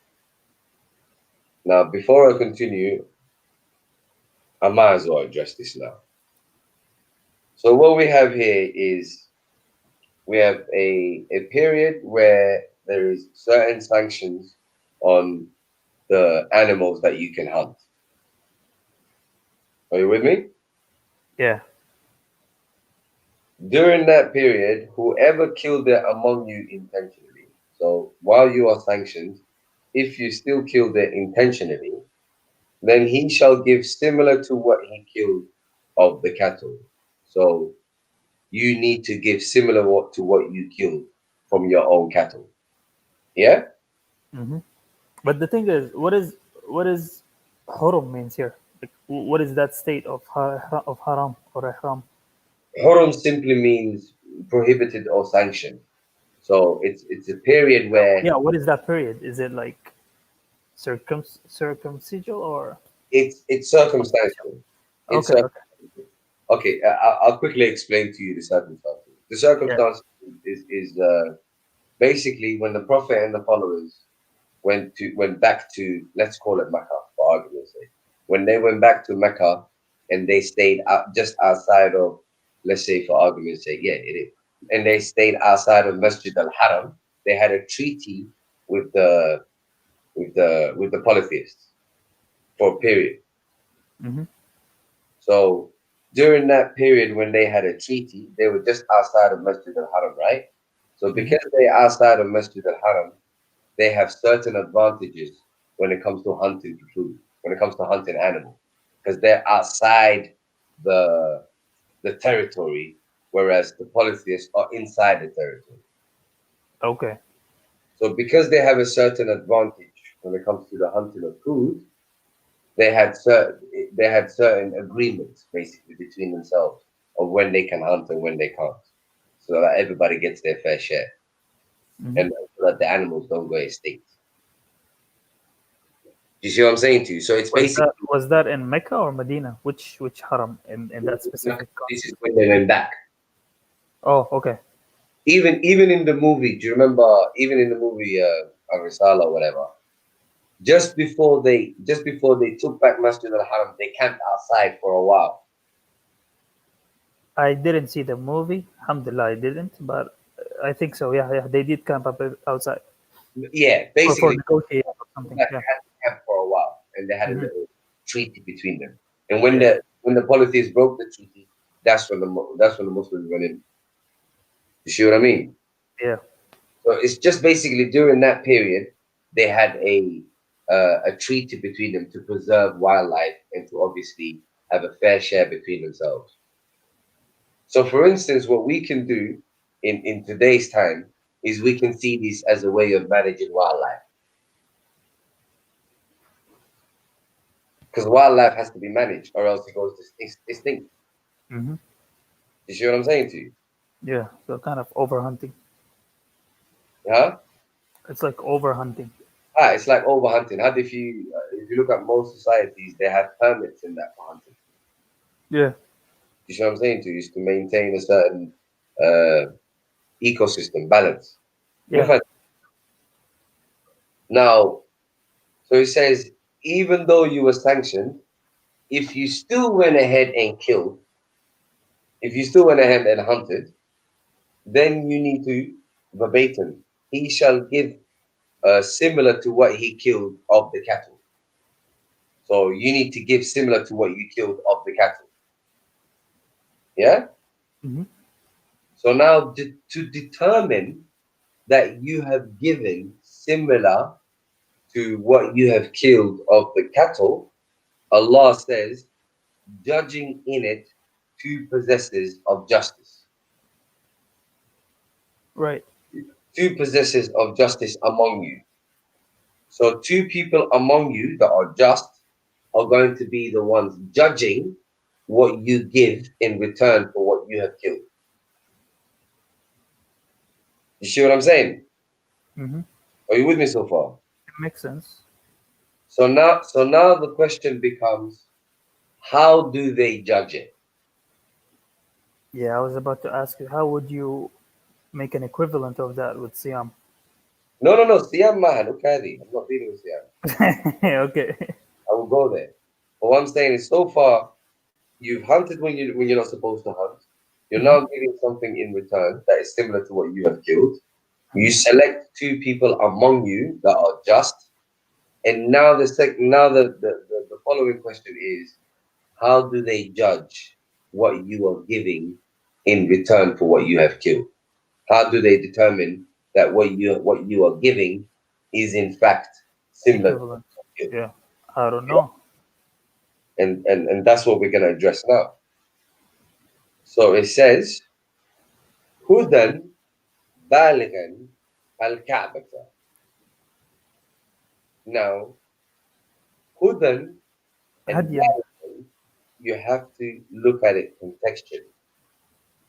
So in the context here, we were literally just speaking about two possessors of justice among you. Yeah? So if we're Mm-hmm. speaking about two possessors of justice among you, we are going to continue speaking about those two possessors of justice. So when we say Hudan, we're talking about what they did. So when we say Hudan Balighan, we're talking about what they did. So It's Hudan, just want to correct. It's Hadiyan. oh sorry, Hadian. Mm-hmm. Hadian Balighan. So Hadian Balighan, we're talking about what they did. Yeah, we're talking about the two possessors of justice. They did Hadian Balighan. Mm-hmm. So Hadian Balighan that they did is they pointed Hadian, which is the root of guide. Guide is synonymous with pointing, depending on the context. Mm-hmm. So balighan, which is reaching, but again, it can also be towards, depending on the context. And al-kabata means something that is prominent, something that is prominent, stands out. Yeah? Yeah, the Kaab. So what you have here, hadyan balighan ka'bati, you simply have pointing towards the prominent. So in a nutshell, the two possessors of justice are pointing towards the prominent. The prominent of what? The prominent of what you are giving to see whether it's actually similar to what you have killed. Prominent meaning what stands out. What stands out from the animal that you are giving. Mm-hmm. In terms of value? Yeah, in terms of basically how it's similar to what you have killed. Obviously, eventually it will be down to value, but it's basically that. It's Okay. basically what you want to do is you want to punish yourself the least possible. So you're going to give an animal that is not worth as much to you. Mm-hmm. You know what I'm saying? Yeah. And the two possessors of justice, what they want to do is they want to make sure that what you are given is actually similar to what you have killed. So how do they do that? Is they point towards what is prominent of the animal that you are giving in return. What stands out from it, in other words. Mm-hmm. Does that follow or not? It does follow. Yeah, okay. Yeah, yeah. They would argue that it goes along the lines of this. So you've killed, so you've killed intentionally when you're not supposed to. Then he shall give similar to what he killed of the cattle, judging in it two possessors of justice among you, an offering reaching the Kaaba. What the hell does that mean? Wait, do you mean like in terms of height? Like you pile up stuff until it reaches the cup? Hey, you tell me. How do you fit in what they're saying? But that doesn't make sense. You know why? Because this thing, the first thing, baligh al-Kaaba, that means it's a lot, right? And then kafaratu ta'am miskin, which is one. Mm-hmm. So one or feeding one miskin. أو عدل ذلك صيامة. What equivalent in that in terms of siyam? No, first deal with Kaaba. How do you say? Yeah, I mean, it doesn't make sense if you go with something piled up until the height of the Kaaba. No, not even pile up. They're saying offering reaching the Kaaba, as if you take it to the Kaaba. You cannot. That's gonna be a bound verse then. It's bounded by the Kaaba. Yeah, not only that, it turns the Kaaba into an altar where you basically slaughter animals. Yeah. Is that what the Kaaba is for? No. No. So they turn the Kaaba into a place where you slaughter animals. And which is not done, by the way. Which it was never done. I'm glad to hear that. And not only that, what has taken animals through the Kaaba got to do with the fact that you've killed an animal when you're not supposed to?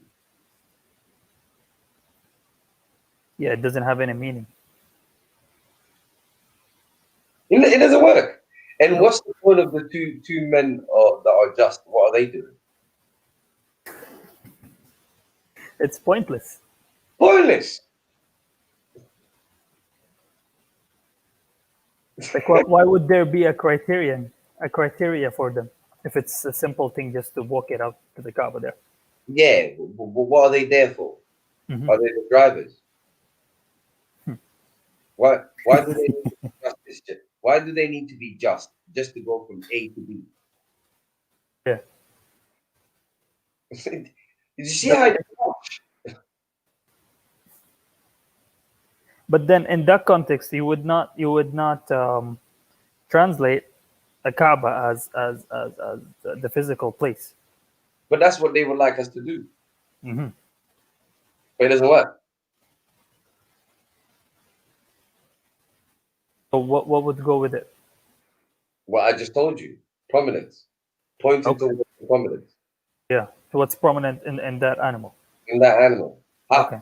How else would you tell whether it's similar to what you killed? Or not? Yeah. Yeah. That's right. You see how straightforward it is? Mhm. Yeah, AJ.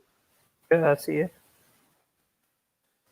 So Then now, the question. Yeah. Okay. Keep going. Yeah. no, go for it. Is after. So how would you make an equivalent of that in terms of siyaam? Okay, now we're gonna go to siyaam. Yeah. Now, well, yeah, the equivalent of that in terms of siyaam is very simple. If you can't offer something from your own cattle, Mhm. then you need to do a siyaam.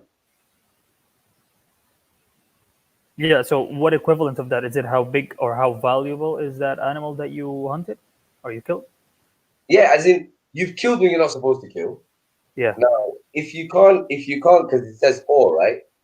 Mhm. So if you can't offer an animal of your own to replace the animal that you have killed, it could Yeah. be that you don't have an animal of your own. Do you see what I mean? Yeah. If you don't have an animal of your own, for instance, then there is no need for two just men, is there? Yeah. Then what you would do is you would feed people. Yeah? Mhm. Now, if you can't afford to feed people, then at minimum, you need to go back to the Quran and reprogram. Yeah. You see how it all fits? Mhm. Now, alternatively, they would tell us, if you can't feed people, then fast. How does that make sense? If you can fast, surely you can feed people. I mean, the whole concept of the thing is they're saying that these when there's like freeing and there's fasting together, like the things that we read, if they just tell us that, oh, it's there because God put them there, and it's like that. We're not allowed to ask anything. This is the problem. That's you know what the funny thing is, brother? The Right. reason we've fallen into all of this issue is because we have been bullied into silence. Mm-hmm. That's how they've been able to get away with it for so long. That's Bullied right. into silence, bro. Am I lying? Nope. Oh, I faced that like firsthand when I was there. When I was raised, like sometimes I had that smart ass questions. Yeah. But the thing is, over there, they don't know how to to converse. You know what I'm saying? That's my point. This is, Yeah. bro, the whole reason I started my investigation is because I read the Quran and Mhm. I looked at the people who claim that they subscribe to the Quran and I couldn't see the relation. Right. And whenever you ask, you don't find like someone is actually talking to you, I'm like, the Quran just is all forcing you to shut about up. reason. Quran is all about reason and intellect, and all I see is a bunch of emotional people. Hmm. So it doesn't add up. Just funny, bro. What is the last one? So we have one left. I still don't see any fasting in there. We have one left.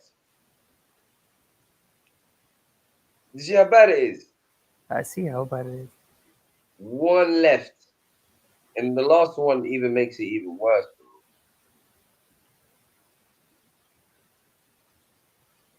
The last Which one, one is the last one makes it. Wallahi, the last one is.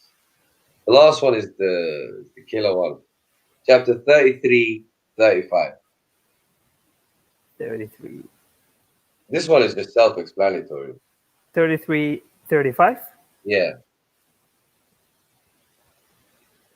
I see it. Yeah. Read it.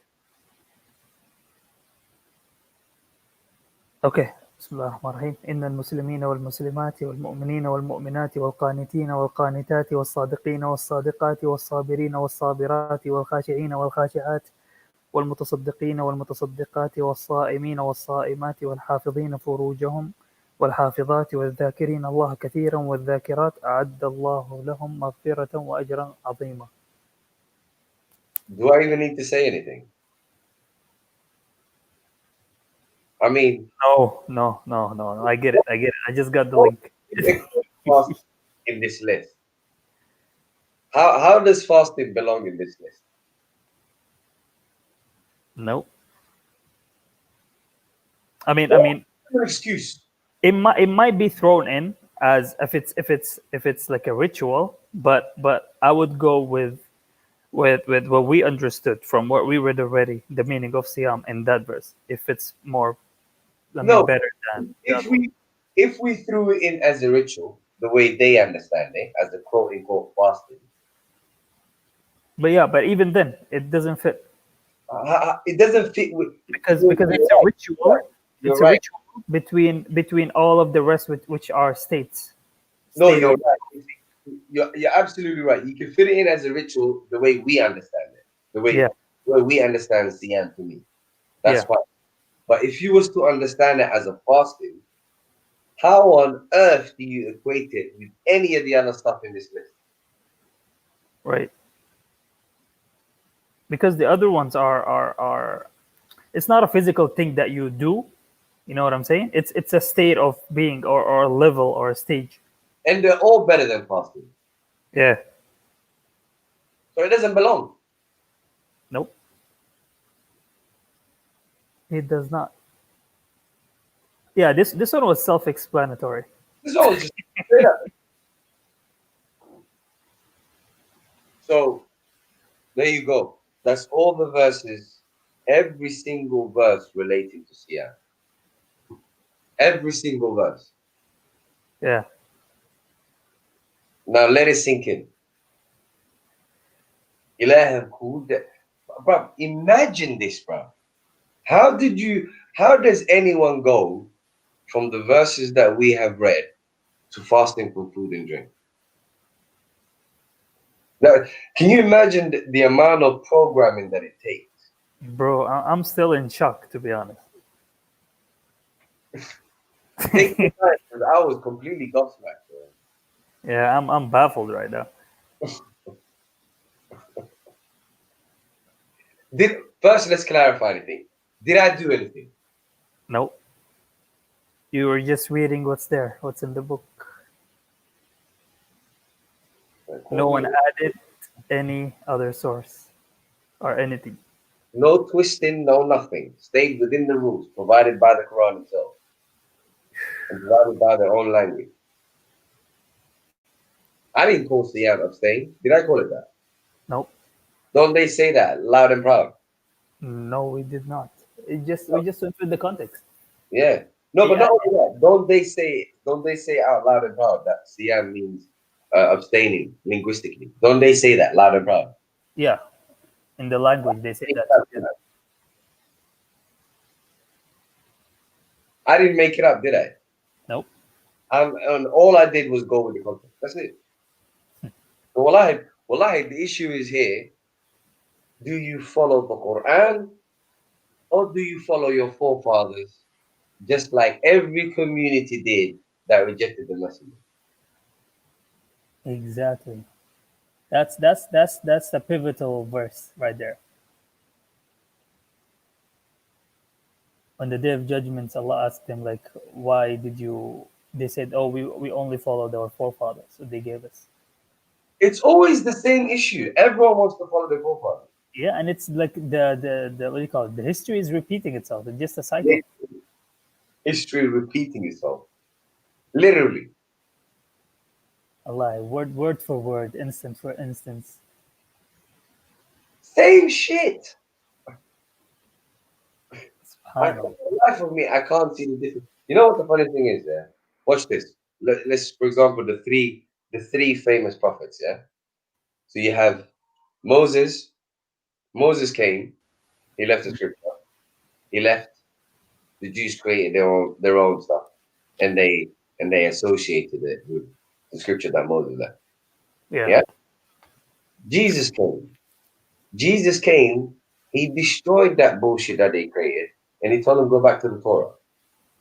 Yeah. I'm saying to you, yeah? And he basically brought the gospel, which was the Torah plus himself, the experience that he brought. Yeah? Mm-hmm. Now, what do they do? Jesus leaves. Some guy comes around 60 years after Jesus' death Oh. and says, yeah, I met Jesus on the way to Damascus, and I'm gonna tell you a lot about him. Yeah. Watch this. Same scenario. The last prophet comes. He leaves the Quran. These guys, they wait a century or 2 centuries, or if not even more. 100 years plus. And then they start whispering. And then they start putting that whisper into books. And then bam. That's exactly what happened. Huh? That's exactly what happened. Same shit. Where is the difference? You know what's the funny thing? Let me just pull the verse. Yeah. This verse, I think you've read it before as well, which is that says that Muhammad is nothing but a messenger. Indeed. And other messengers have passed on before him. So if he was to die or be killed, would you backtrack on your heels?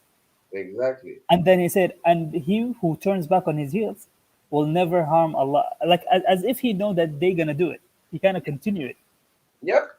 You know what? It's how, even if you're gonna do it, just do it, and it doesn't make a difference to you. It just harms you. Yeah. Yo, just give me a sec. Let me answer this guy word here. No worries, bro. He was asking me and you if there is any. I mean, there is a lot. You could just, I'll give you small hints and you can just search them. Oh, word is in. Word, you want to come in? Oh yeah, if you can come in, let's come in. Come in, man. I'll drop the link. Oh, the link is there. Put in the description box. Jump on. But you can ping it. You know what? What was I gonna say? Word, you can rewind the video. We chopped up siyaam. That's fine. I got it. There you go. That's the link. We chopped up siyaam properly. Like, I don't think we left a stone unturned. Did we leave anything unturned? No, man. It was clear cut. The more verses we go. Are you gonna fast? I might do intermediate fasting. My thing is this: I don't have a problem with tradition, but don't associate traditions with God. Mm-hmm. You can have whatever traditions you want, but don't claim that God is behind you. Right. Don't attribute it to God. Yeah, don't attribute it with God. That's. I think word jump in. Okay, I'll give you hints. So one of them عندك سورة الضحى. Well, first, word. Do you speak Arabic? A bit. I understand that a lot. No, what about word?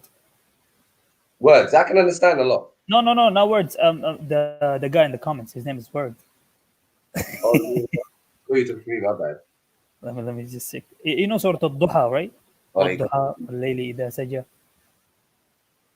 Okay, you don't. I'll just get the translation. Okay, look. It says here. It's Surah Al-Duha, verse number 8. And he found you poor and he made you self-sufficient. وَوَجَدَكَ عَائِلًا فَأَغْنَى. Aghna here, that means like he kind of made you sufficient. Yeah, basically you're not in need of anyone or anything in your life. That means he was rich. He had a land in Medina before his death or whatever.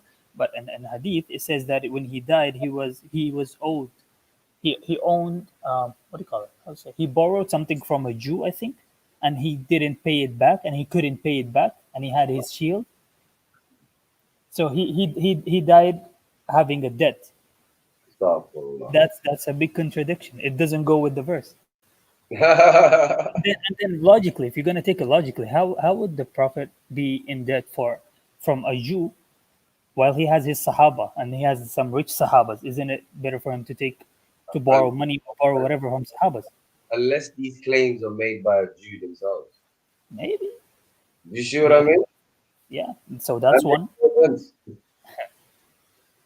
And there's another one if you want. I'll just give you another one. When they say the Prophet were a magic was done to him, and he was in a state of sihr, of yeah. And he was saying stuff that he doesn't recognize.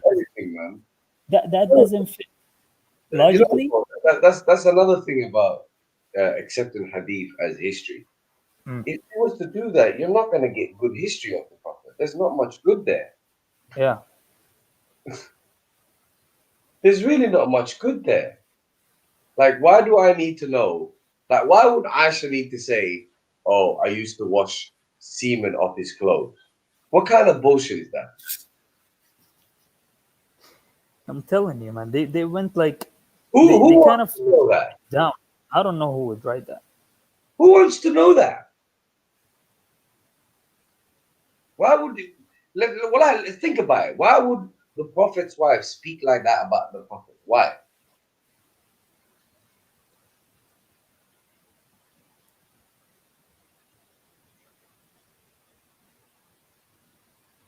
There's no sense to that, surely.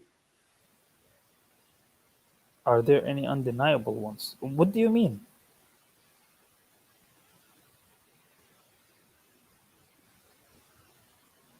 That's not really clear, bro. What's not clear? Is he talking about the siyaam? No. He's talking about the Prophet in the Hadith and in the Quran that it's contradicting. That's contradictory. You know what? Okay. So the thing is, where is that verse? We could start with every claim. We could start with the claim that he's illiterate. That contradicts the Quran. Okay, wait. I'll just throw the verse here, and then you can just go on. So the thing is, him being possessed by magic, it goes against the verse in the Quran where Allah says, when He says, "Wallahu yasimuka min nas," and Allah will protect you from the people. So how would that protection happen? Which is isma, which is like complete protection. Well said. While someone can do a magic to him. And then the thing is, even if you're gonna say because he's human, the thing is, the magic affected his let's say his state of awareness or mind, and that's where the revelation comes. So if there's something gonna be affected, there's no way that could be the link between him and Allah, where the verses or revelation could be disrupted. Well said. Not only that, remember you have Rabbil Nas and Rabbil Falaq for a reason. Why would Allah say, قل أعوذ برب الناس مالك الناس إله الناس من شر الوسواس الخناس الذي يوسوس في صدور الناس من الجنة والناس قل برب الفلق من شر ما خلق ومن شر غاسق إذا وقب ومن شر النفاثات في العقد ومن شر حاسد إذا حسد. You read that specifically to protect you from those things. Isn't that the purpose of those verses? Yep. So how could the very same messenger who was told to read that to protect you and the believers from those sort of things be affected by it? Not only that assumes that magic is real, that you can be possessed. All of that is assumptions. Is that from the Quran? Yes. Huh? No, the idea that you can be possessed is not from the Quran. No, not possessed. Not possessed, no. Or even that someone can do sihr on you. Is that in the Quran? Not really. They can do it on object, like to fool people, but not on you. Exactly. So this assumption that someone can do it on you, that's ideas they get from outside of the Quran. And that contradicts free will. No one can take over your will from you. Right. Otherwise you won't be judged. Yeah, you won't be judged. Do you reject hadith yourself? If you're talking about me, from my position, I kind of investigating that thing. I know I'm not taking it as a source of authority, but That's I'm kind of filtering it out. By the way, let me quickly say this here. I'm not advocating that people throw away hadith, blah blah blah blah. My main issue is the authority. Yeah, just has an authority in deen. That's a claim that needs to be substantiated. Other than that, you can have it for whatever other reason you want. Yeah. By the way, I'm just having fun filtering it because I'm taking it as a let's say corrupted history, and I'm kind of filtering what's right and what's wrong. And once you filter out those crazy ones, Yeah, you're gonna come up with the deen that fits with the Quran. That's it, or that confirms with the Quran. Mm. But one thing you won't be able to do is you won't be able to find religion from the hadith. Oh yeah, oh yeah, oh yeah. You can get history, but not religion. Yeah, you can get history. That's the point I'm trying to get people to understand. Because the moment you call it religion, then you reduce the value of the Quran. Now all of a sudden the Quran is not sufficient. Right. You're gonna need the need to explain it, as they Exactly. say. And people have no problem reducing the value of the Quran. That's what amazes me. Oh, not just the Quran, even the Prophet.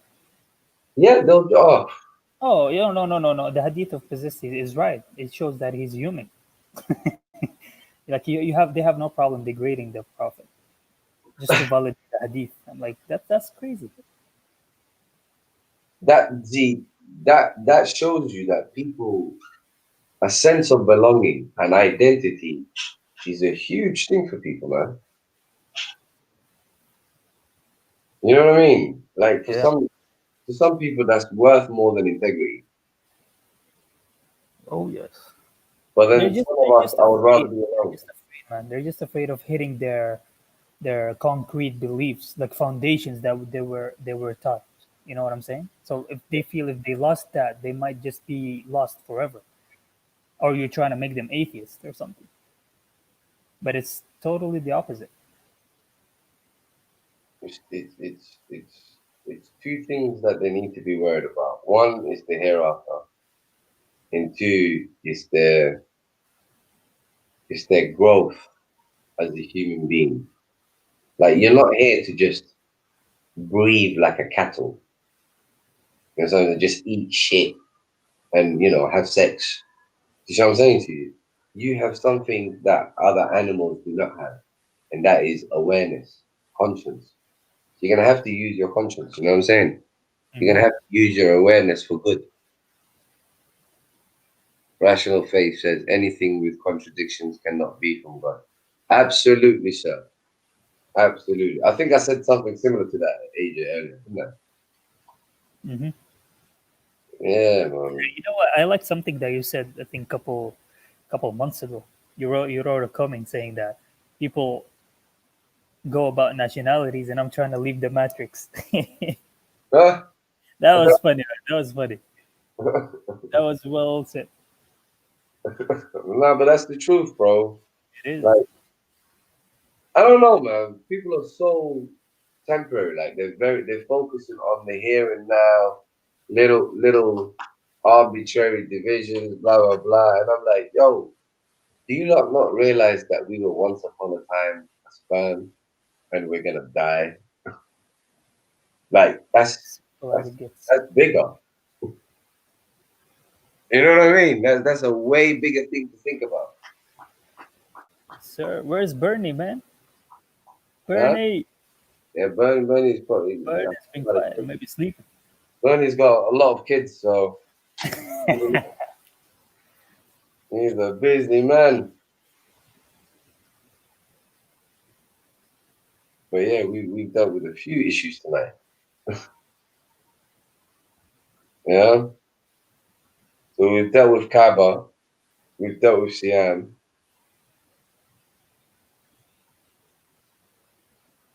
You know what? You know a channel called Quran Centric? Yeah, that's my boy, man. Yeah. He had one video talks about eternity and hell. Did you see it? Yeah. He explains what's the illa masha Allah. Yeah. So what do you think of that? Like I said, don't get me wrong, bro. What does he say? How does he explain it? Um, I cannot remember, but it kind of says that he's referring the illa ma sha'a rabbuk or illa sha'a Allah to the heavens and the earth, not to not to the staying in hell or heaven. Okay, all right, okay, all right, fair enough. And he says that the hell and the heaven are I mean the earth and the skies samawat wal ard is gonna in the afterlife they're gonna stay forever. So that's what he meant. Okay, all right, all right. Yeah. Okay, That sounds reasonable. That sounds reasonable. I can accept that. I have no problem. I can accept that. That sounds reasonable. Oh, that's a good question from Word. It says people claim that the Quran claims a flat Earth. Do you agree? No, I'm not. I'm not a flat earther at all. Really? No. Well, are you a flat earther? I mean, based on the Quran. So Ah! that's what I would go with. But give me your insight. I'm ready to hear it. Well, based on the Quran, it's simply okay. I'm gonna be as linguistically precise as possible. Yeah, go ahead. The Quran is addressing the perspective of the human being. How? Huh? How? Because he's saying it's done that for you. Allah didn't need to make the earth flat for us. Like the universe didn't need to be flat or circle, whichever way for us. You know what I'm saying to you? Because we can exist in either way. We can exist whether it's circle or whether it's flat. But however, what he can do for us is he can make our plane flat, as in make it habitable. So flat in that sense, flat as in it's habitable for human beings. Mm-hmm. You couldn't really dismiss that, could you? I could, because the thing is, whenever the mention of Earth, it always shows that, okay, he's talking in universal things. You know what I'm saying? Like samawati wal ard. Like he's talking about big things. It's never from our perspective. Let's go to that verse. Yeah. So then the verse that they're saying, وَإِذَا الْأَرْضِ كَيْفَ سُطِحَتْ, he never mentioned it's from our perspective. But you could argue because the verse before it says, don't they see? أَفَلَا يَنْظُرُونَ. You did it for me, bro. Yeah, I get you. But the thing is, another one is, even in the Quran, the things that sets or rise is the sun. It's not the earth. So the sun that moves, the movement is attributed to the sun and the qamar and the moon. It's not on the earth. So that's another one. That's attributed the movement to the sun, not to the earth. But That we're isn't movement attributed to the earth as well in another verse? which one? Doesn't it say that everything flows in its orbit? Incite me. Oh no, I think that's the universe, right? Where Yeah. it says يطبق, and it goes back to how it started. I don't know about that part. Like a book, I think that's what the verse said. I don't know about that part. Well, the thing is, even before me going back to the Quran, I knew that going like when they went to the moon and the landing or whatever, that's all hoax. It's not true. By the way, just so you understand me, I'm not arguing against flat Earth. Nor am I arguing for it. I'll be honest with you. I'm one of those few people in the world these days that know their level. So I know my level. When it comes to that discussion, that's beyond my pay grade. Okay. Whether the universe is flat or not, I'm staying out of that one. Right, and the thing is, it doesn't make difference for you. For me, I'll be honest with you, it doesn't. Yeah. For me, I'll be honest with you, it doesn't. For the life of me, it doesn't. Yeah. But I was only talking about the verse that we were discussing earlier. Mm-hmm. And you accept that I have a reason to believe that it can simply talk about it being. Yes, you do. Yeah. That verse was talking from the perspective of people. Yeah. Do you accept that? Yes, I Do you do. accept? But then, That's it. That was it for me. Other than that, I know nothing about flat Earth circle. I'm gonna be straight with you. Mm.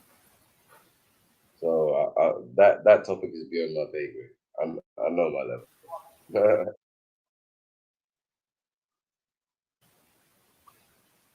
know what I mean? I get you.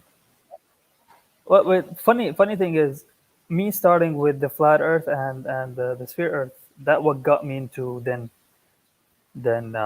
going back to the religion and then rediscovering everything back. Right. Because if you found that it's, you know what, before even going to the religion, I've been studying this debate from the scientific, like I was reading a lot for a year and a half, just like out of curiosity. It didn't make a difference.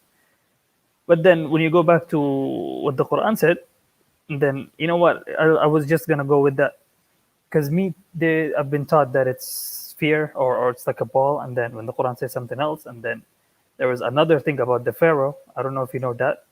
Mm-hmm. Yeah, you know the Pharaoh thing. So that got me like, it hit like a milestone in me. You know what I'm saying? That's why I had to go back and just, you know what, I'm gonna read everything, rediscover everything, Yeah. and verify everything for myself. And that's how it's supposed to be. Absolutely. That is literally how it's supposed to be. Absolutely. Yeah, my mind has never been wired that way, like in terms of, you know, the cosmology and physics and stuff like that. Mm. So that's the reason I personally haven't delved into this argument of flat or not. Well, you don't have to. You're like, I think you're way beyond that, and getting in depth for, and going for what's matter or what doesn't. Yes, So at this point, it doesn't make any difference, because it won't increase the believing in what God reveals. that's exactly it. My thing is, I'm trying to be comfortable in understanding what the hell I'm doing in this universe, and I'm trying to be safe when I leave this universe. Mm-hmm. You know what I'm saying? So those are the two aims that the Quran satisfies for me. Right. No, I'm just gonna hint towards something. Would you think the Pharaoh thing, the Pharaoh story, is it ever gonna be applicable to talk in public, or would they accept it as a general knowledge? The Pharaoh story. Yeah. I'm not sure I understand, bro. Um. Drop it like it is. I think that's not something like to be said like that. It's like a shock. You know what I'm saying? Hit me, man. Now you got me really curious. All right, I'll hit you. It says that there is a certain group of people, let's say, Uh-huh. that said that that God, that the Pharaoh is not going to hell. What? What group of His people are they? his repentance has been accepted. What group of that? A lot of people, and me investigating it, I would go with that, to be honest. You would accept that? I would, yeah. Okay, what backs up the claim? All the verses in the Quran. If you look carefully, there's like a distinction between him and his family, like Al Fir'aun. Oh, is there? Oh yeah. And Okay. even at the time of his, when he was drowning, Mhm. and he said like his shahada, basically, Yeah. God kind of accepted it, and he said like now, and after like you've done so, saying now, that means like it was, he said it right. You know what I'm saying? Right. So you're saying it now, and then he told him, "Al-yawma nunjika bibadanik." So today we're gonna rescue you with your body. It's not we're gonna rescue your body only. You know what I'm saying? Oh. So it's like nunjika bibadanik. It's not nunji badanak. If it's nunji badanak, that means we're gonna rescue your body only. But now we're gonna rescue you with your body. So what it means? He had, you know what he had, like he had power, he had wealth, he had status, everything. Mhm. And then as a repentance, okay, God said, you know what? Okay, I'm gonna accept it, but you're gonna have to redeem for all you did. So we're gonna take you out like a human flesh without anything, and now you can start a new life, basically. Oh. But then at the end of the verse, it says that, wait, let me just take it out. It shows something like really fascinating. But you know what? You can investigate that. It's an interesting topic. That's very interesting. But to be honest with you, it's Yeah. not something that I would that I would struggle accepting. Right. I know you won't. Even if you read the verse, if I read it to you, you're already gonna. I think you're gonna accept it. Okay. So it says, "So today we will save you in your body or in body, that you may be to those who succeed you a sign. And indeed, many among the people of our signs are heedless." You see the ending of the verse? Very good point, actually. Okay. وَإِنَّ كَثِيرًا مِنَ النَّاسِ عَنْ آيَاتِنَا لَغَافِلُونَ. Mm. They don't even, they're like heedless of our signs. That's a very good point. Right? So showing that verse as well, when me like it's like God showing me the story that how I understood it now, and then it says, and many among the people are of our signs are heedless. It's the same test that the Christians had with Jesus. Right. You know what I'm saying? Like they think he died and then he rose up or whatever, but there's a different story. So most of them believe he died, and that's what they believe. But we know it's wrong, right? Yeah. So that's like kind of the same example in their religion that we have it here. So once you see it, are you going to believe what God says or what you've been taught or known from the people? Good point. These two things, the flat earth and the Pharaoh story, that got me really like looking carefully at the word of God. And Well, then, you know what, bro? Since you brought that up, you just reminded me of something. what? This is another thing that I always I wondered how the hell did they get away with this Oh, one? God, man. And The the funny thing, it was like more of the old scholars. They said that, oh, he was accepted, but it got them down. Hmm. But check this out, though. Here's another one that really surprises me how they got away with it. Which one? The Jesus. Hmm. Now, Jesus in the Quran, he didn't die on the cross. No. That's fine. He didn't die on the cross, but it doesn't say that he was lifted up from the cross either. Lifted up from the cross? Yeah. He was not. He was not even there. Well, even that is an assumption. Now, check this out. The only thing the Quran says is that he did not die, and whoever is claiming so is just a conjecture, but they don't know that for sure. And when it says he did not die, it's speaking about the cross scenario, not another time. So stay in this scenario. So it's simply saying when the scenario of the cross, he did not die. Now, obviously, you and I, we have a certain background, so we we automatically think of a few things. Ignore that for a minute. Just stick to what the Quran says. The Quran simply says that he did not die, but so it was made to appear to them. Yani, they thought that he died. Now, but here's the question now. Before we assume, he wasn't there or it was someone else, and all of the stuff that we grew up with, if we go by the the terms that we have here, Hmm. then there are certain things that we can determine. So, for instance, if you say he did not die, but so it appeared to them, that could be due to the fact that yes, he was hanged. Just hear this out. Hmm. He was hanged.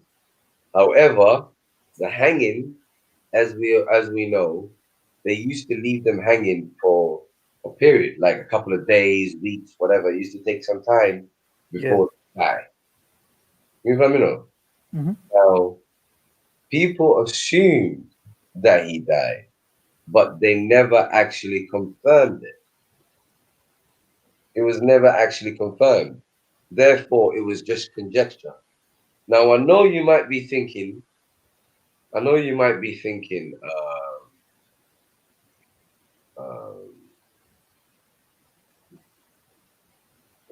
That yeah, I he know was you might be replaced. thinking, but if Jesus was on the cross, then he would be in pain and etc.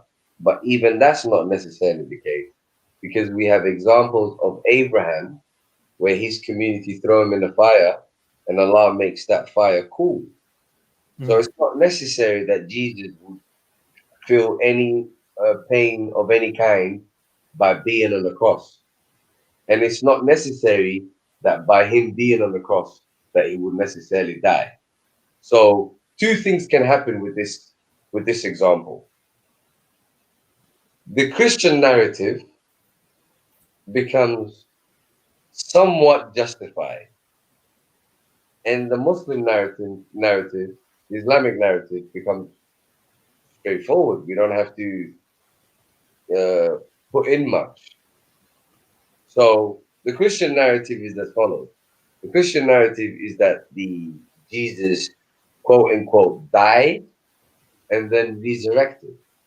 So they believe that he died on that cross, and then somehow a couple of days later, whatever, they saw the man walking about and whatnot. Now, they're assuming he died. They're assuming he died simply because last they left him was on the cross. So they're assuming he died. And they're proving the Quran correct because the Quran is simply saying that's conjecture. They don't know that for certain. So we almost meet Christians and Muslims, and then we put forth to the Christians, how do they know that Jesus died for certain, and they would have no way of getting around that.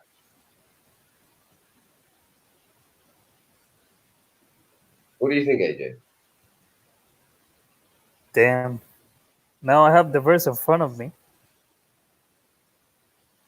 It says that they did not kill him nor crucify him. So does crucifying him implies hanging on a cross? Yeah, the crucified means But not it says he hanging did alone. not crucify. Crucifying doesn't just mean simply being on the cross. It means dying on the cross. There for days and dying. Okay. But yeah, but then it says ولكن شبه لهم. But it was made to resemble him to them. Yeah, to them. So here that's where the issue would be. What kind of being appeared to them? You know what I'm saying? What type of شبه لهم would be?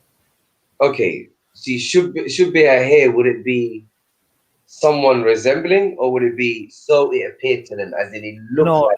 so it appeared to them that it happened. Yeah, The crucifixion, not that him. yeah, that the death happened basically. That he actually died. Basically, it appeared to them that he died, but he didn't. Well, I think they did not know anyways because they were not there in the Christian narrative. It was the Romans who killed him, and then they were not Jews around, I think. And then they heard that he was crucified, and then when he went to his tomb, the presumable tomb, he just came out. So they didn't witness him being on the cross in the first place. Either or is fine because they didn't confirm that he died. Period. Either or. Either or, they did not know that he died, did they? They did not know. That's the bottom line. They just assumed it. Bottom line is they assumed he died. That's the bottom line. But they have no facts behind it. Whether they were there and witnessed the initial hanging, or they heard the hanging. Either way, they didn't confirm the death. Yeah, I see what you're saying. It could be a point, yeah. And what that would do is that basically puts the Christians in a sticky position. They have to explain how they know that he died for certain. Yeah. And they can never do that. They can't. You see what I'm saying? Yeah. Okay. So now that's dealing with the cross part. But here's the interesting part. Chapter 3:55. 3:55. Yeah. Okay. Read it. Bismillah ar-Rahman ar-Rahim. إذ قال الله يا عيسى إني متوفيك ورافعك إلي ومطهرك من الذين كفروا وجاعل الذين اتبعوك فوق الذين كفروا إلى يوم القيامة ثم إلي مرجعكم فأحكم بينكم فيما كنتم فيه تختلفون. Jesus died. متوفيك.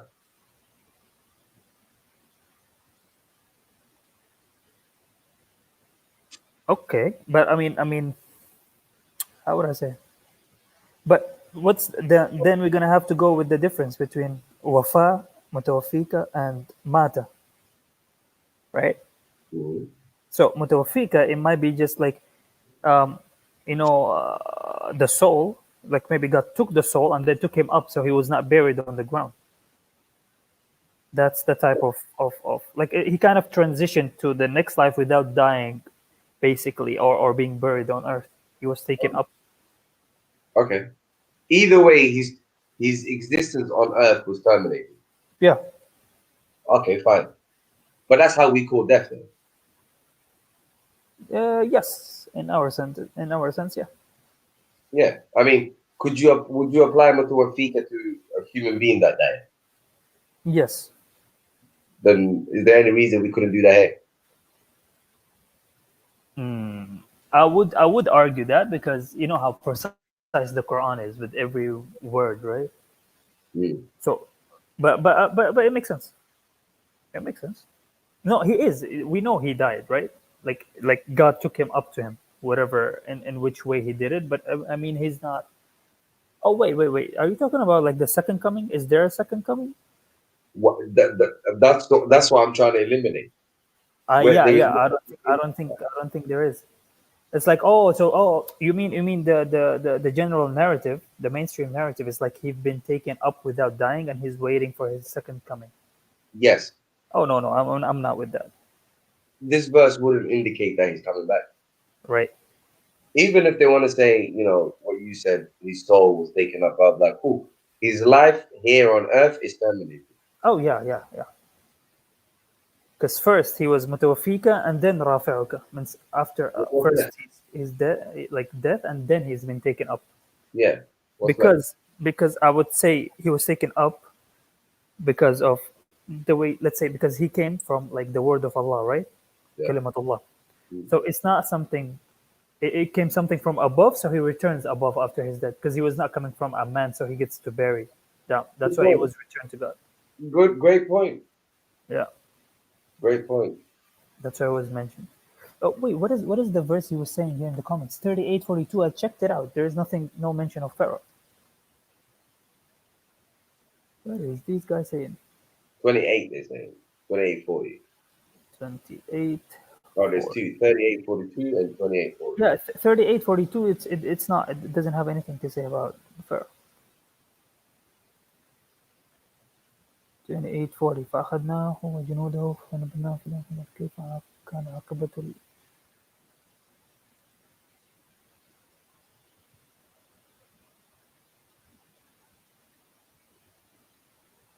Oh, it was a mistake. You're saying 28:40.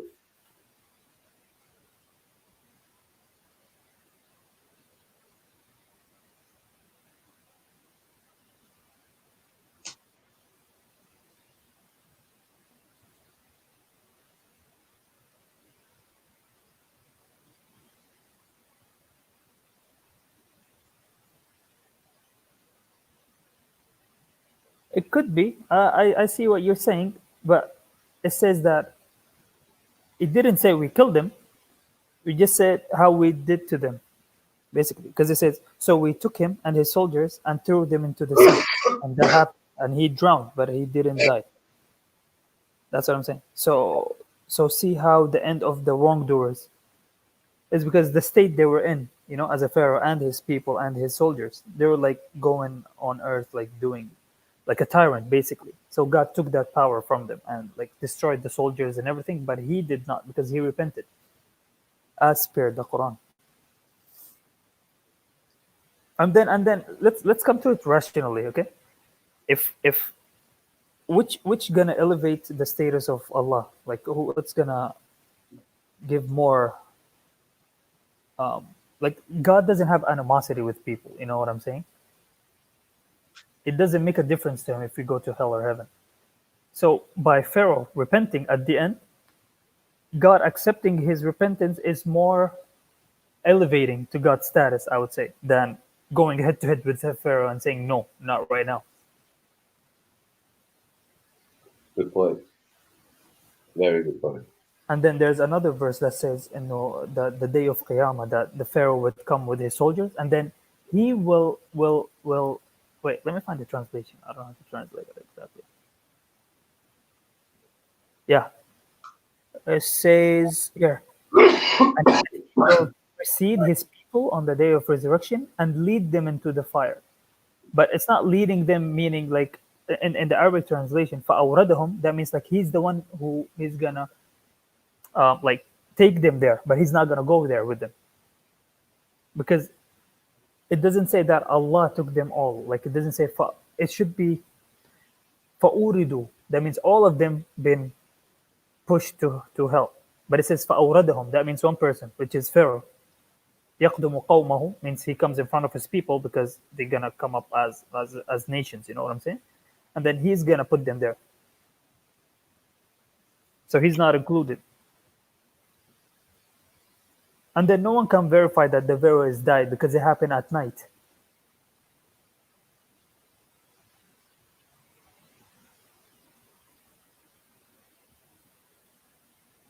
No. It's not a simple sorry. God kind of put him in a test. He said, if you truly repented, okay, I'm going to give you another chance. Now go live a regular life. Go thrive. So maybe he lived for another 40, 50 years, but no one knew that he was Pharaoh. He lived like a regular layman, working, striving for work, just to prove his repentance for the rest of his life until he's dead.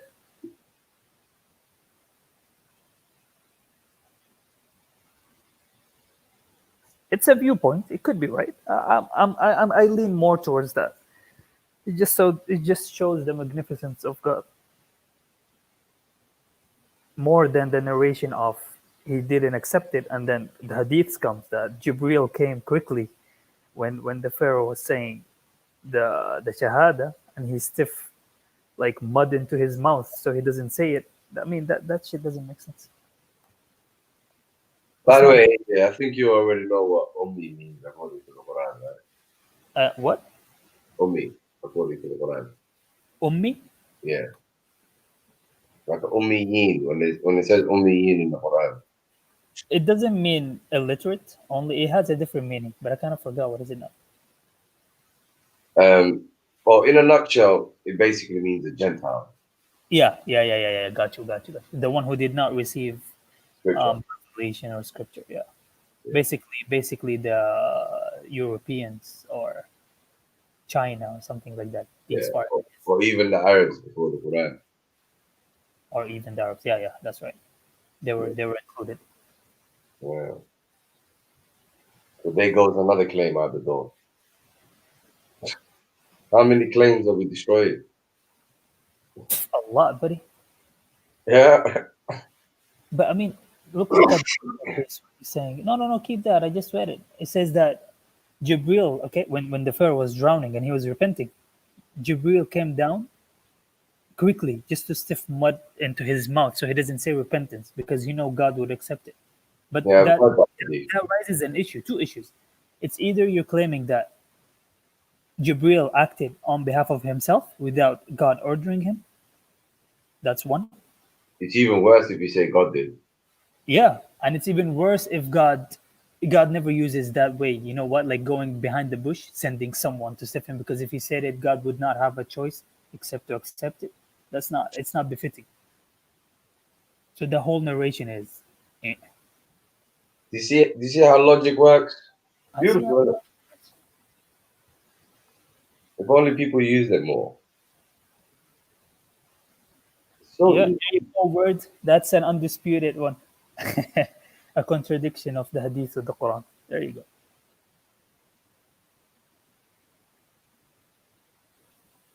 Oh wow. Quran says Pharaoh repented. The hadith says he didn't because Gabriel put mud in his mouth. But logically, if he put mud in his mouth, why would his words be depicted in the Quran? Like he said it. If he didn't say it, it would not be mentioned. Look at the difference in style as well, bro. Like Right? one you got one repentant, the other one you got mud in his mouth. Like so childish. Like, you know what? I don't even understand how people read the hadith and read the Quran and they think it's the same narrative or Right. the same person. Because Right. the narrative is so different.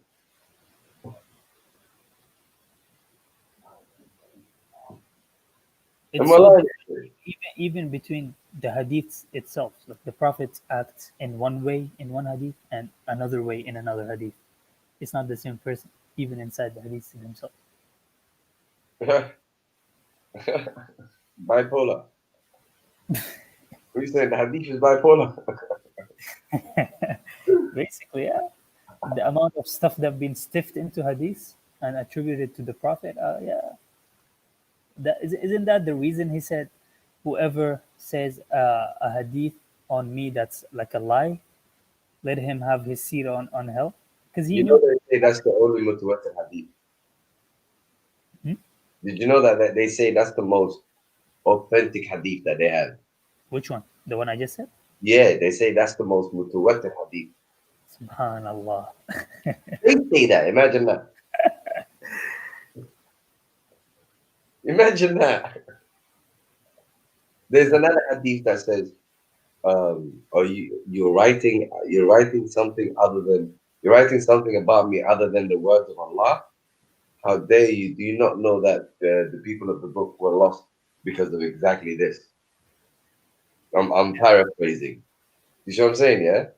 Yeah. They say that's one of the most authentic hadiths as well. It's worth it. You know what happened after I was like researching it? If you notice the amount of hadiths that have been narrated, logically speaking, the people in Mecca who lived the 10 years and then the 13 should narrate more or staying more with the Prophet and they're like the closest to him anyways. Exactly. They only narrated 8, the Meccan hadiths. Only 8. Imagine that. And there was nothing about him with Khadija, his wife. Like there is no hadith about them having problems, which is impossible. There's absolutely they had some disputes or problems or whatever. Any marriage have that, but it was not mentioned because it was not befitting to be narrated. You know what I'm saying? Mm. So they knew the difference between what's to be recorded and what's not. That's why they didn't record much. But then in the Medina section, they came those they called them the people who narrates a lot. There were like 6 or 7. Abu Huraira, Aisha, and Abdullah, Umar. So these, because they had a lot of hadiths, everyone who came after who just threw in a hadith, they just attributed to them because these people were known to be narrating a lot of hadiths. So Yeah, any new ones, it was just stiff there. that easy. That's one of the issues I found there. Yeah. See, that's my problem with hadith. It's like it's so easy. It's just say whatever you want and attribute it to God, and we're gonna create a club where we authenticate each other's ideas. It That's was how easy it is. Huh? Hmm? That's how easy it is. I know, and it went through year by year until it became what do you call it? To be honest, you can say the Jew, you can to a degree, you can say the Muslims are even worse than the Jews and the Christians because they've had more of a warning than they did. Like we've been warned about what happened to them, and we Yeah, still do this. yeah. And anyways, I think the Arabs were worse as a type of people or nation than these, Yeah. and then the Jews and Christian, like the northern ones. So the southern Arabs were like way worse, I think. Wait, what are they saying? He's asking, do you think it's weird how God seems to address the children of Israel in the Quran, despite the fact that they separated and scattered before the coming of the Quran? Well, first and foremost, the children of Israel were being addressed because the area that the Prophet migrates to, let's call it Medina for now, they reside there. So they're being addressed because they're there. And they are, you know, people who have received revelations before. So they're getting warned again. But what you will find interesting that I found in the Quran is children of Israel are not the people who we are led to believe they are. Does that make any sense? Like, for instance, basically the official story is that Jacob, his name was changed to Israel. Correct? I mean, that's one of his names, I would say, yeah. And his children are called the children of Israel, right? Mm-hmm. Can anybody confirm that from the Quran?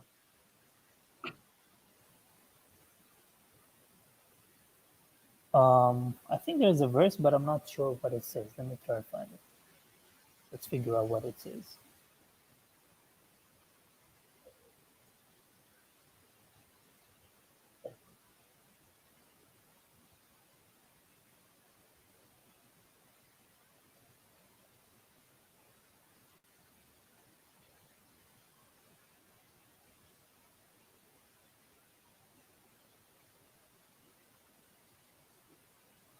Rational Faith said, plus our scripture is incorrupt, so we have no excuse.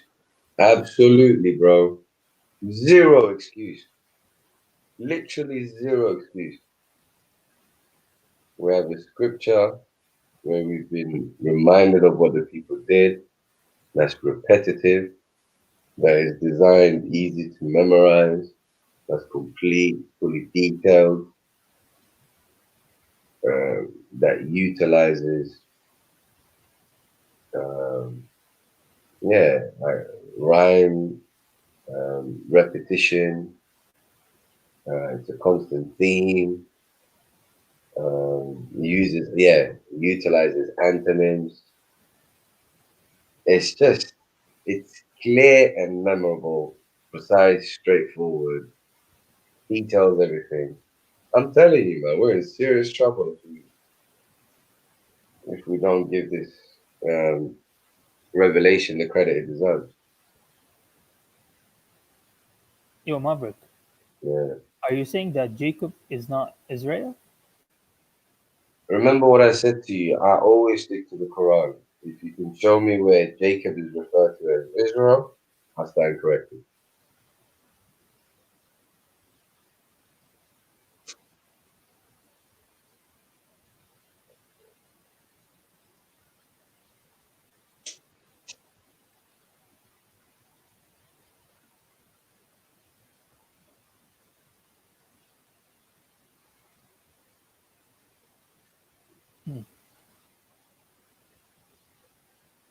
Oh, from the history I know, not from the Quran. But it's not that. That's not something you're gonna go with. Yeah. Yeah. I mean, I'm with you. From the history, that's what we all know. Yeah. But okay, the question would be: is Jacob the prophet here? Is it the same Jacob, the father of Joseph? Yes, I believe so. Yeah. Okay, and then so Joseph and his brothers, they went to Egypt with his father, and that's where the 12th tribe came from, the dream of Yusuf. That indicates they're 11 or 12. Sorry, repeat that last part. When Joseph had a dream, Uh-huh. Joseph had a dream saying to his parent, "I've seen 11 planets or something. 11 كوكبا الشمس والقمر, like the moon and the sun. I saw them submitting to me or prostrating to me." So that's where the link came that Joseph and his brother were 12, and they were like the start of the people of Israel that Where did stayed you get under the 12 Pharaoh. from? Hmm? Where did you get 12 from? From the dream and the brothers of Yusuf. What does the dream say? 12, 11 Kokab planets. Okay, 11, and he would be the 12. Yes. But he wouldn't be a planet, though, would he? Okay, all right, go on. Go on. Okay, But fine.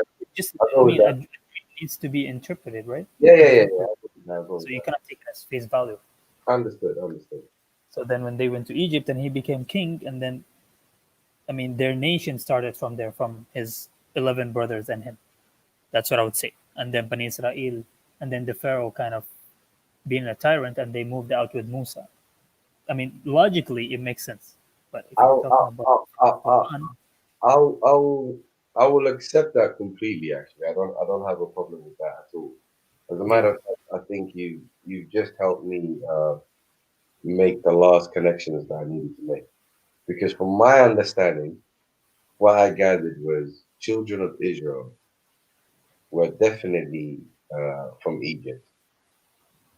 yeah, But if we go by the definition of Israel, like according to the Arabic language, it's something along the lines of someone who's in prison or something like that. okay. Israel. Yeah. The word Isr, kind of captive or being Yes. restricted or something. Yeah. Yeah. Someone captive, basically. Yeah. So the children of the captives, in a nutshell. And that makes sense because they were the children of captives, weren't they? Yeah.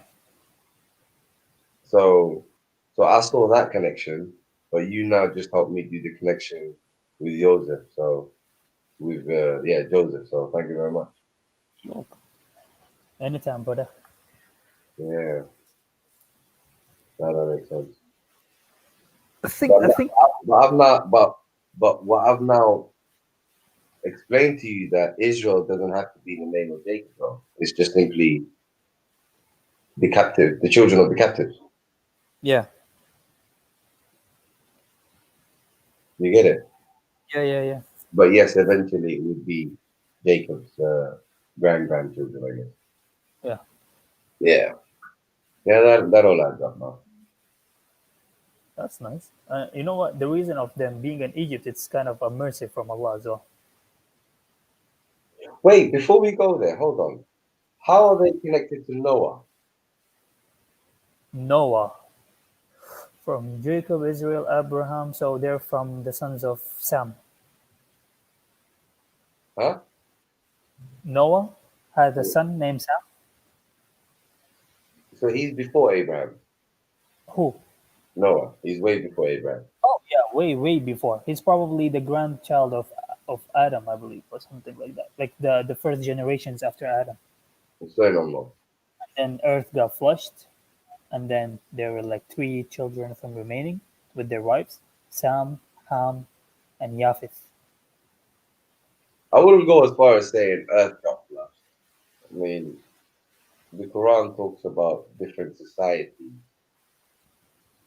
So it could simply be the society of Noah. I wouldn't go as far as saying the whole Earth. Oh, I think that's a Bible narrative. you think that? So what kind of societies do you mean? Because I think Noah was the first prophet after, or the messenger after Adam. See, we don't know that either, though. I mean, not if we go by the Quran. I mean, if you go by the Quran, yes, you can. How do we know that by the Quran? Mm, I mean, I know that the earth was flushed, all of it. That's what I'm saying. And there were survivors, only Noah and the people in his ark. How do we determine global flood from the Quran? Ooh, have to go back to the verses though. See, I know that the narrative of the Bible is a No, global. not the Bible. But the reason I argue for a society Mhm. is because the Quran is always talking about different societies. So I'm simply being consistent. Oh yeah. It is a society, but it was like kind of the first society there. Oh, okay, cool. But then you would have to determine that. Mm. But even if you say first society, it doesn't mean that people are not scattered elsewhere, though. It could just mean first civilized society. It could be.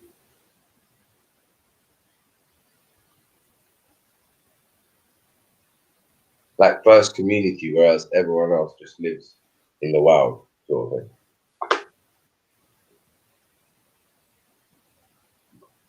But then, okay, I'll let you know what happened. Um, okay, so Surah Nuh in verse 26, Noah said, "My Lord, do not leave upon the earth from among the disbelievers and inhabited." So he said, on earth, all of it. His prayer or his dua was like on earth. Yeah, but Like he basically said, take everyone on earth that's the disbeliever. If you leave them, indeed, if you leave them, they will mislead your servant and not beget except wicked and confirm disbelief.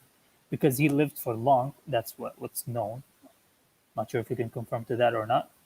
Oh yeah, I think he said lived to 205 or 250. Yeah. So he lived. So he kind of witnessed the whole society or community how it builds or generation an era. You know what I'm saying? For 1,000 years. So he made this prayer with certainty, like saying, if you leave them, they will only mislead your servants and beget only except wicked and disbelievers. Because does he've he seen say, many does he say generations. Noah was sent to his people? Hmm? Was Noah sent to his people? Was Noah sent to these people? No, his people, his people. What about them? Was he sent to his people? Because the Yes. thing is that what it says? Mm, Because if he was sent to his people, then it means that there are other people. you mean So on the verse? It doesn't say, not this one particularly. and again, and another thing is when it says he lived for 950 years, Yeah. is that 950 years as we know them? Is that by as per our calendar, or is that per their calendar? You mean their Remember, time? yeah, because you got to remember, as far as we know, they could call 2 months a year.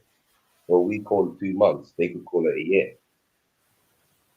Okay. I would go with the time it was revealed. So there was calendars in the Quran. So it's with that timing. No, Otherwise, how would they understand it? no, but you see, for instance, in the Quran, like the Prophet is we're being taught about calendars in the Quran. Mm. So there's no reason to assume that people, especially of Noah's time, had any use for an accurate calendar. Even though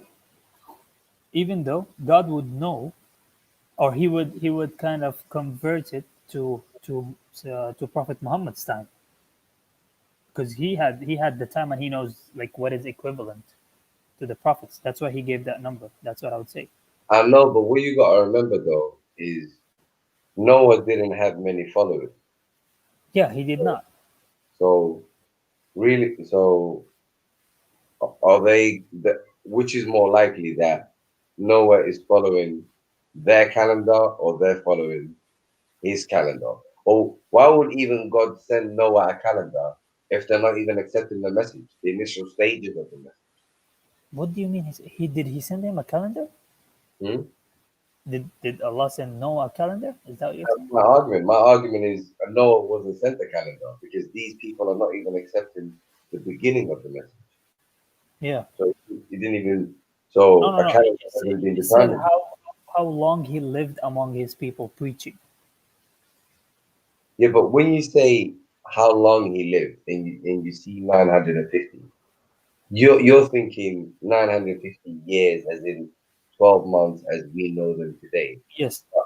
But even this Gregorian calendar It was created quite recently. Yeah, I know that. So think about Noah's time now. Why would there be 30 days in a month and 28 days or 29 days every so often? Like, why would they have that? How would they even develop that?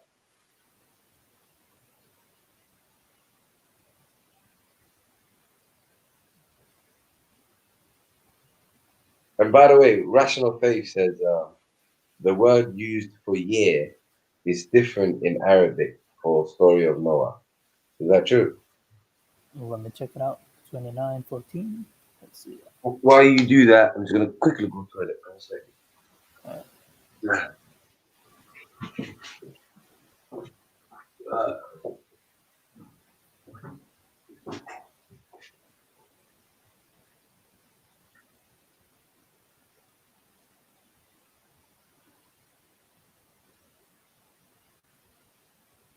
Rational faith. Do you speak Arabic?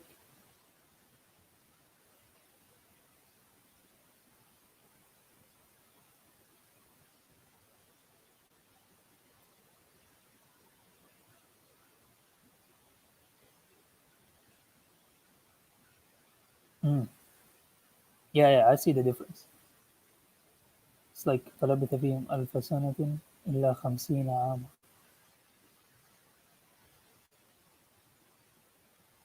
Mm.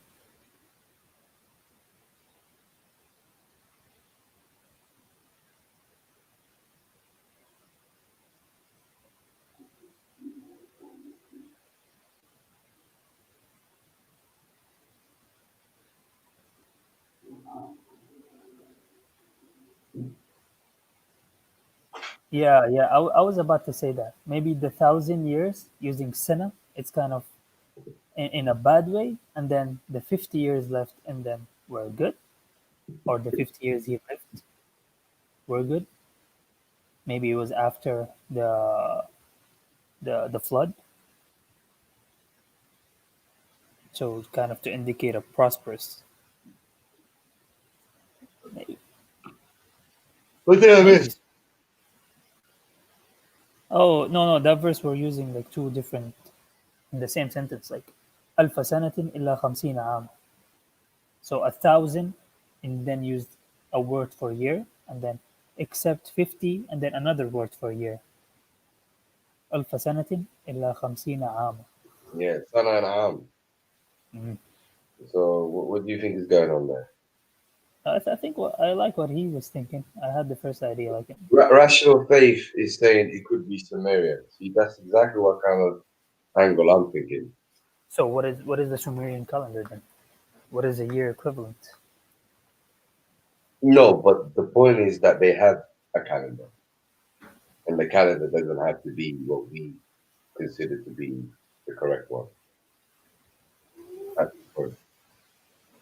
Yeah, maybe. I mean, wait, hold on. We don't even have to go far. We have the same issues today. Ethiopia have their own calendar. Chinese have their own calendar. There's many cultures that have their own calendar. Okay, would it be vastly different? So sometimes it can be, How vast? Oh, how much they differ? Not much, I believe. but if they don't differ much, it's because of You know what I'm saying? Like a year in my calendar cannot be like 5 years in another calendar. They cannot have like 56 months and then they count it as a year. You know what I'm saying? well, that's because you have a norm today. So you may be saying that based on the fact that you have a norm today.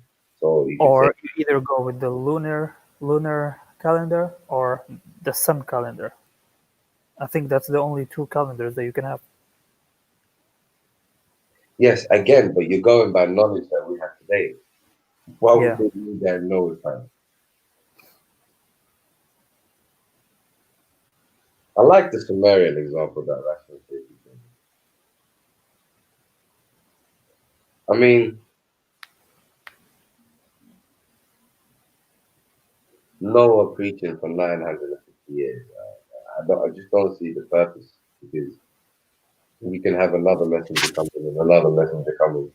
You don't need to have the same messenger for 950 literal years. Maybe Huh? it might be because they're, I think they were the descendant of, the first sons of Adam, Habil and Qabil, the one who killed the other. Yeah. He kind of started that, and then after Adam, there were no prophets for a while, so most of the children were like not guided. Let's say they were doing whatever they want.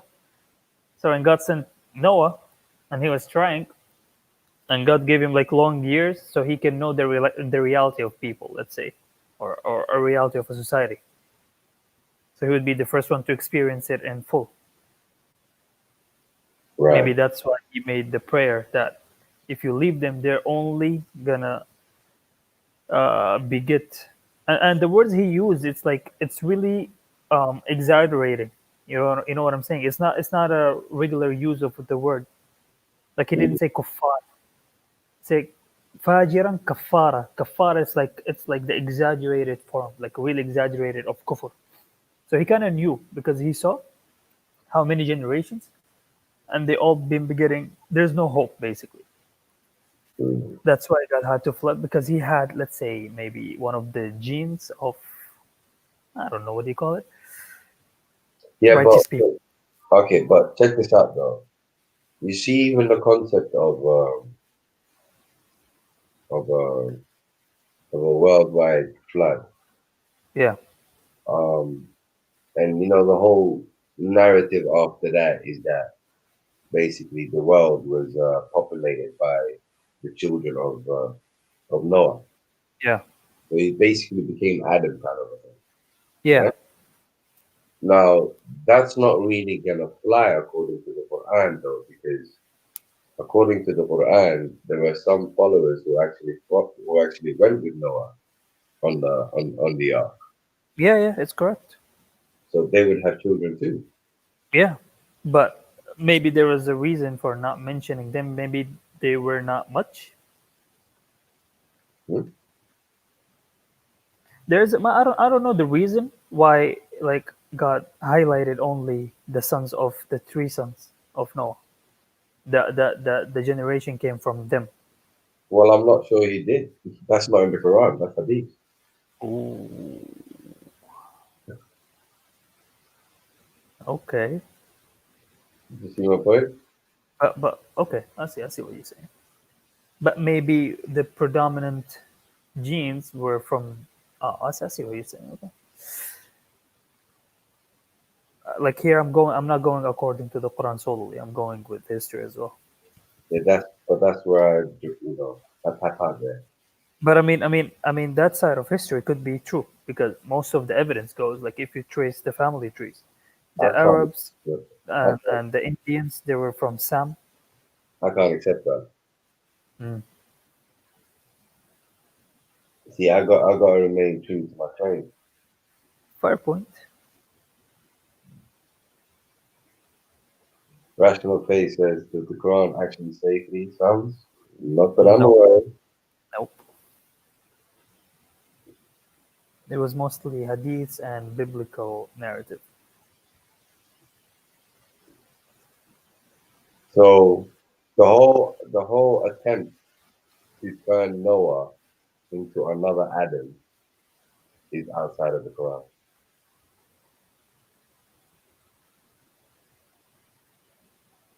Hmm. This whole game of Asians come from this sun, Africans come from Ham, Europeans come from this guy. That's all biblical and hadith, but not the Quran. Yeah, you could say that. As you know, one of the thing is, But the thing is, let me just add a small point. wait, The Go ahead. Rational Faith just reminded me of something. He says, "I only know of the one who drowned." As a matter of fact, that's the only son that the Quran speaks of. Let's mention. Yeah, right. Is there any other son that the Quran speaks of? No, but it says his family. Yeah, but is his family not his wife and child? Is that not family? Yeah. Actually, But does it? what would you limit that? What would you Huh? limit it to that? Wait. Does it say family or house? أهل بيتك. I think house. So we're assuming it's family. He's directing his direct family out there. So we're assuming it's family then. That's a good question. So here we have one son that is mentioned in the Quran. That one son drowns. We have a mention of house. House can mean family, I grant you that, but it can also mean his followers, those that follow him. So the narrative of the Quran is very different from this narrative of Noah turning into the new Adam, especially when the Quran speaks of people going on the ark with him as well. So they would have children as well. So if we try to associate all Asians, Europeans, Africans, etc., with the children of Noah, then what about the people that were on the ark with Noah? Where were their children? Did they have alien children?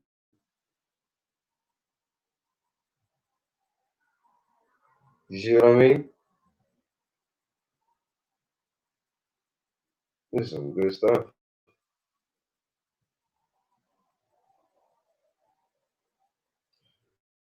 Okay, I believe the Quran also says Tamud or Ad were descendants of Noah. See, well, quote the verse for us, my friend, because last I remember, first and foremost, Ad and Tamud. People keep, well, I'm one of those people. People think that they are two different people, but if I remember correctly, Thamud is from Ad, or Ad is from Thamud. So I don't think it's two different people. One is a community, and the other one is the messenger himself. But whether he's a descendant of Noah, I have not come across that in the Quran. I would love to be updated on that.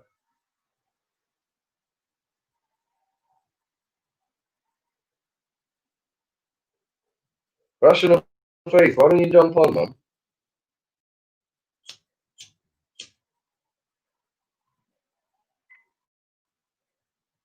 I'm gonna have to chop up this link into different parts of that. 6 hours in the game. I'll let you boy. We're not playing around.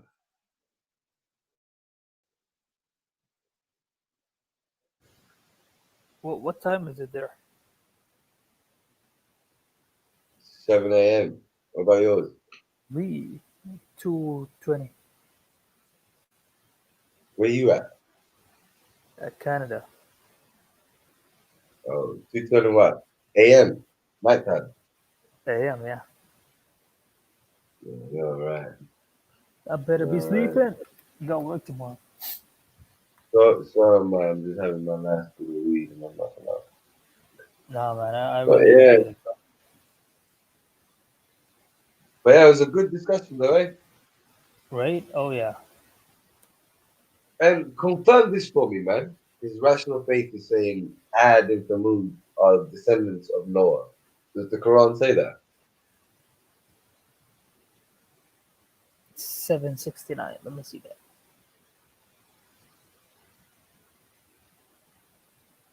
769.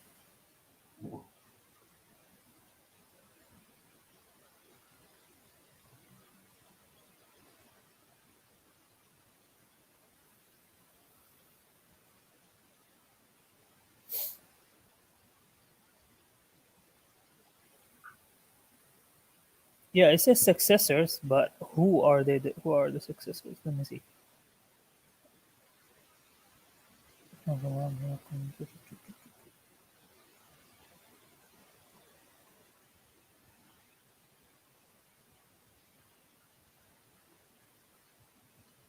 Successors are for the people of Noah and increased you and increase you.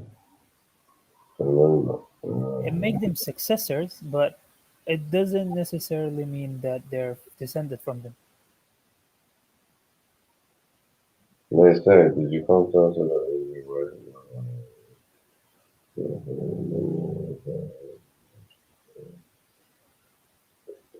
Right? Because it says Khalifa, Khulafa. Yeah, but we're all called Khulafa. All human beings are called that. When Allah says He will create Khulafa on earth. I somehow see what he's saying,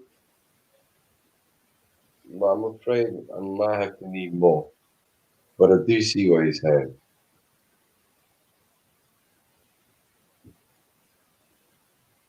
You're not completely far off, rational faith. But, if someone wanted to be specific, they would ask for more.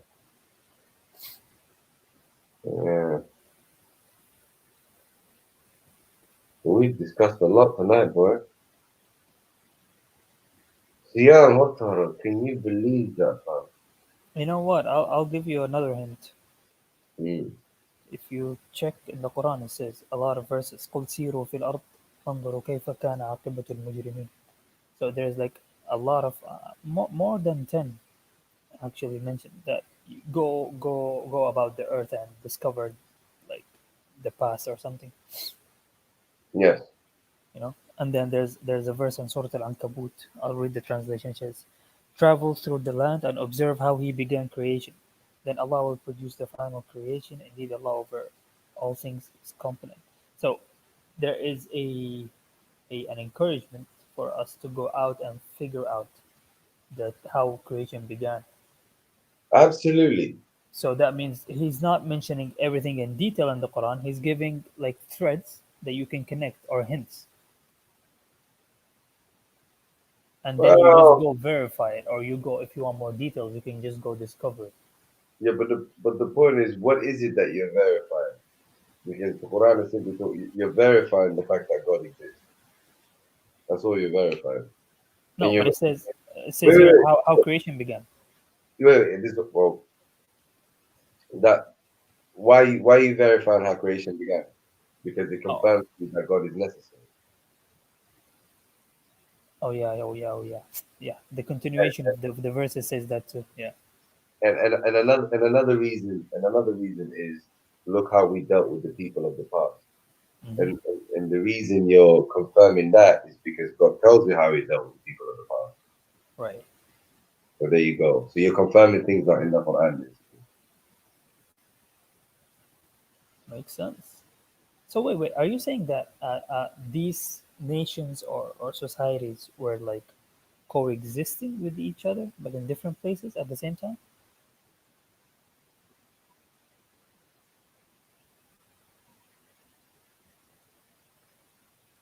I mean, at the moment, that's what I'm saying. I can't.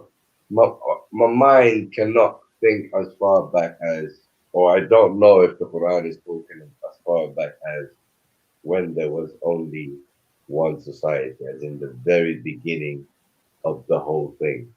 I mean, I would assume that it talked about that when it comes to Adam and that, but I didn't think that Noah was immediately after Adam. I would have thought that Noah was a while after Adam, and by that time, a few societies would have been established. Mm. Okay, you know what I would say. Mm. There's in Surah Al-Araf, like the verses, they kind of come in a continuation. So it starts with Nuh, that we sent Nuh to his people, and he said, "Oh, people worship Allah, and you have deity other than Him." And then he goes to people of Ad, and it's almost the same scenario. and then goes to Thamud. So it kind of coming in a historical order. You know what I'm saying? So you could use that. Yes, but yes, I can accept that it's coming in some form of historical order. I can accept that, but it doesn't. It doesn't have to be immediate, though, does it? No, of course not.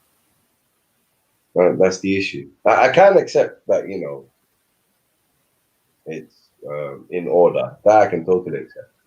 But it could be like Adam, and then you have a few, and then Noah, and then you have a few, etc. You get it? Yeah, yeah. Because Allah says there's been plenty of prophets, and not all of them have been mentioned to us. Remember? Yep. So there you There's go. no mention of all of them. Yeah, so we don't know what order they go